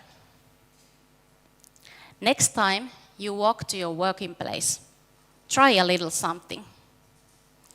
Try to put yourself in someone else's shoes. Someone who has come to Finland, doesn't speak your language, or know many people here.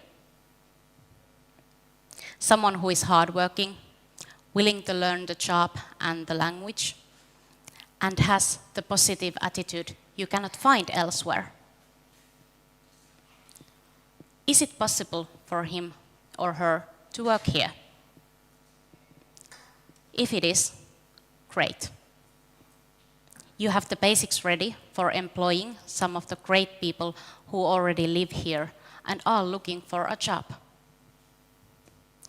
They may even be the perfect match for you.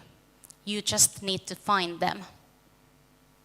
You may need to change the language at job advertisements or speak up about it. And for us Finns, it's a hard task to speak up about it. If it's not possible for you to hire them, try to look for the reasons. List all the things that are preventing you from hiring this person. Is it possible to change those things? Remember, culture can be changed. You just need to show the example and find the right people to deliver the message. So next time you are building your work family and you stumble upon an application with a name that is not Finnish or Swedish, make sure to consider it truly before you reject it. Remember how it felt to be given a chance, how empowering it was to be seen for your potential rather than your background. Think about how far you have come. Imagine the possibilities that lie within that application. There might be untapped talent, unique skills, and a passion that could drive your company forward in ways you haven't yet imagined. Think about the richness that diversity brings to the workplace. Different perspectives, new ideas, and the strength that comes from varied experiences. By overlooking such applications, we risk losing out on all this potential. To all the companies out there, I challenge you. If you have international talents, tell stories about them. Make this subject visible. We at the Ostrobothnia Chamber of Commerce have created a Global Talents campaign which tells stories about international talents and the companies that have hired them. We need more stories to share. Show the great example for other companies. Some of them will follow your lead. Maybe not today, maybe not next week, but in time. Change needs time. If you don't have any international talents yet, take the first step. Thank you.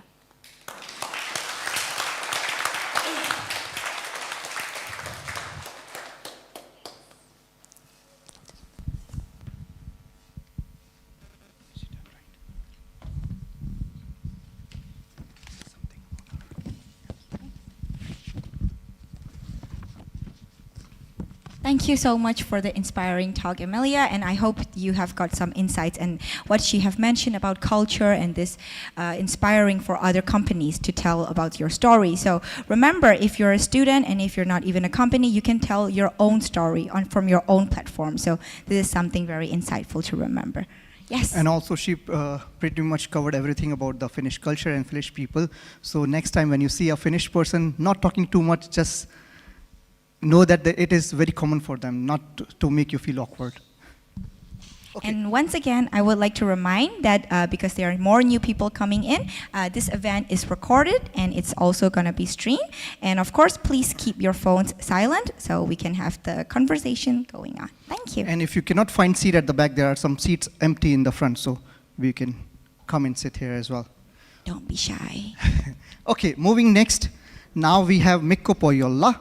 Mikko is an engineer and a management professional at Kempower with more than a decade of experience, which is quite long and big. And he's an expert in his field, and he's going to share his views on developing Ostrobothnia region to attract and retain international talents from his own perspective. So guys, please welcome Mikko. Let's give a round of applause to welcome him.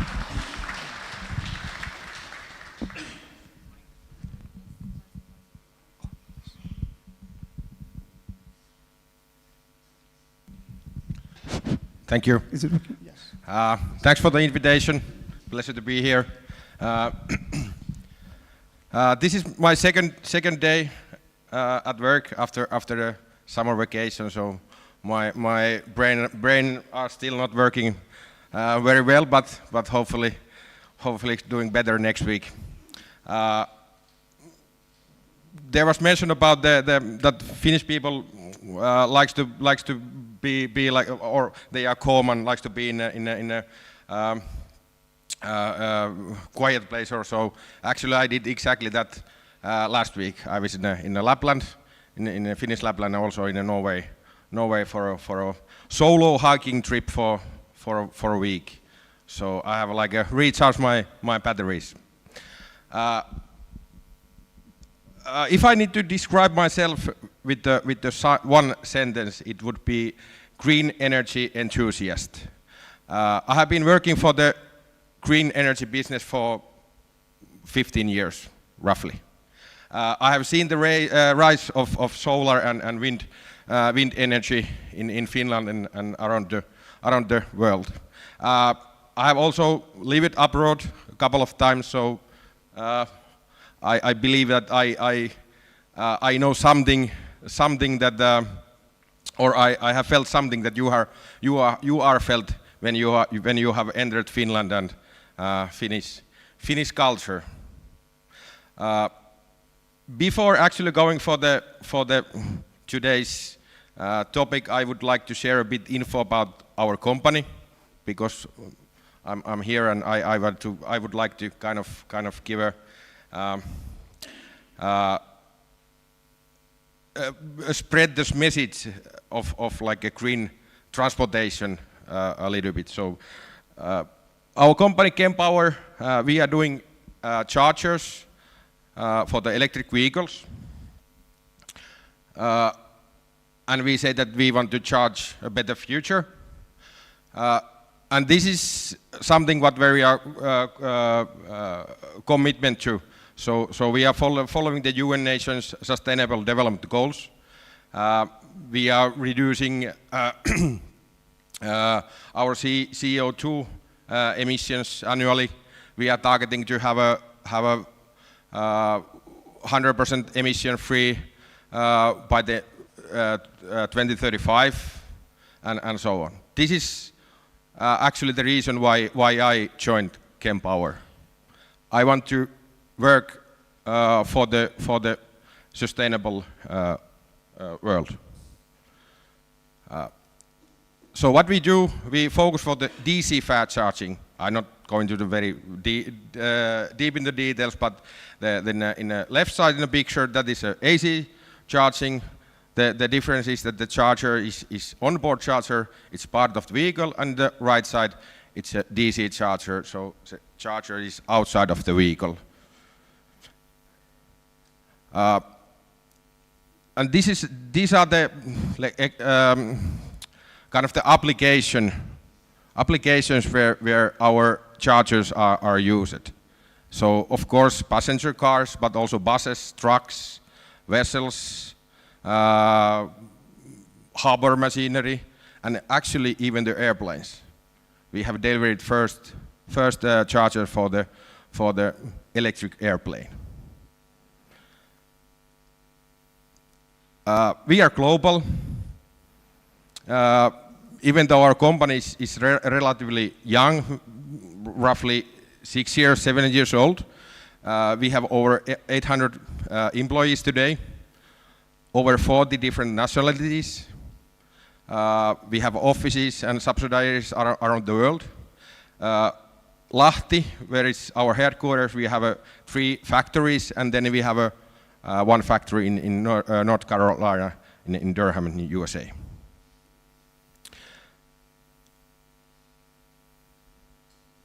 As I said that we are global, so we have delivered charging systems for over 50 countries around the world.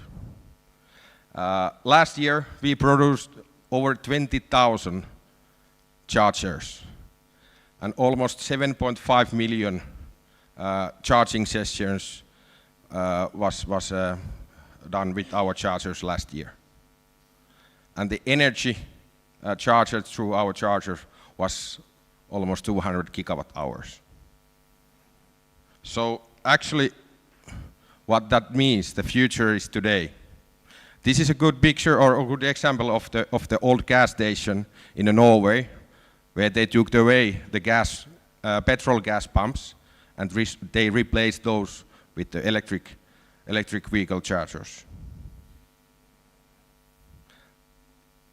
Still, there is a lot of things to do and room for improvement, but like I said, the future is today. How to not attract, but actually keep the international talents. Kempower, or when Kempower was founded, it was clear from the day one that the business will be like a global business. So the management made the decision that this house is open for everyone. And as you saw, that we have over 40 different nationalities. So I believe that that speaks a bit by itself. And I truly believe that the diversity and multiculturality is part of our DNA. And actually, I can use our Vasa office as a good example. Vasa office was founded 1.5 years ago. We have now roughly 30 people, and we are 5 different nationalities, and as we speak in our office 6 different languages. And actually, it's a good that we have now because we have this Olympics games ongoing. We have a table, metal table, and actually we are the last one. Finns are the last one in that table. Yeah, but I take what I can get, so no issues with that. Actually, before coming here, at the coffee break in our office, I spoke with my colleagues, international colleagues, and I asked that what should I tell about Kempower and how they have entered the company. And they asked me to tell a little bit how we are doing the recruitment, how the process goes, and actually how we treat people. So let's go to that topic now. We start from the values, of course. These are Kempower values, and these are also part of our DNA. We do things together.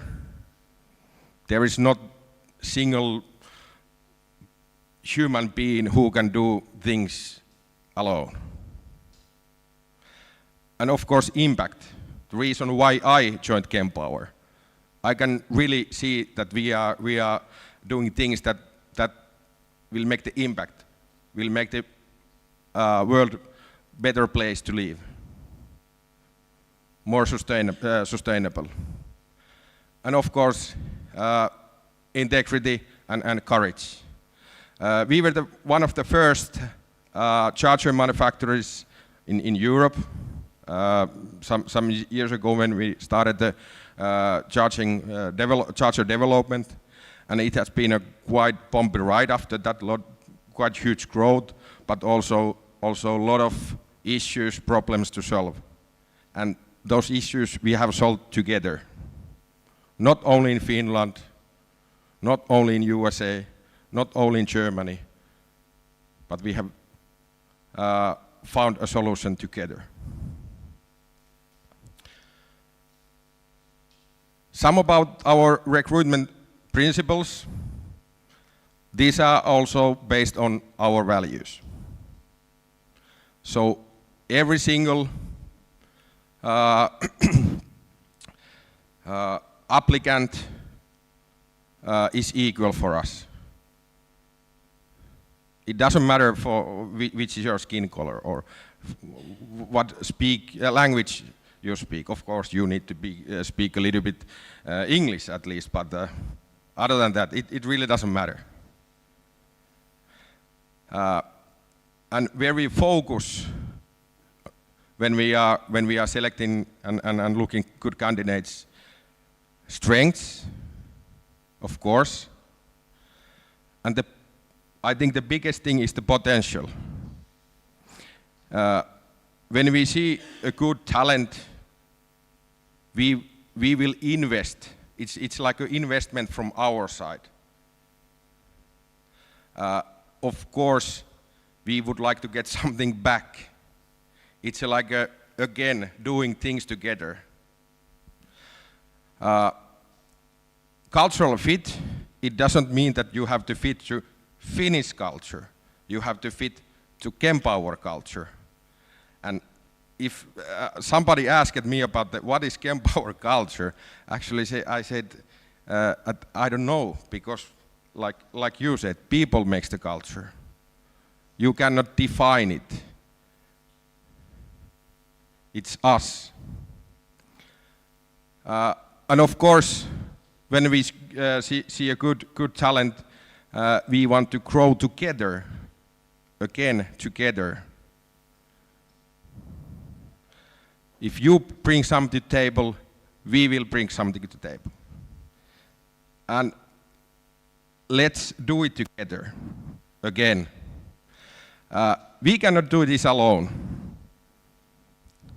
I think this is more like a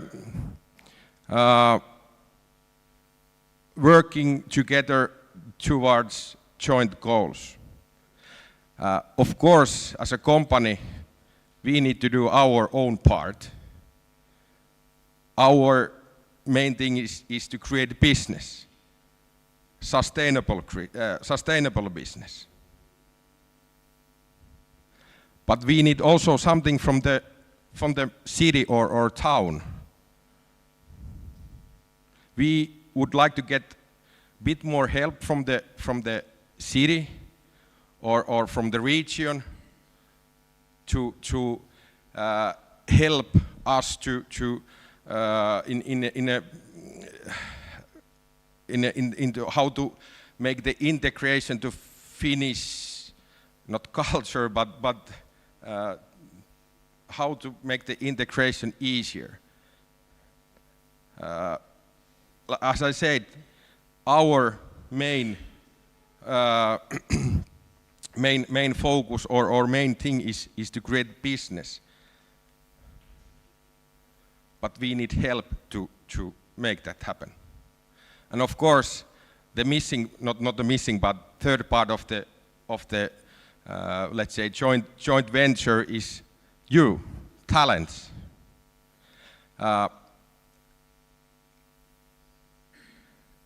Like I said, that I asked from my colleagues what should I say, that they said two things, or they highlighted two things. They said that I should say that our like a standard for high quality, or we have a high standard for the work. So we are expecting high quality performance.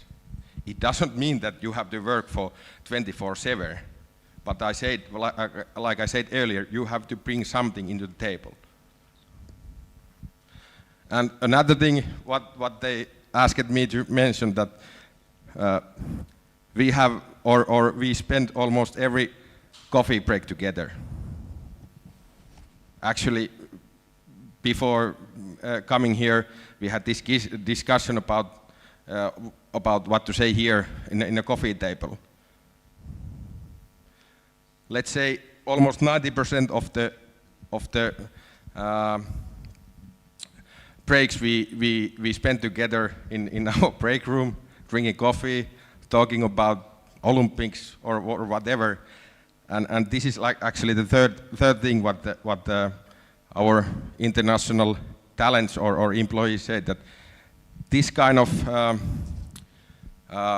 way of doing things together have helped them to integrate the work culture, and not only to work culture, but also to kind of to Finnish society.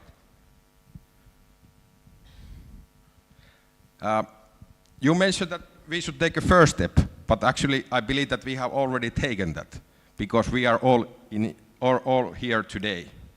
So I believe it's more about taking a next step, how we can improve or find the ways again together create more jobs, create better future.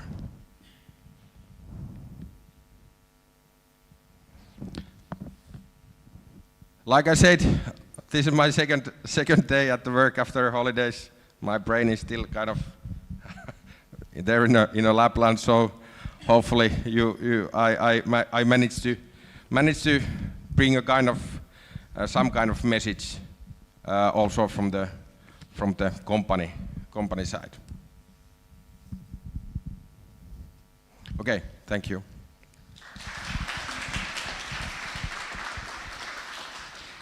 Well, thank you, Mikko, for sharing your inspiring talks and your thoughts and ideas. I'm sure after this, more and more people will be coming to Vasa and this region, especially, and applying for the Khin Power and get to know people around. Going next. Yes, so next we have actually a success story of an international talent in an SME right here. So let's invite Shariful Islam. So Shariful is a project sales engineer at VEO.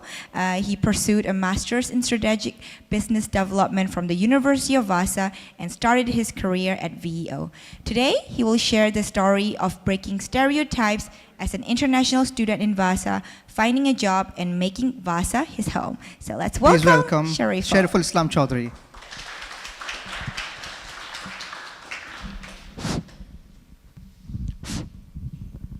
Good evening, everyone. I am really happy to be here today to share my experience as an international student here in Vasa. My name is Shariful Islam Chowdhary. I did my master's in University of Vasa. Currently, I'm working as a project sales engineer at VEO. So today, I'll share how I got into this company. First, I would like to tell you, I am originally from Bangladesh. I moved here in Finland in 2022 with my family. And when I moved here, I didn't know much about the culture, the working situation, or the future career. So all of a sudden, I got into one advertisement in online that Vasa International Talent Program has been launched, or they are looking for some people to be like in their cohort on that moment. So I applied and luckily I got selected in the Vasa International Talent Program in 2022. Even when I applied in the program, I didn't know what they are doing actually. But I'm lucky that I got everything from that company, I would say, Vasa International Talent. So here, I would like to show my gratitude to our team, the Vasa International Talent team. Here, they are sitting behind. So, thank you that you just introduced me how I can survive here in Finland. So, all the program in Vasa International Talent, on that time, there was so many modules about the CV writing, the working culture, the Finnish lifestyle, and the career building. And in that program, the people came from many of the companies. They were expert in their own field. So we had the opportunity to build up our relationship with them, also to be connected with them. So I took that opportunity to be connected as much as possible. So I tried to attend all the events, all the company visits, all the career fairs while I was available in Vasa. And in one part, we had an opportunity to visit some companies, for example, the Wärtsilä, ABB, and I think Finnbacon and the VEO. So the program named, I think it was Business Safari program, arranged by City of Vasa. So we had the opportunity to meet some people from each company. And I met one director from VEO on that event. And I connected him in my LinkedIn profile. After that, I tried to send him messages and tried to approach him so many times. But initially, I didn't get any response. But I was keeping my enthusiasm so that I can reach him. So at some point, I got my response. He said, we don't have any opportunity at this moment, but I will keep you in my mind. And I said, okay, let's see how you can help me in the future. So in the meantime, I attended all the events, for example, the Vasa Future Festival, the career fair and everything, so that I got so many people in my discipline, so that I can approach them for the future career. So in last year, I got another opportunity to be selected in Vasa Energy Academy mentorship program, where I got a mentor from ABB, who is a sales leader, sales support leader, I think. So she was mentoring me since last December. So she was helping me how to approach the company, how to build up my CV, how to craft my cover letter. So I was able to polish my CV and cover letter as per the job requirement. But unfortunately, I was trying a lot, but I was getting the rejection letter, almost the same message coming from the companies that you are not selected, or we cannot take you at this time, but we have another candidate or something. I think many of you have the same experience. So the most important thing is I didn't give up. I was trying hard to get something at least. I was thinking I have to find something. I have to get into the company first, at least for an internship or for a traineeship or anything, whatever they can offer. So I was asking them, whoever I know in LinkedIn or in my network, that if you have any opportunity, just let me know. I can work even without pay. So that's the thing, like the Vasa International Talent, the other mentors always told us like that you should approach them. You should learn, you want to learn something from the company, not you want to earn. So I followed that procedure. Then in last June, I got one call from Phyu that they want to meet me and take an interview about one position. So I met them, and they were asking about one position, but that position was not like matching with my experience or my education. So they said, can you wait for 2 or 3 months? Maybe after the summer break, we can get another opportunity for you. So I was waiting for their response. In November, I got the final call from them that they can hire me as a trainee, but as a part-time. So I was happy. Then I said, okay, I just want to work in your company.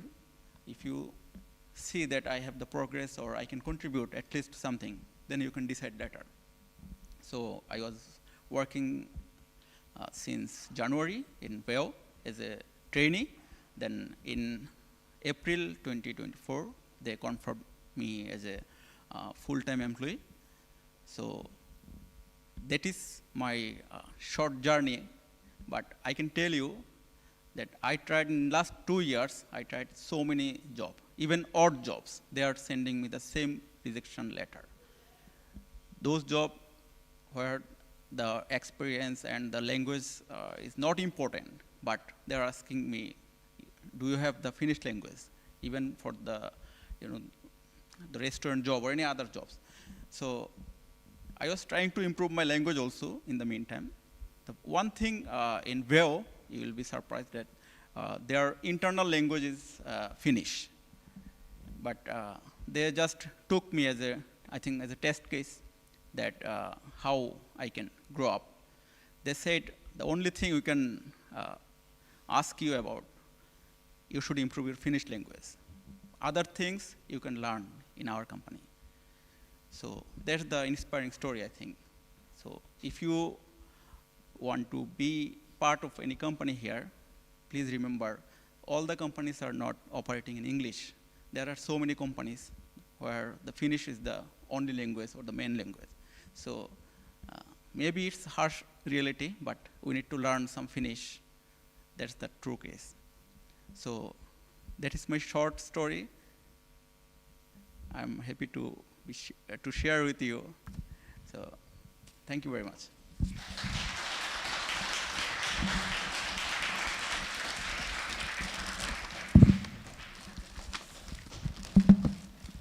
Thank you, Shariful, for sharing your story. I hope it inspires you all.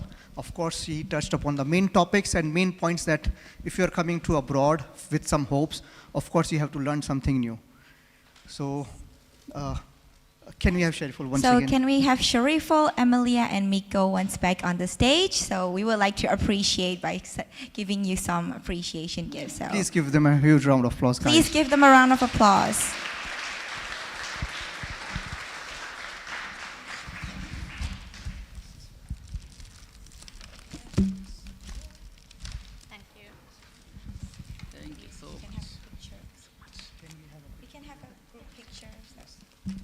Mikko.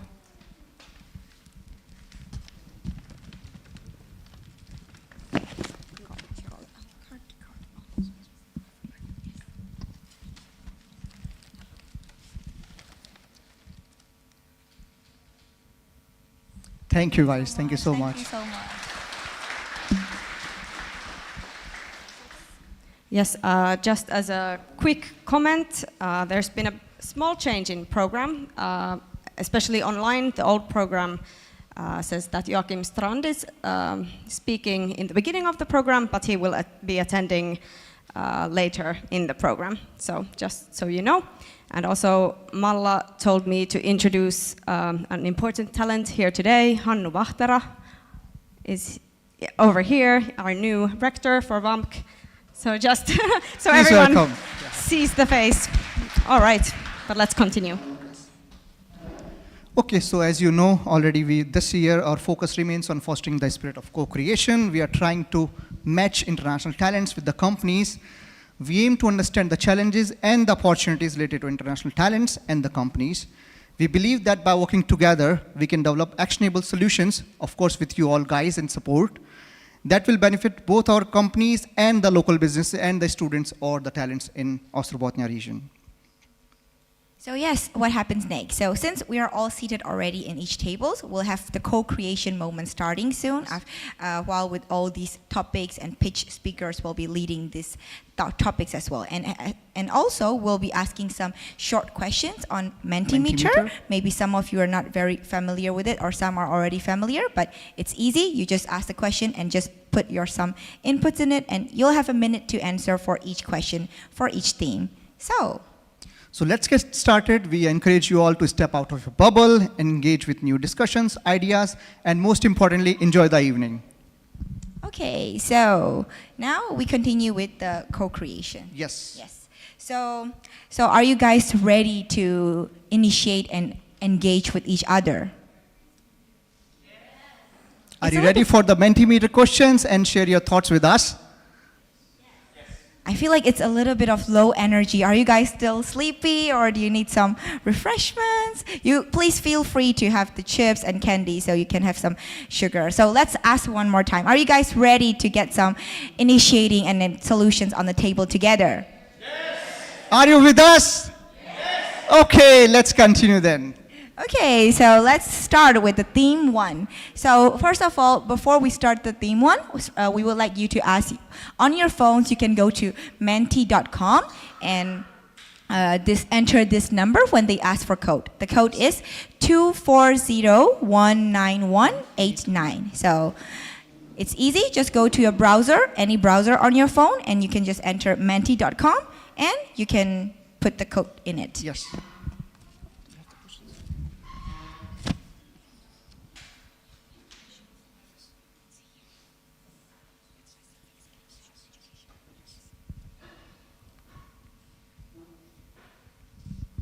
Are you guys in already? Yes, I see some of you are still putting in. Do you still need the code? Or have you got it? Let's wait for a few more seconds and then we can continue with that. The code. Yes.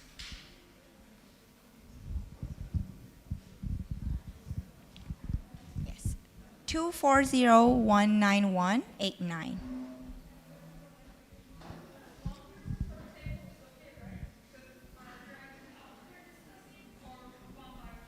I think it's better to do also one by one. So, and then of course also you can do it later as a group answer as well.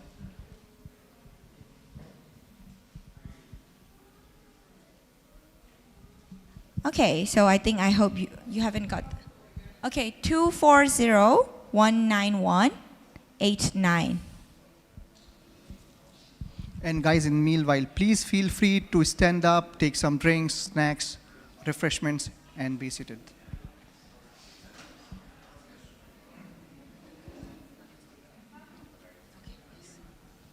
Is it on the screen? Okay, so we've been seeing some answers already, but let's read out the questions for the first theme.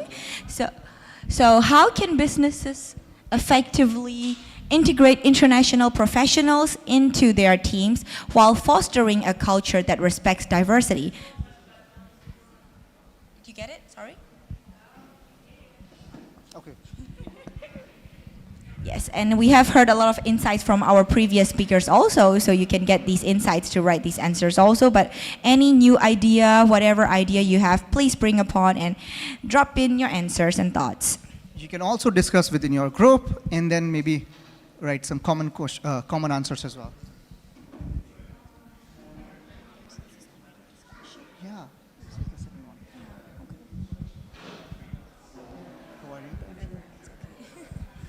Okay, so people are saying it's providing equal opportunity using common language.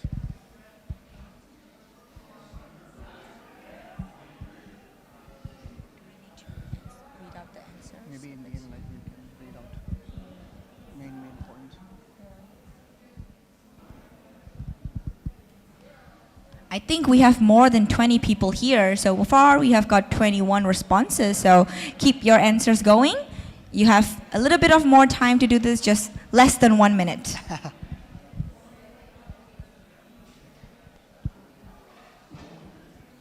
More people are focusing on the diversity and hiring them by communications, language, and much more. Clear communication channels, promote the study of English language, okay. And it's interesting how these tips already we have also been implementing in the previous, like starting from the previous YoungTALK also and in the previous year. So actually it's good that these are effective and what really needs for us as international talents also.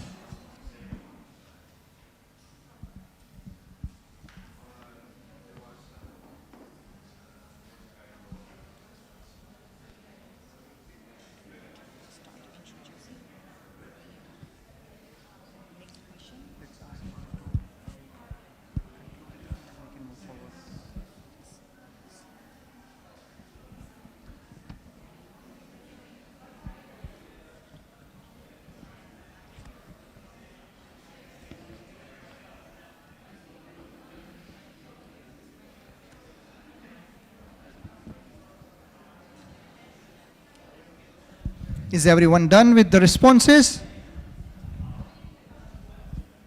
Or some more are coming up? Okay, that looks good. Guys, it's all based on your opinions and thoughts that we are changing the program every year. It's because of the suggestions that we are upgrading our programs and events and when coming up with the new things for the new event. So please share everything you have in mind. Be it small or big, please share. Yes, and of course, if you have more ideas while discussing throughout the program, you can also put in your thoughts during your discussions as well. Or maybe share in the end with the feedback forms. Okay, let's move forward, Khin, with the program. So, since now we have got some insights, let's also invite some more actual who is in a field expert. So let's go with the first theme, which is a young talents entrepreneurs perspective. So under the topic of the future of work, enhancing Ostrobotnia's business landscape with international expertise. And this topic will be led by Leila Fey-Bellingen, who is actually an entrepreneur of design and disrupt. So I would like to invite Leila. She is a young entrepreneur reshaping the future of work, and she emphasizes the importance of showing young talents in Vasa that they have many options. If internationals choose to pursue entrepreneurship, there are resources and guidance available.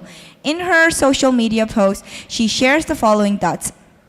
More importantly, I want them to know that they are not alone. The entrepreneur journal can be isolating, but it doesn't have to be. And we can create a supportive community where young entrepreneurs can thrive. Besides, the future of work isn't just about fitting into existing molds.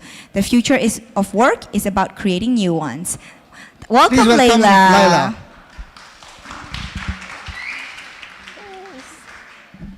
Mic test. Is it working? Yeah. Yeah. Hi, good afternoon. It's good to be back in Vasa YoungTALK stage.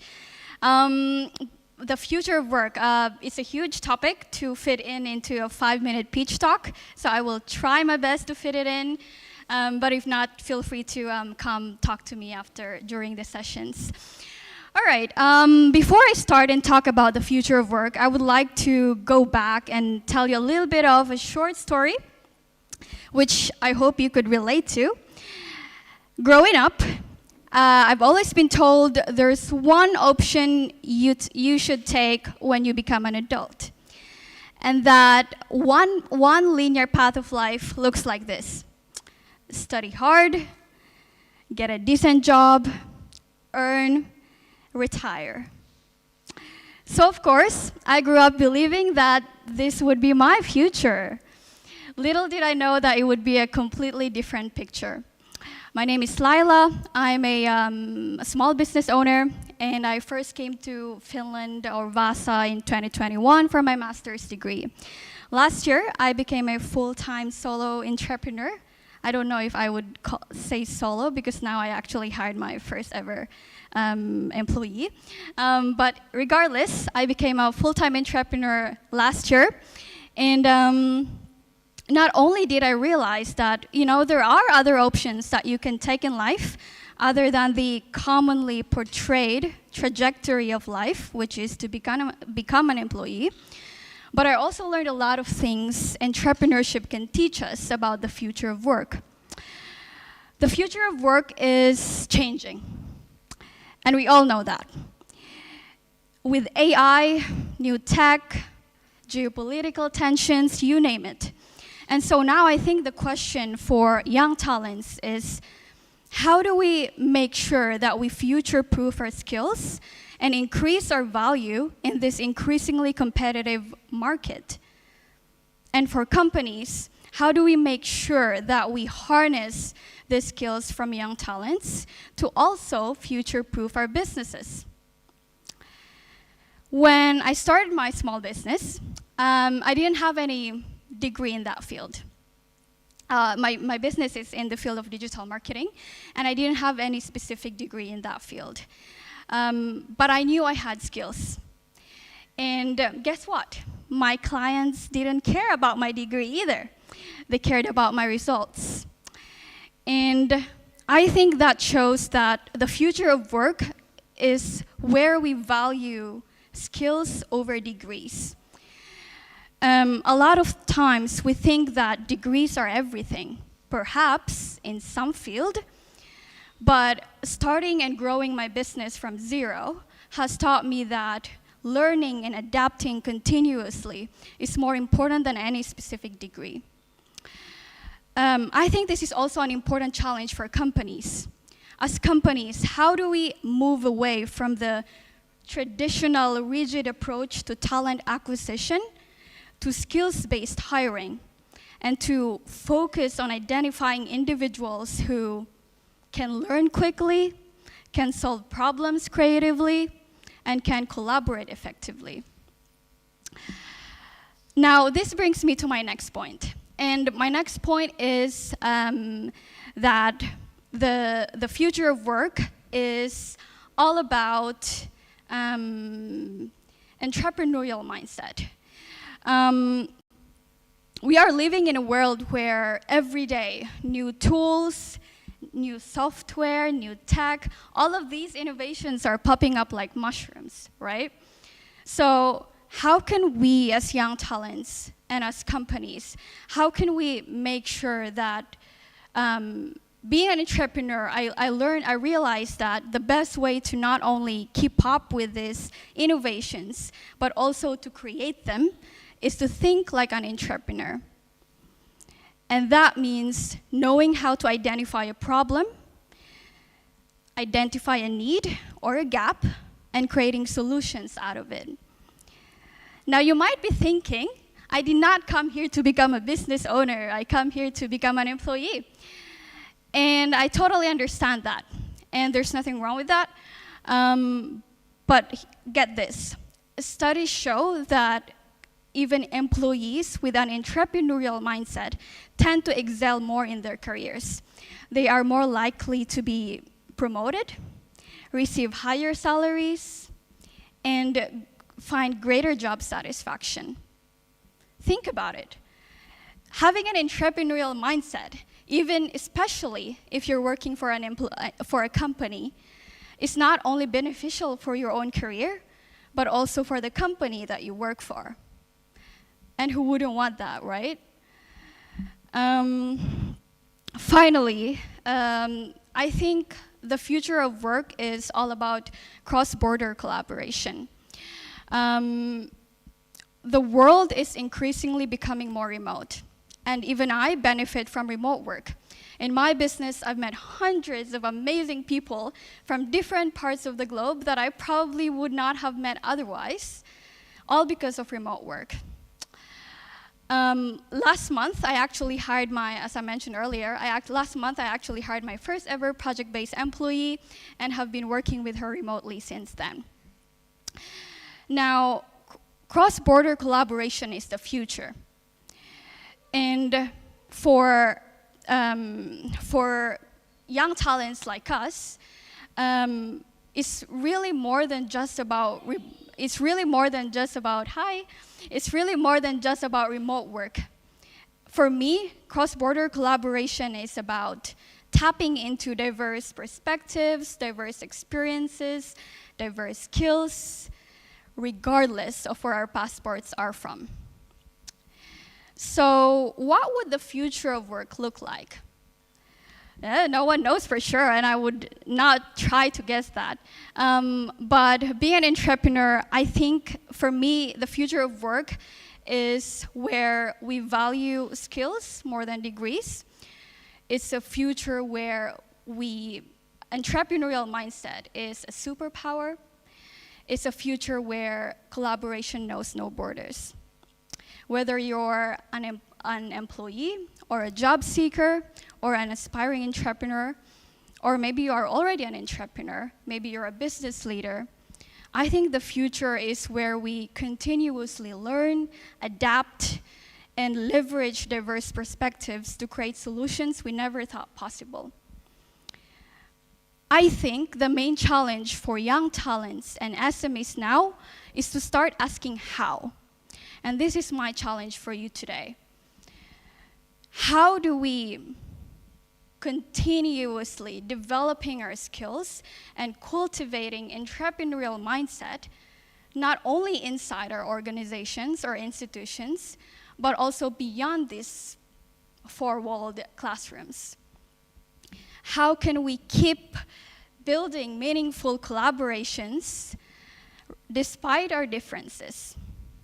I think these are important questions to ask, and I hope you're able to reflect on that today. Thank you.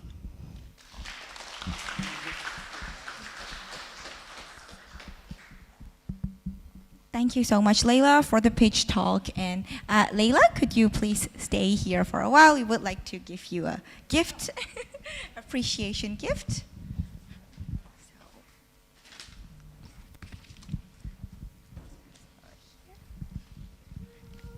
Thank you so much for your participation. Yes, so thank you so much for starting this discussion. And now we will get on to discussion in each own table. So we have actually two questions. One of them, you saw them earlier already. And now we will go on to the other question about the skills and education for the future of work needed in the Ostrobothnia region. So what specific skills should educational institutions in Ostrobothnia focus on to better prepare young talent for the evolving global business event? It's the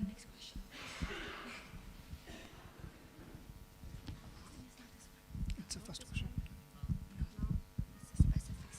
What specific skills?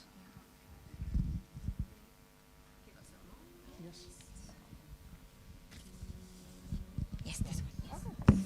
So here, this question is the question that you have to answer. Of course, it's on the Menti also, but now I also want you to discuss in your own table, but also you can put some keywords in the Mentimeter, so you can also input. But now you can start discussing with your own table, like what specific skills should educational institutions in Ostrobothnia. So for example, your home institution, you can reflect on your own university at the moment and think about what kind of skills are needed. So to prepare for the young talent, for the evolving global business environment. So it could be language skills and everything. And once again, don't forget to join at menti.com and enter the code, and you can answer it also over there, but also start discussing on your own tables now. Okay, let's start the discussions. Also, we'll be moving around with you guys to see how you're doing and what specific ideas or thoughts you have to share with us.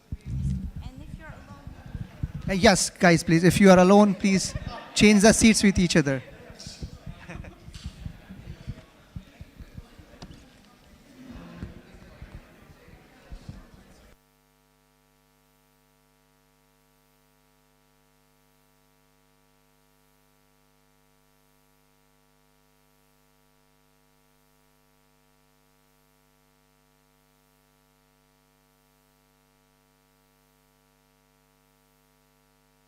Remember, if you have any questions, you can reach to us and ask like what, if you're unclear about any discussions as well.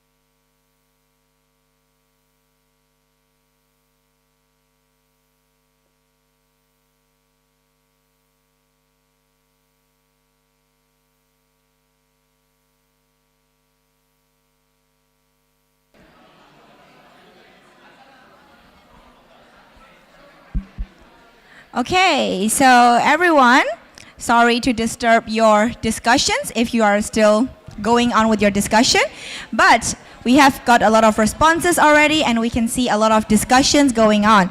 So I would like to ask is there any table that would like to present what they have discussed on this topic of the future of work, or any table and anyone can present. Like a common response. Just from a common the response, table. yeah. Anyone? Okay, somebody's coming up. I see someone from the front. Or from Simon. Simon? So, do you want to share some common insights? thoughts from the table? I can give you the mic. So. Yes. Well, language skills is one thing that it's not a good thing if you're hit in the face with it after 4 years that suddenly, I need to know Finnish or other languages. We mentioned communication, that sometimes we're just not prepared. We couldn't really figure out how to teach communication though. Like maybe that's a question in itself, like how do you teach people to be good at communication?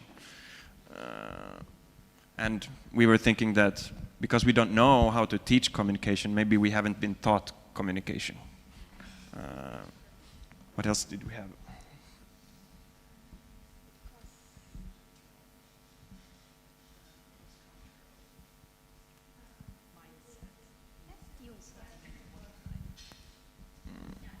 Maybe you can move on.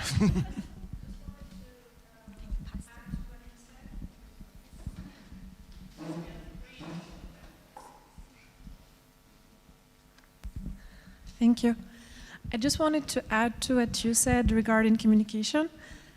I think the best way is to present real cases from real life. So, for example, I am an international business and I have a client from abroad. So, can we fake a project or just come up with the fictitious numbers for a project where I am called to speak to somebody else or from a partner from a different culture or from a different country? So this role play and maybe evolution of the project, this is what we need in today's educations, to really immerse us in a concrete real life experience. And I think this is what can help really give an idea of what it would feel like to be in a real multinational project. Thank you. Okay, thank you. So thank you. Anyone? Yes. One more thing is flexibility. I really like the approach of one of my former teachers, that he doesn't go too deep into one set of tools, but instead he lets the students choose themselves, because schools tend to be sometimes a little bit behind on the choice of tools, so it's better to keep it open, more flexible. Thank you so much for your insights. So, okay, who is next coming up with some? Is there anybody Anyone who wants else? to add more opinion? Okay. Oh, okay. Yes, we have more. And we will only accept one more, and then after that we will go on a little bit. Really, I will be fast.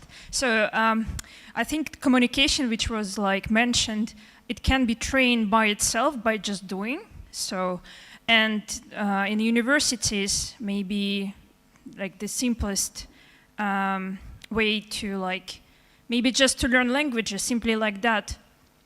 And another thing, which is maybe important to mention and educate for both for Finnish people and for foreigners, how it is important to have this international environment.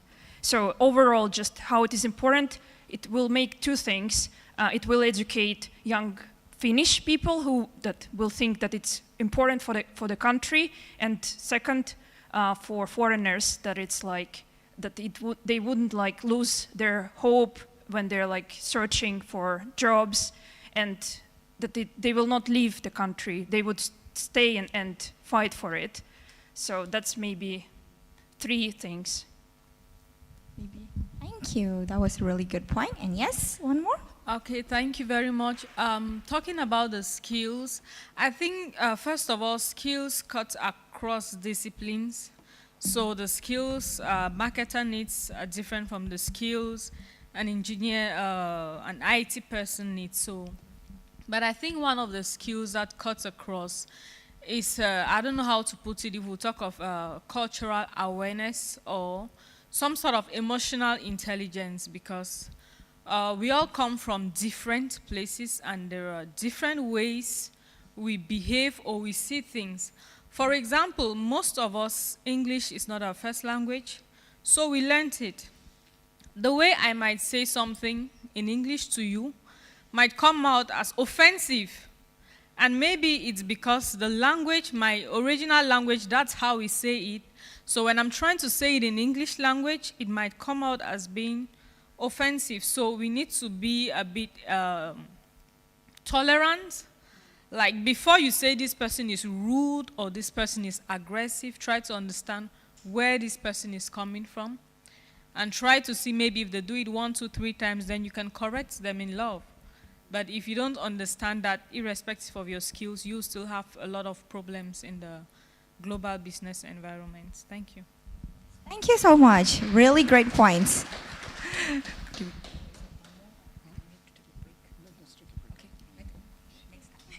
So, yes, be quick. We will be doing a break. So this one. Yes. Thank you. One skill that I think educational institution in the Ostrobothnia region could focus on is collaboration. Collaboration is not just important for school, but it prepares students also for the working life. So usually at school, teachers tend to ask students to form groups for assignment or for project. And at the end of the day, it happens that students usually go with their friends or people that they know or people they're familiar with or people who are from their own nationalities. So one thing that institutions could do is for teachers to take the initiative to form the groups by themselves, putting the students according to different nationalities. That way they will learn how to collaborate with people from different culture. Yeah. Well, thank you. I think this has been already followed by the universities and the schools. Like a practical example, I've been studying at University of Wasa, and for the assignments, we were asked explicitly to join the groups from different nationalities. So I think that's a good point for the collaboration, or like, to exchange the ideas and thoughts with the different culture and people. But yeah, it is already going on, so that's a plus one. Maybe in your institution, but not in my institution, and then maybe not in other people's institution, but based on my little experience since 1 year I've been here, that's what I could add. Yeah.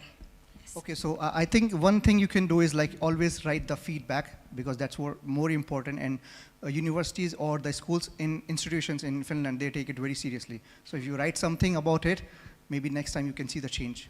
Hopefully. And yes, now we have some solutions on the table, so this can also be presented later on. So thank you for all your discussion for this theme 1, and I would like to appreciate all your input. So now let's have a very quick 5-minute break, and we will continue back at 18:20. So 5-minute break, and we'll be seeing you. And at 19, we'll be serving pizza. So Yes.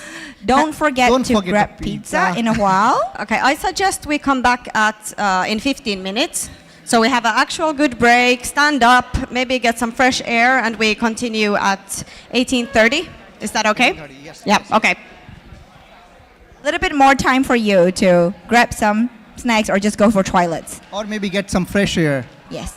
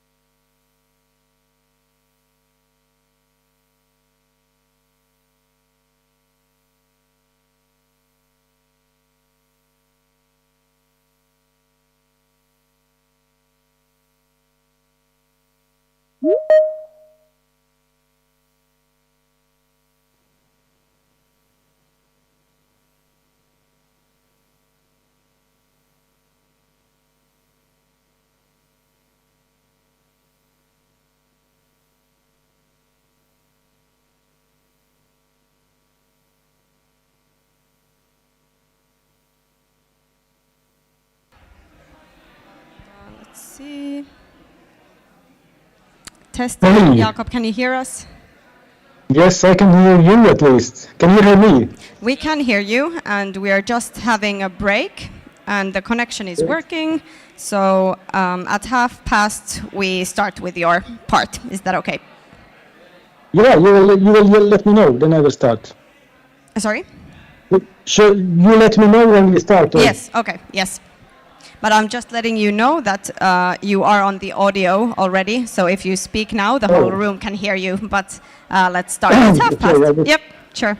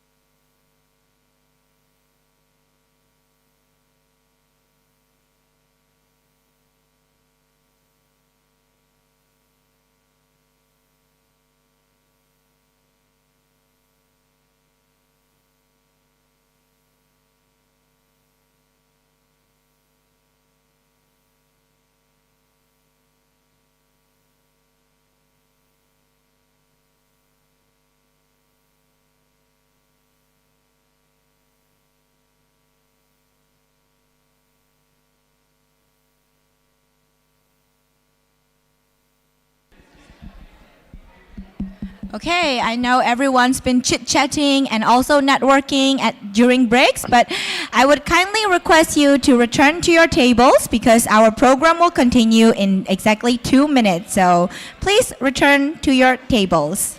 And we have a more break coming up at what time? Sorry? 19:30. So 2 minutes. No, when is the next break? 19:30 is the break, but 19 pizza will come. So. Okay. So we have more breaks coming up for you to refresh once again. So now is the time to get back on the seats and then, join the event.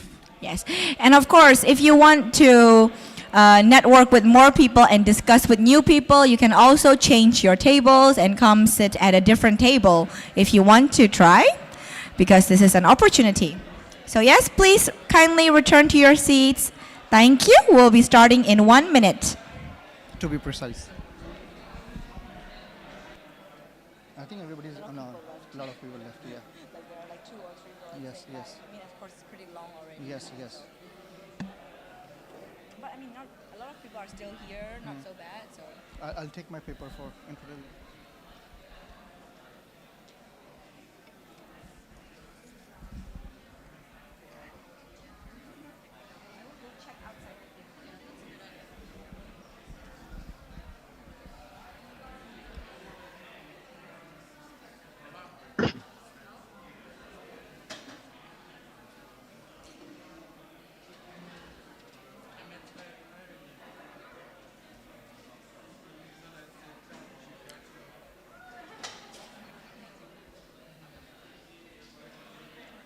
Okay, now is the time. I hope everybody is on the table now. We are going to start. Okay.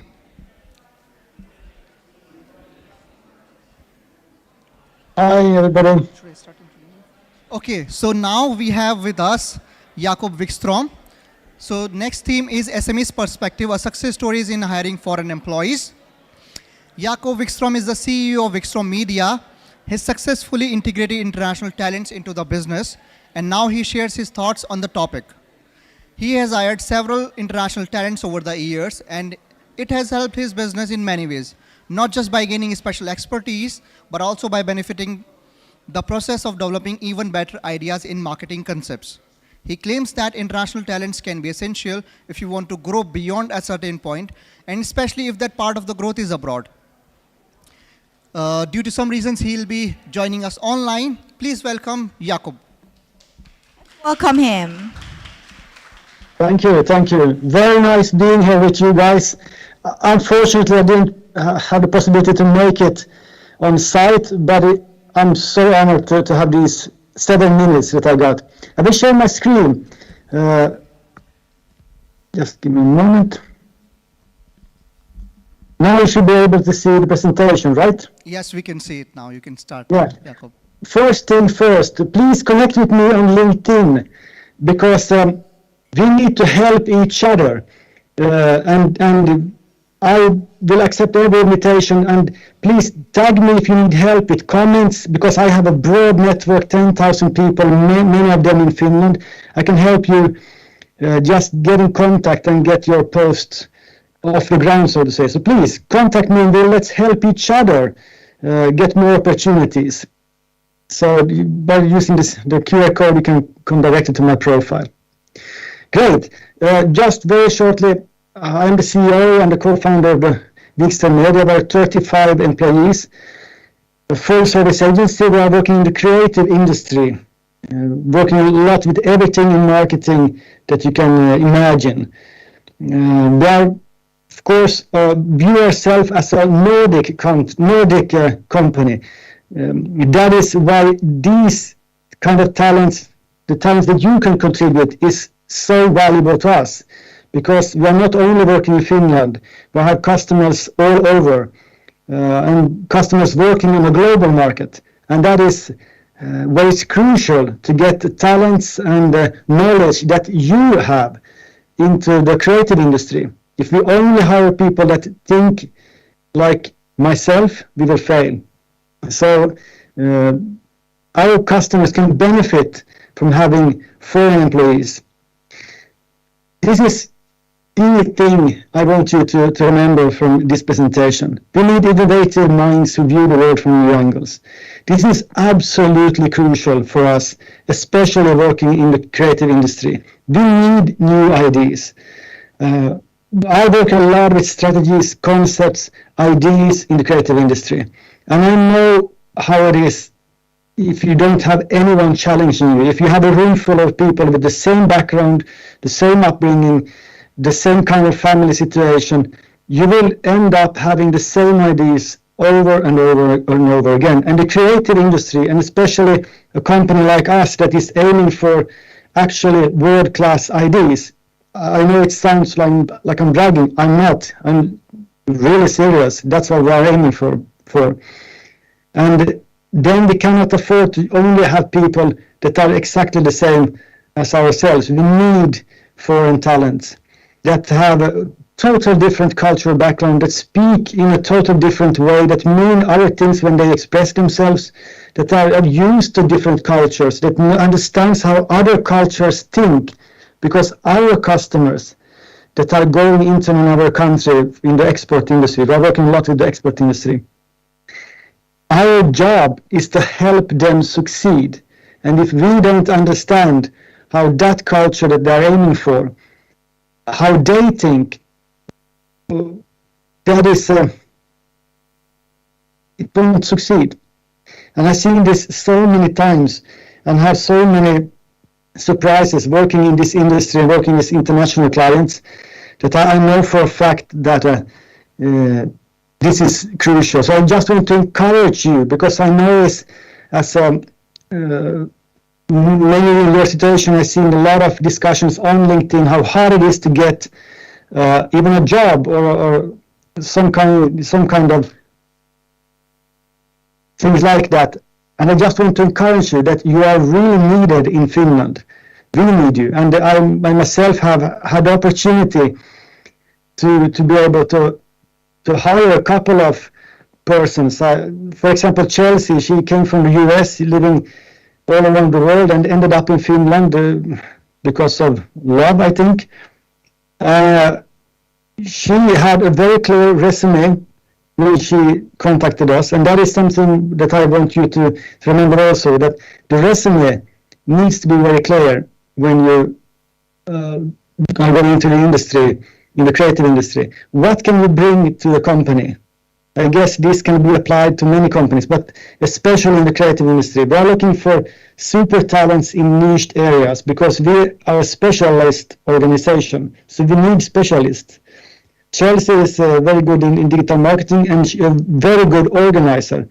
And she actually ended up, she working with as a digital marketing operations lead for one of our teams.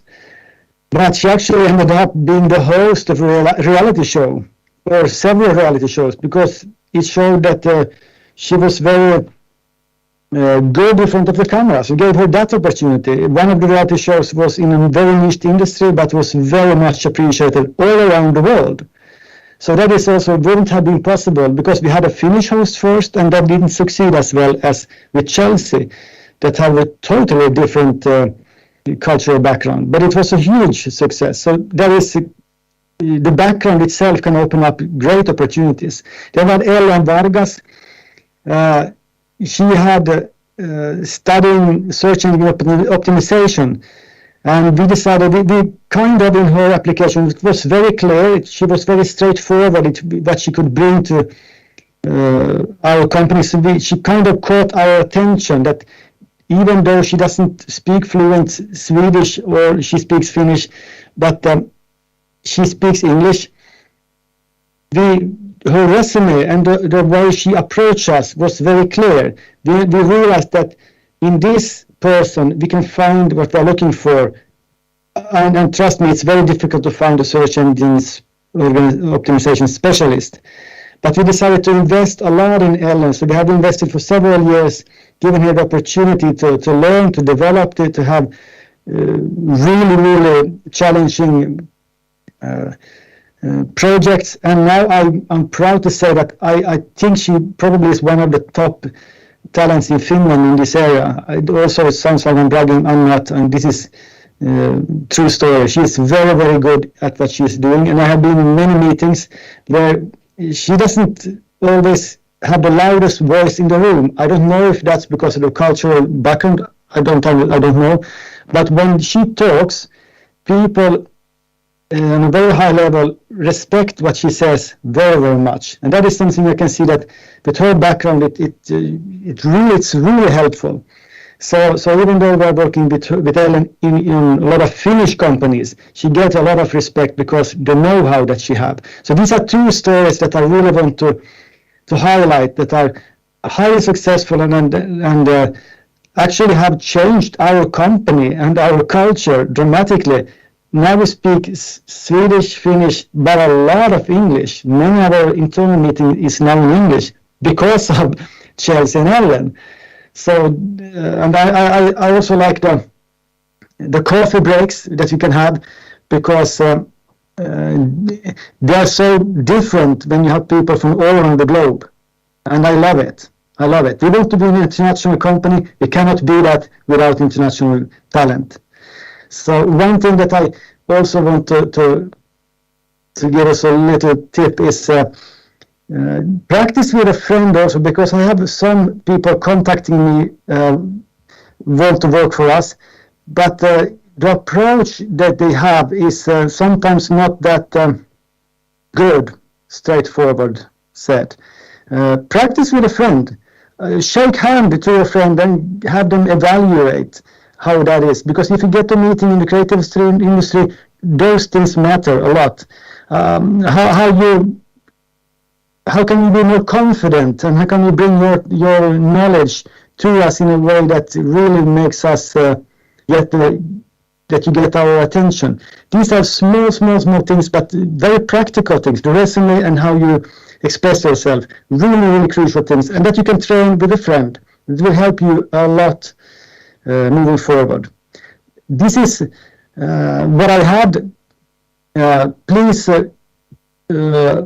connect with me on LinkedIn, and we will take it from there. I'm more than happy to help anyone. Yes.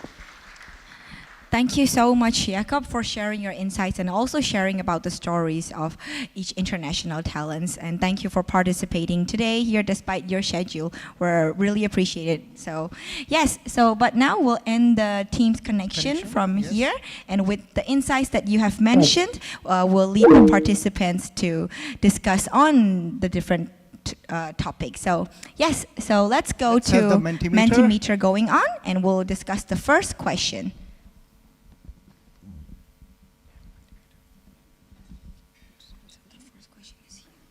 So for this theme, first of all, the question will be, can you share some examples of how foreign employees have positively impacted a business or a company you have worked with? So this is a question for both stakeholders and also for the international talent. So you can start thinking about some examples, and or if you haven't experienced some positive, you can also think about what would be some positive. So you can start discussing among your tables, but also after discussing, you can put in the response in this Mentimeter. Yes.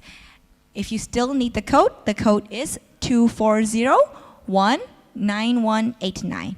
Okay, so we can. Yeah, we already have some responses, knowledge and skills, and yes, so keep on discussing with it, and we'll give you a few minutes to discuss on it, and later on we'll ask some tables to represent their opinions as well. Yes, okay.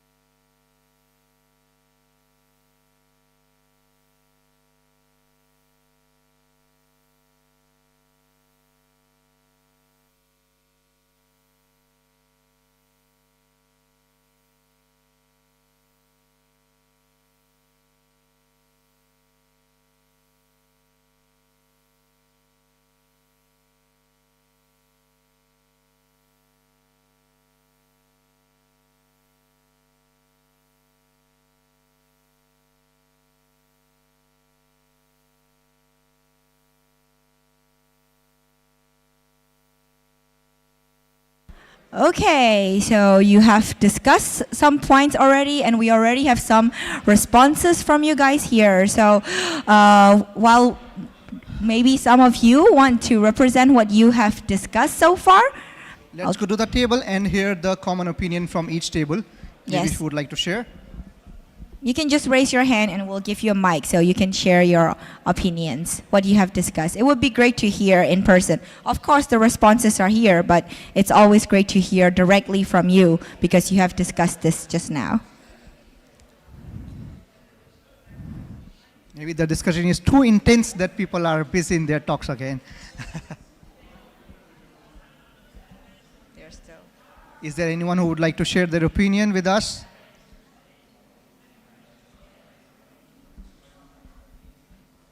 Maybe people are shy to share. Yeah, maybe they are shy. Yes. But okay, at least we have some answers here, like some knowledge and skills and opening doors, and also more summer jobs to help local people enjoy, and providing in-depth cultural knowledge. So not just work, but also some cultural knowledge during work environment to make a positive into the community, appearance. provide different innovative views, opening doors, being very efficient and working with position. And there's one response that our CEO is a foreigner.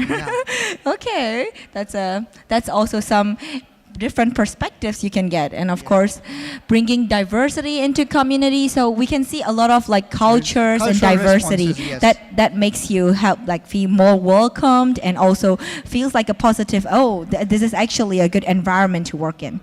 And if you really feel that culture and diversity is important, then I would request you all to mingle around with people. There has been so many events happening in Vasa. Please join them and try to get to know people from different cultures and different backgrounds. Okay, so we move on to another question. So the next question is... Okay, so the next question is, how should SMEs approach training and development for foreign employees? Are there any specific programs of resources that are particularly beneficial? So let's see some responses from you. Yes, so you can start discussing in your own table also, but also you can put in response if you just immediately thought of before discussing. And of course, we have heard also from our previous speaker, Shariful, like what kind of programs have been impacting him so far. So there are lots of actually specific programs that benefit for foreign international talents, but also as an SME, how can they particularly more approach training and development for foreign employees as well. So you can think about what kind of things that they can do. Or take it as from both sides, what you want them to do, or like what they can do for you to achieve what you are trying to do here in Vasa and also Botnia region. Maybe to make you suitable for the companies or to get you hired in MNCs in Vasa. We would like to hear from you. So you are the most important one. So yes, feel free to discuss, and we'll give you 4 to 5 minutes to discuss. And after that, maybe this time we want to hear one response from one table. Yes, so we'll be engaging with you in sharing your ideas personally with you, not just on Mentimeter. Yes.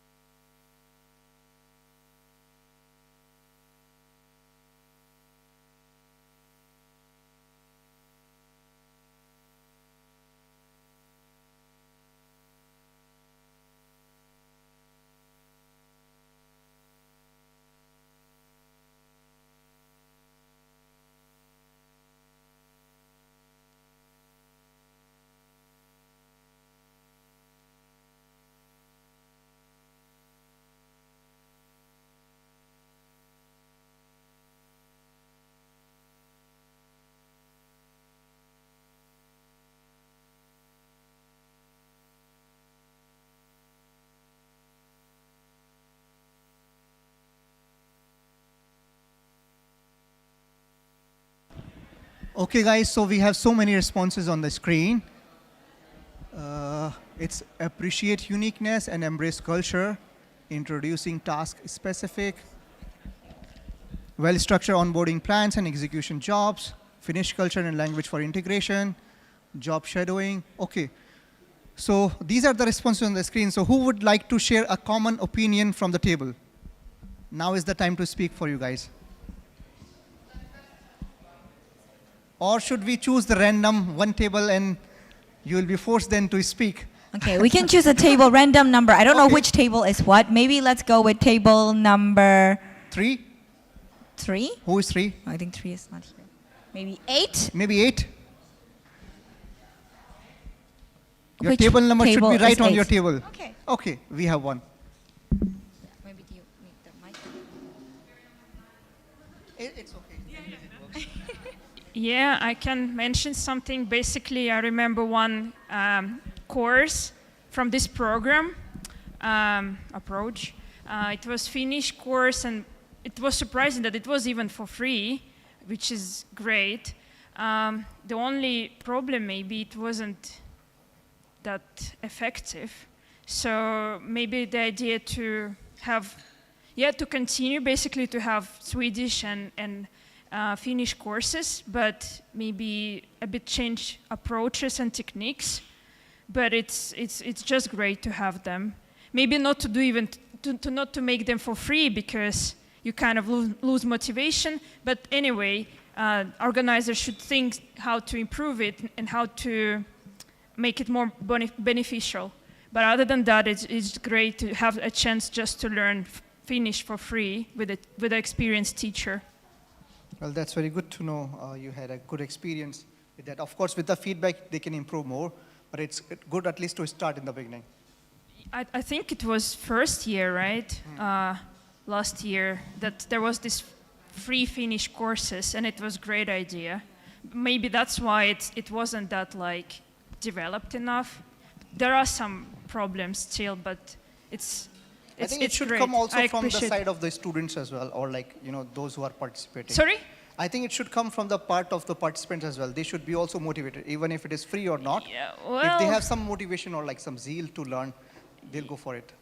Well, there are different opinions, different reasons or and mindset. Different approaches, and probably not for us here to discuss how to learn languages. But yeah, it's another topic to discuss. But yeah, there's always a room for improvement. Exactly, for sure. exactly. But the idea is just beautiful and great. Perfect. That's the main thing which we need to do here as an internationals, to learn languages, I feel. Right. Yeah.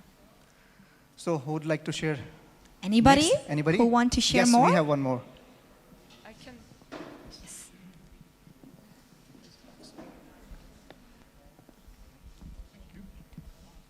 Yes.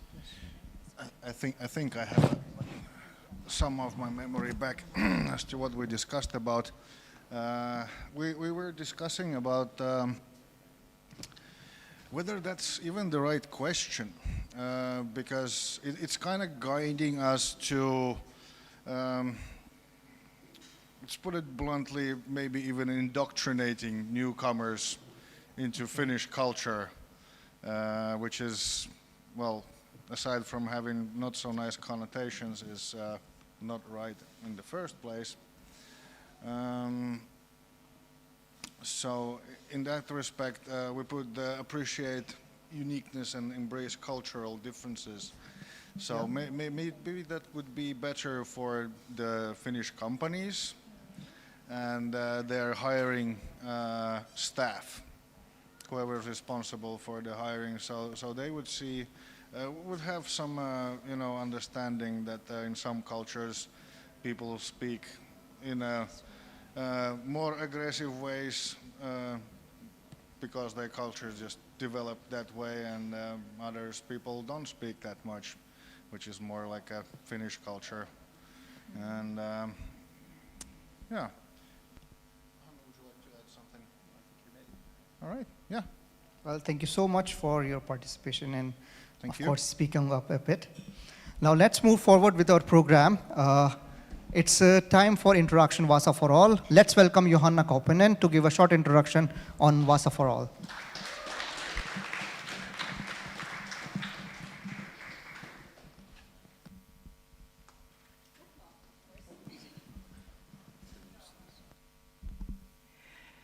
Hello, everyone. My name is Johanna Kauppinen. My day job is at Wärtsilä. I'm a lawyer in the marine business. I will not talk about Wärtsilä today. Rather, you might be wondering that what are these roll-ups, Novia, VAMP, and then there's this making Vaasa the happiest city in the world, kind of small goal. This is and this is a call for action and an invitation to all of you. Vaasa for All is an association founded this year. We have 6 members. We want to grow, but it's an actual rekisteröity yhdistys, NGO, here in Vaasa. And the aim is to give a platform, have a community to help us all belong.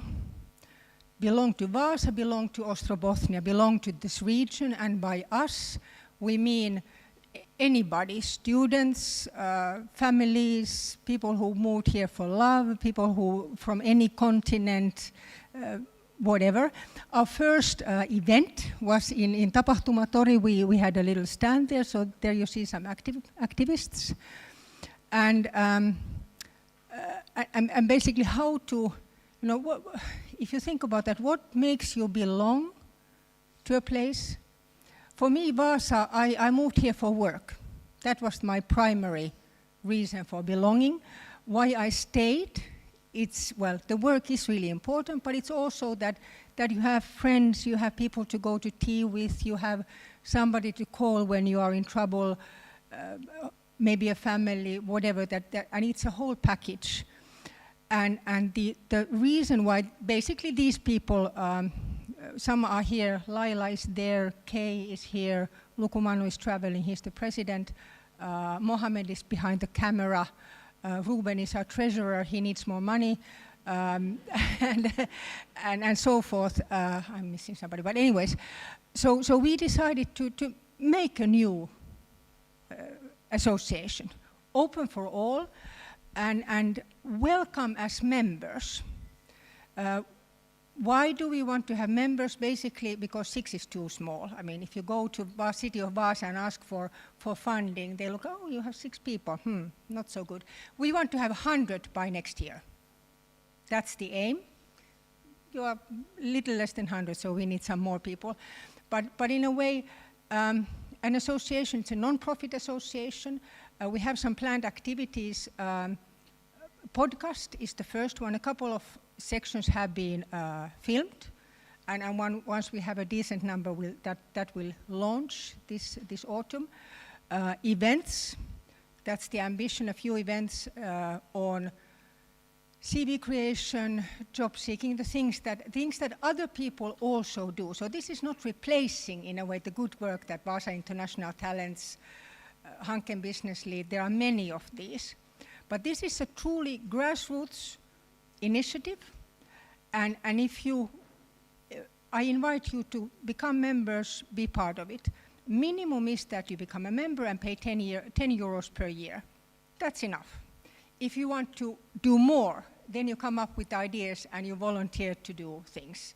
So in a way, it becomes what we want it to become. We have members from 3 continents. So Australians, please join. Then we have a 4th one, and North and South America are also missing. So it's truly an international endeavor. So podcast is coming, events, and also thanks to the entrepreneurial spirit of Laila, we actually have a TEDx license. So we'll have, in less than a year, we have the opportunity of making a TEDx event somewhere here in Vaasa. So, and you might ask that why was I interested? I mean, I'm Finnish, this is my country, and so forth.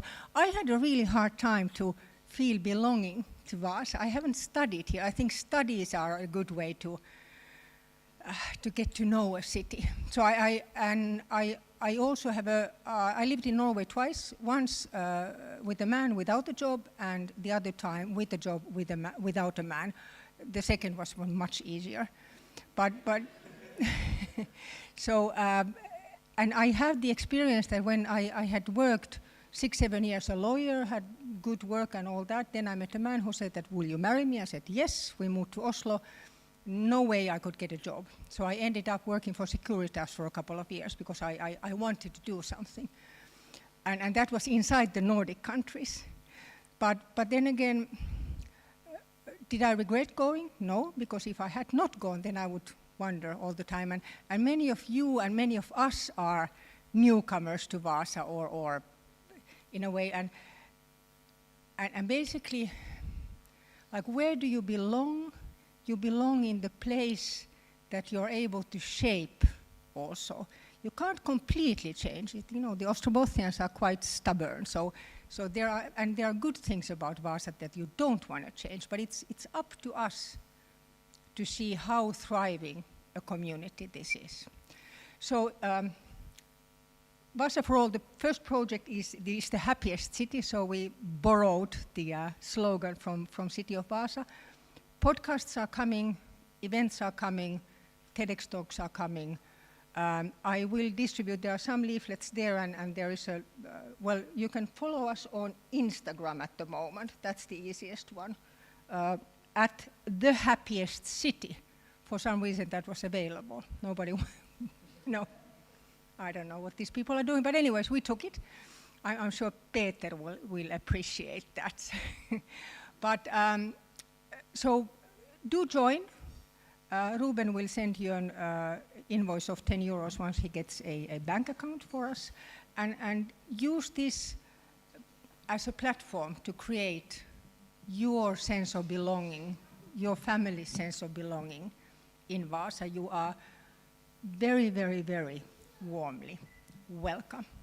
Thank you very much.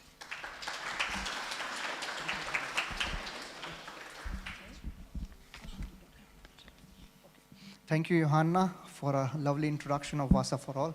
I hope after this, like, more and more people will be, motivated to join you in the group. Okay, now is the time for a break. Let's take a break for 20 minutes and join back, maybe 20-25 minutes, and join back by 1940. Pizza is waiting for you guys, so feel free to grab the pizza, go outside, have some fresh air, or maybe come back to the table.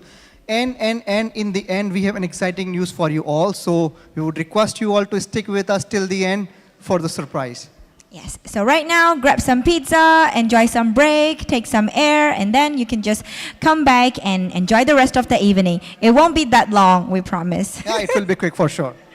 Okay, see you in a while. Grab some pizza. Peace out.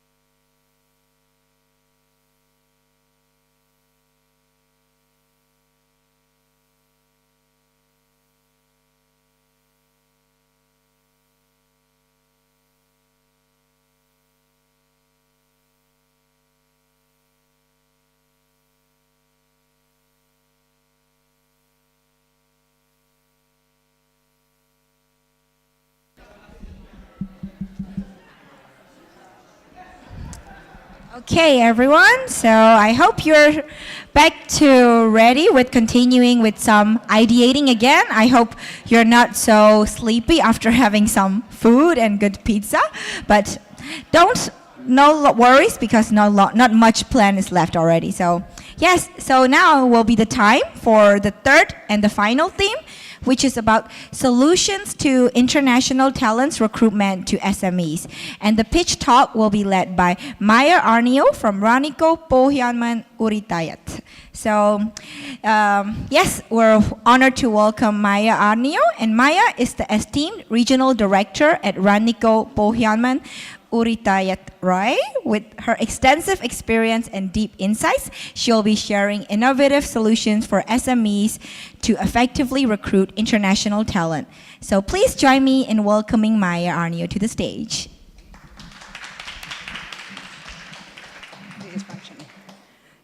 Okay. I think I have the easiest part here. We'll just find the solutions and then we go home, right? This evening has been very wonderful. I think we have been discussing just the right things, but one thing is a bit different, in my opinion, and we should discuss this too. I am counting on you. After my small talk, you will then get the solutions for me, right? Can we at least try this? Can I do high? And the next one. Yes? This would be easier.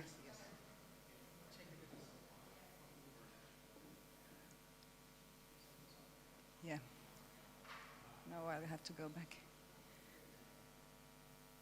No, come on. Wrong way. Yes. First of all, I'll tell you a bit about myself and the organization I'm in, because you'll need to understand why I am talking about these things. This is called, my organization is called Suomen Yrittäjät. Has any of you heard of it? Someone has? 2, 3, thank you. That is entrepreneurs in Finland, and we function on 4 levels. We have this EU level, we have national level, then we have, of course, regional level, and we have local operations. That means that we have an association with over 100,000 members. So quite many entrepreneurs are with us. And that means also that when I say something, you can be certain that I know what I'm talking about, because it is the entrepreneurs who are telling these things to us. What we do is that we try to help all the entrepreneurs in Finland to do their work better. And I am not talking about the big companies, because Finnish entrepreneurship, you can see here, we have over 400,000 companies in Finland, of which only, look at this, only 0.2 are big companies, large enterprises. 95.5% of all our companies in Finland are small companies. They are micro companies, under 10-person companies. I have my colleagues there, they are happy to hear this. And I'll continue. Of these 95.5%, 70% are single businesses. As you told, you are one of them. So now that I'm telling you a bit more about this and we are coming to the discussions, please think about this. If we only have this little big companies, that means, of course, if you count a bit, we have 4.7% of these SMEs, which is a topic today. That also means that we can't use the same pattern to every company. We need to think a bit differently. So here you see the numbers also. Small and medium enterprises, there are approximately 20,000 of those. And this is the one we are always talking about. They are the ones who grow. That's correct, that's right. But also these micro-enterprises, that we have 423,000, almost 24,000. Part of them also wants to grow. Not every company, because some of them want to keep the company small, but some, like yours, like to grow and would like to hire people and would like to get to the small or medium size of companies as well. The number of business owners is also growing, as you know. If you don't find the job, or you don't find the job that you would like to have, then you very easily can, of course, start an own company. This is from 22, and of course this is the official statistics, but it is always lagging behind. So in 23 we do have more than this number. It has been increasing all the time. So more smaller companies, small micro companies. It's so lovely to look at you. Did you know this? You did. Very good. Not many people know. One more thing about this educational background. Of course, professional qualification is an easy thing. If you are a hairdresser, it's quite easy to start your own business. But when you look at the list, the higher your education is, the less you are about to start a company. This would be interesting to ask you why this is so, but let's not do it now. No. Then we have the staff part in companies. If you look at this again in these other eyes, you will see that even though we have many people working in large enterprises and small and medium enterprises, look at the blue figure. There are so many people working in micro enterprises, which was under 10 persons. So now we come to solutions part. I'm sure you all understood that it is not the same thing when you are applying to a big company, large company, or to a small company, or even micro company. So I have written here some points that I think you should consider now when starting to discuss. Many of these have already been said. I have written down everything here. There was Emilia talking about different languages and cultures, Kempower, a lot about the culture, company culture, and how to keep international talents, and that someone needs to fit the culture. And then we had Shariful, who said, I didn't get any response, but I didn't give up. That was lovely to hear. And Laila, how did you dare to hire?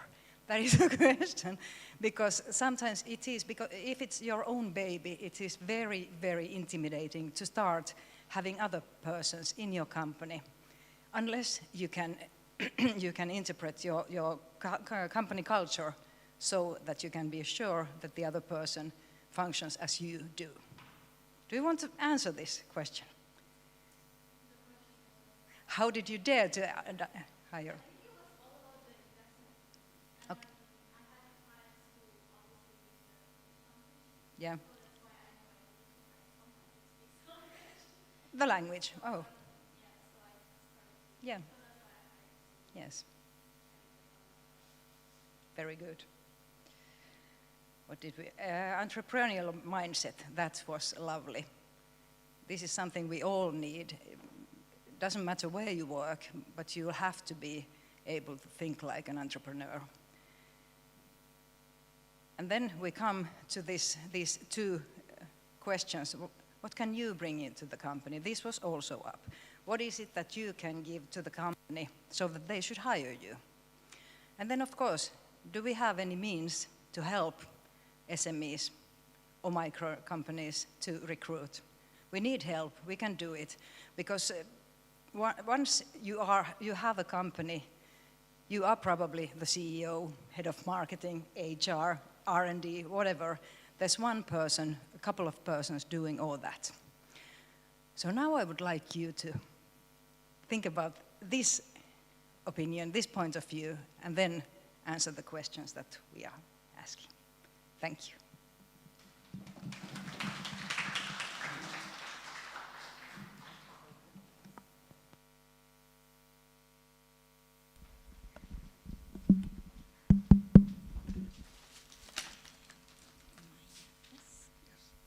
Thank you so much, Maya, for your insightful sharing and a lot of data. So we would like to appreciate you with some gifts also. So, yes, thank you. Now we're waiting for the Yes, definitely. Okay. So that was really great insights that Maya had presented, and I hope it will be helpful for you to discuss on the next few questions that we have on the topic. So you heard about the challenges, you heard about the stories, success stories, and much more. Now we had the solutions for you moving forward. We have some questions for you for the Mentimeter, and I hope this time we'll be getting some responses. I know you have been giving lots of responses and ideating and brainstorming, but bear with us. This is only the last topic and the few last questions. So it's still the same code, just Menti. And on this theme tree, there are 2 questions also. And the first will be like, what are some cost-effective recruitment strategies that SMEs can use to attract international talent? So this time it's more about like how cost-effective. So you can think about more, because of course SMEs, unlike bigger companies, they have to bear about their costs and expenses also, even though as much as they want to integrate international talent. So maybe you can now brainstorm a little bit more about cost-effective strategy. So yes. I think this is the right question for you guys. If you want to say them that we can develop, we can improve our skills. So what could be the cost-effective methods that you can develop your skills as well as not be a burden on the company? So. Oh, I like the first response. Come to YoungTALK.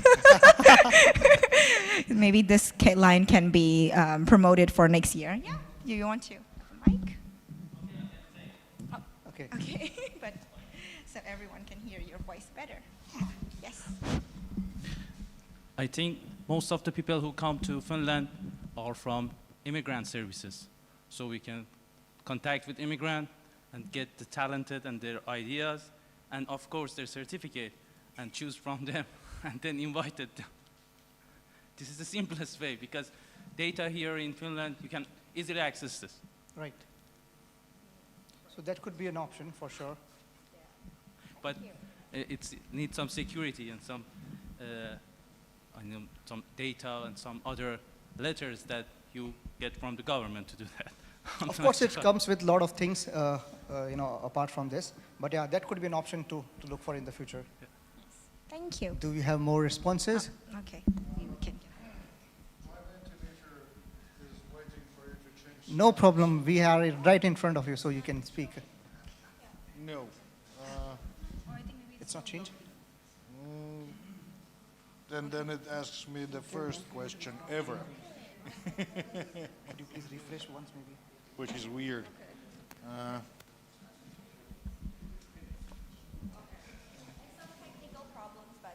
Yeah. What was the question again? So it's what are some cost-effective recruitment strategies that SMEs can use to attract international talents? Facebook. Yes. And LinkedIn, and obviously the stuff like that. Well, coming to YoungTALK is very good idea because they don't have to be organizing the event. Right. So that's very cost effective, and well, I don't know, maybe changing the settings on the name filter when you're going through the applications and applicants. Because sometimes it feels like all the foreign names get filtered out before processing. But you can't change the name.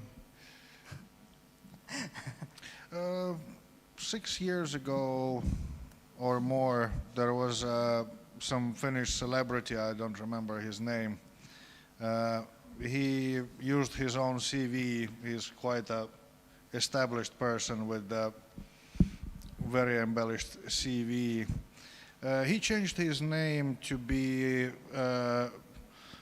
Finnish, Swedish, and another one was some Romanian name, like a Finnish Romanian name. And he got 0 hits with his CV. and recommendations. That's new for me, at least. Okay. Anybody wants to hear something less depressive, please take the microphone. By contact with the universities. You can also discuss this question in your own tables, because I didn't see that you're not discussing that much anymore. Do you get tired of talking with each other during the break after talking so much already? But you can still discuss this a little bit. Yes? Please feel free to answer. I think they usually say we rise by lifting others. Now, if SMEs want to attract international talent, the first thing is that they'll have to make these talents feel, I won't want to say bring them to be part of your business, because of course you want your thing to be yours. But now see how you can use your business as a platform to showcase these other international talents. Because of course we are all looking towards the future. Irrespective of what we want to get at the moment, we want to be sure that the future is brighter. So making them see that your business is not, they are not coming as employees, but they are also coming to fine-tune their skills, and they are also coming to use your business as a platform to prove to themselves what they can actually do, will go a long way in helping, in attracting these international talent. Because apart from being paid, you also want to be sure that you're building a portfolio for yourself. So that is very cost effective for me, because no matter what little thing you give them, so long as they see they are building their portfolio, some won't even mind what you're giving them, but so long as they know they're making a name for themselves, I think it's good that way. Well, I agree. One of the key speakers also shared the same story, that you shared the success stories of international talents, and then might be some way helpful. Hi, I'm Malin Velitelupalo from University of Vasa. I would like to say something that a lot of companies get a lot of application. I have heard companies get 711,000 applications, and how to get that is a really small chance that specific your applications and CV getting through this, all these applications. So that's and how we are doing that. You have to crack the code about the company. But there are also systems for that. And now we are trying to do a pilot at University of Vasa, that we are looking for students who would like to join this career shortage, because it has been shown that almost 75% of all the CV, it never reach a recruiter.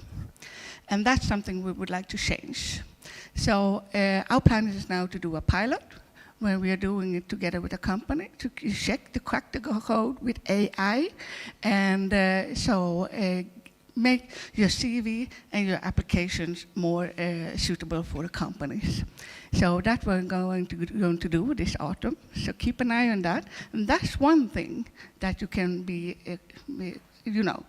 even get a contact with the recruiter, because it's many applicants who are in the same situation as you are. Thank you. Really great to know about that, and I think this is also something that SMEs can keep in mind about it. So, because there's also one response that they can contact and collaborate with universities. So, and universities are also open to making sure that their students are getting employed after graduation. So, one cost-effective would be a lot of collaborating with University of Applied Sciences, and institutions, of course. Yes. I have an actual good idea. Yeah. Apologies for the previous one. I've been here since morning, so I'm a bit tired. The idea goes like this. In all its shortness, make TE great again. Okay. Apologies for Trumpian abuse. What I mean by that is when I was a young, strapping lad, and I just graduated, the TE office was still actually somewhat operational, and when I went there and I said I have this and that qualification, they actually looked for jobs for me. Of course, those were different times, and employment numbers and unemployment numbers were completely different, so there wasn't a need to prioritize the locals. But yeah, if SMEs could, approach TE offices, that's, a very cost-effective way to get their, job postings posted.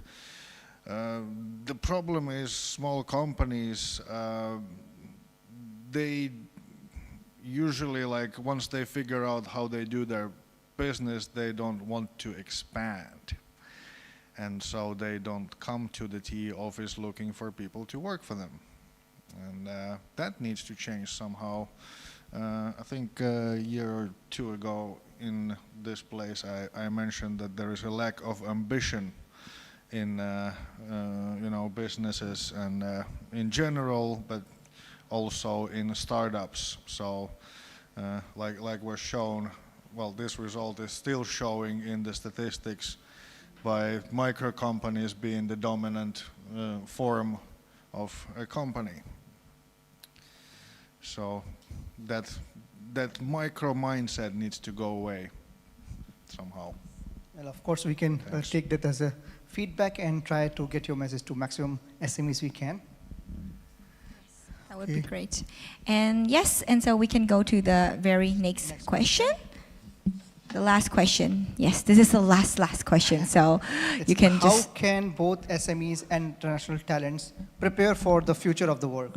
And of course, I think a lot of you have already mentioned several stuffs already, but you can discuss this one more final time within your table and then just put this final response to this Mentimeter and we can wrap it up for ideation. Yes. So let's get with it. I'll give you a few minutes to work on the discussion with this, and yes, thank you.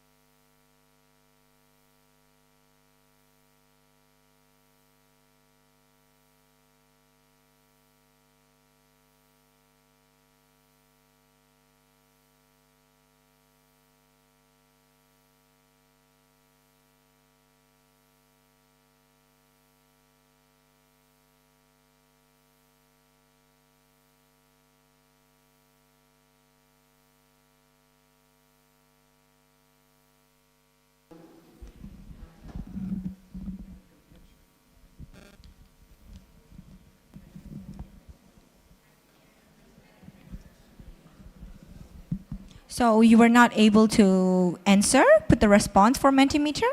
Okay, just a moment. Can you check it out again if it works?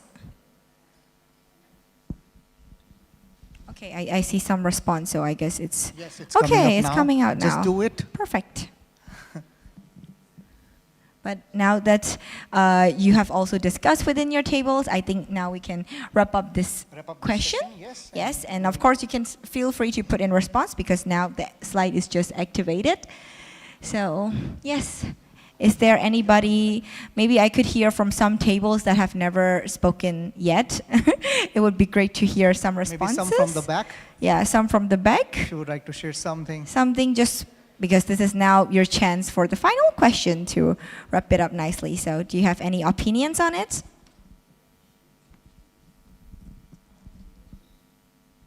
Anyone from the back? Must be tired so much.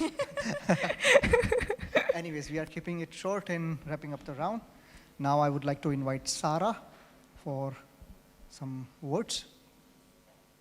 Yes. So yes, I really this has been really ideation part has been really I think productive, and we'll keep these answers and all the solutions that you have provided with us, so we can take it and implement it and how we can see it. And of course, Sara will tell some great news.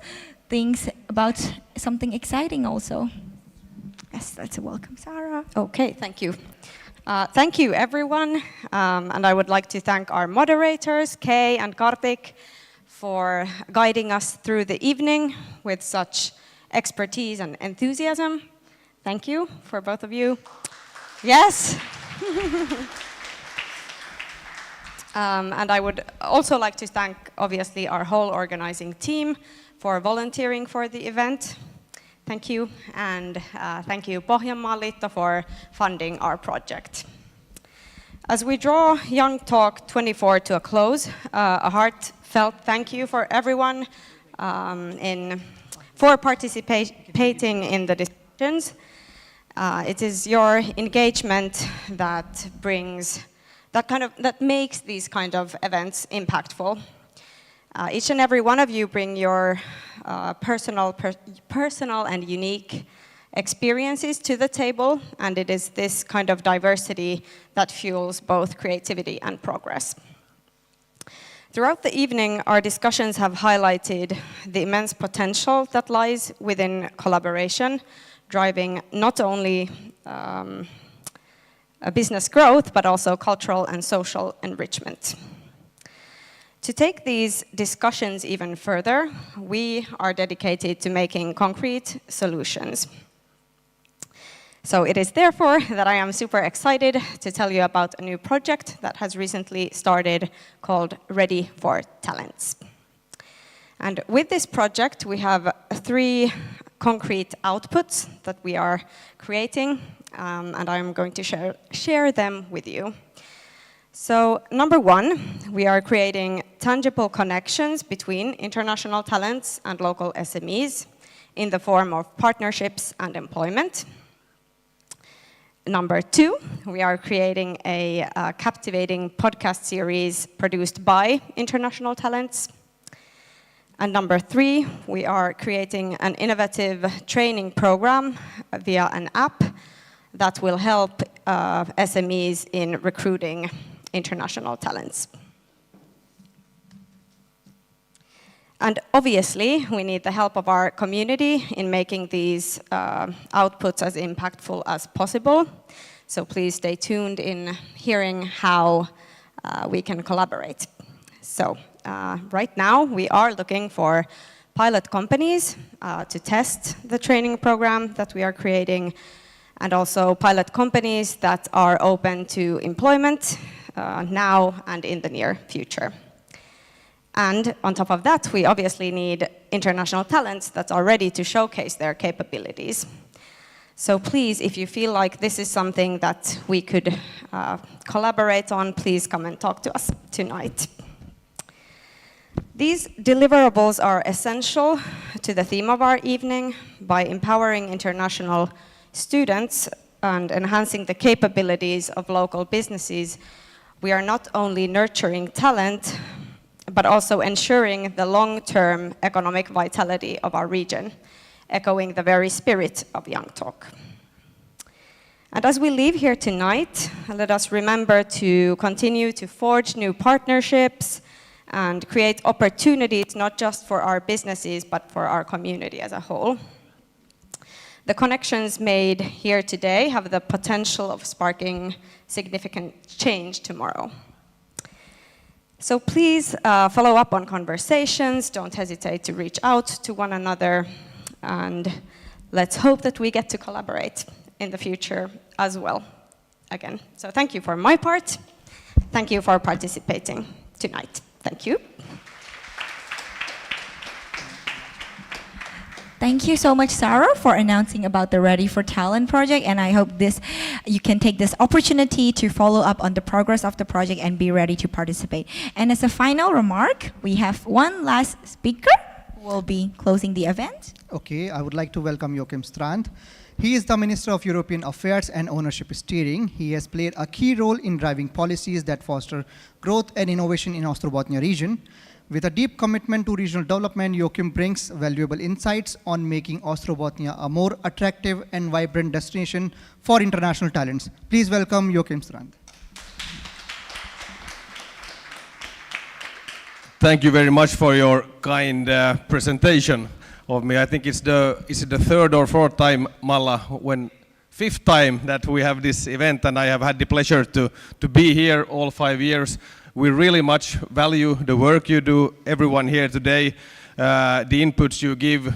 We promise that they are things that we take up in different forums and really try to do something about.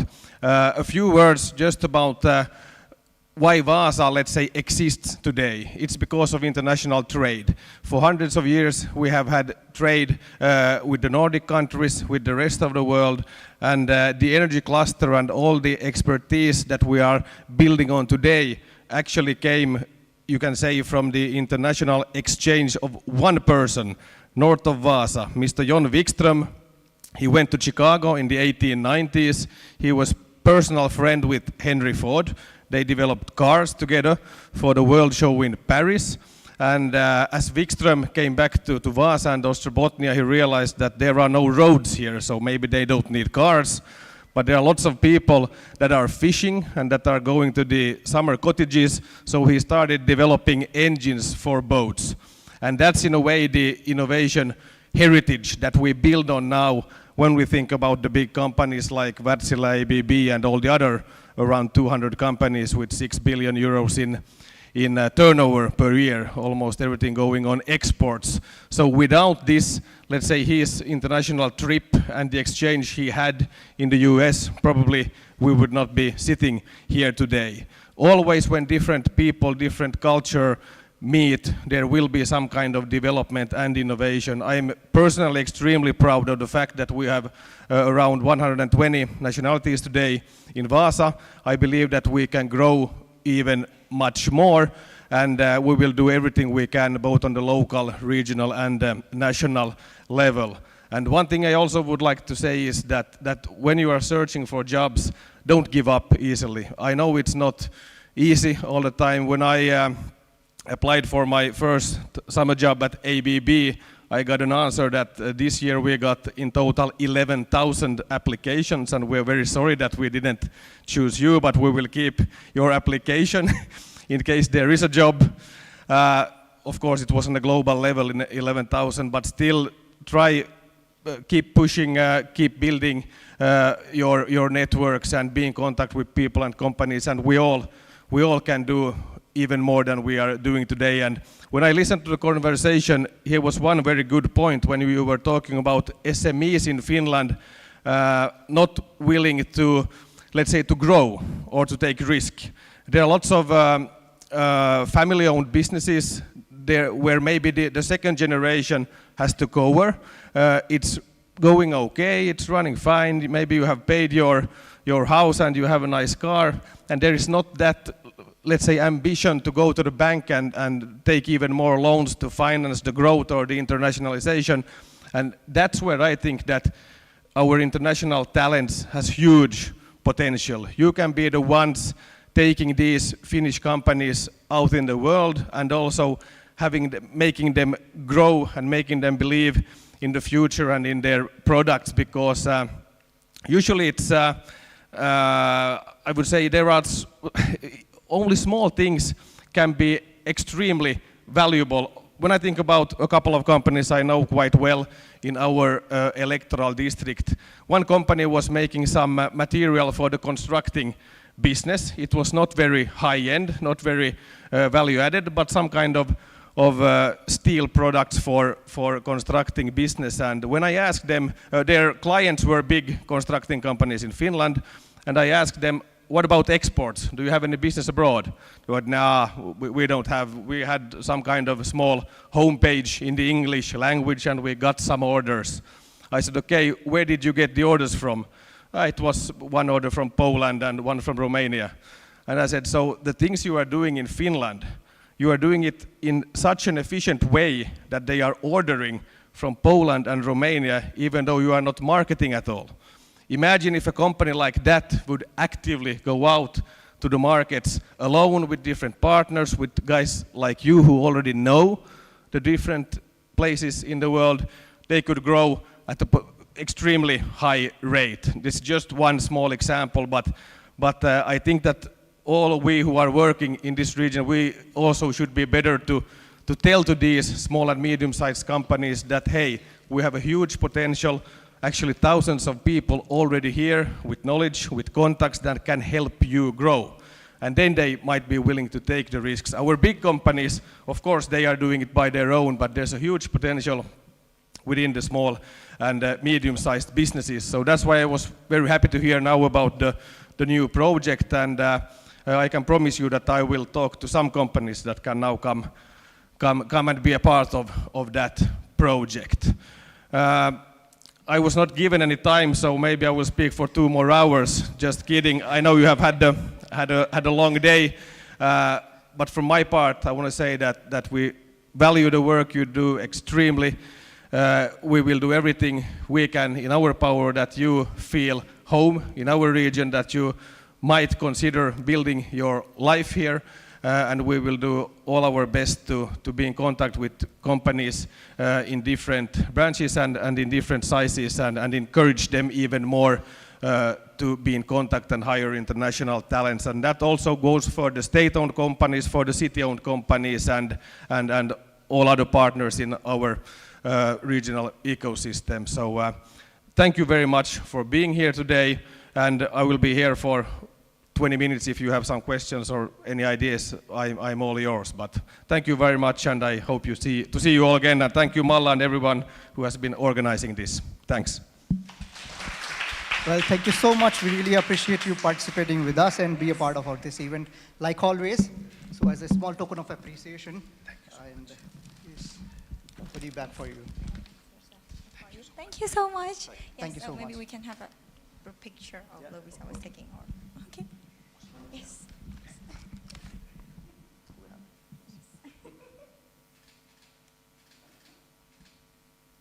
Perfect. Thank you so much. Yeah. Yes, so everyone, now is the real time to say goodbye, but this is not the end, and from this we have always been implementing from the last years and every year, so I am sure that you have enjoyed today and make sure also met new people and made some networking and also ideated a lot, and your ideas really mean a lot, because from these ideas we can continue to implement more programs that are really beneficial for international talents, but also for the SMEs that are making sure the region is growing. And the project which Sara shared with you all, that is the result of all the feedbacks and the suggestions from you guys from the last year. So I hope this year also you'll be participating in the feedback process and will be giving us some of the new ideas to create something new for the next year. Thank you so much once again for participating with us. And have a good evening and a good day. Yes, thank you so much. Thank you so much. Thank you so much.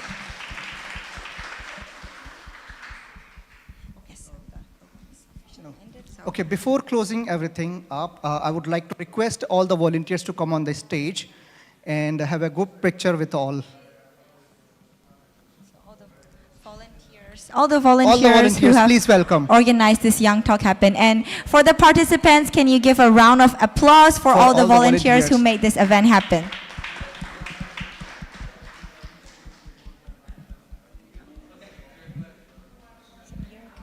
Sorry?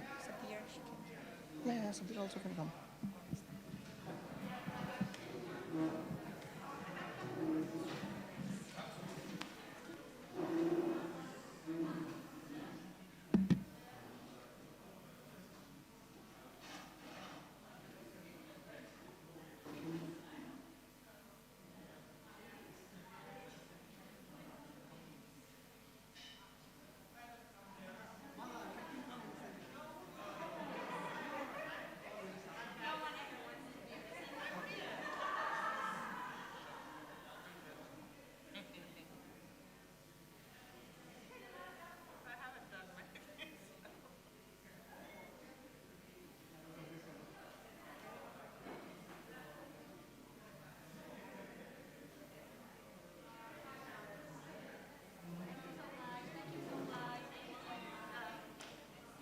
I would like to say a few words, and thank you for everybody in this team. Please contact us whenever you want. Be in the linked meetings, and we try to build up this Vasa for all organization, all that we are working together for Europe. So we are now networked. We are a kind of family already. So please contact. Also, if you have some problems, so you can contact. Good night.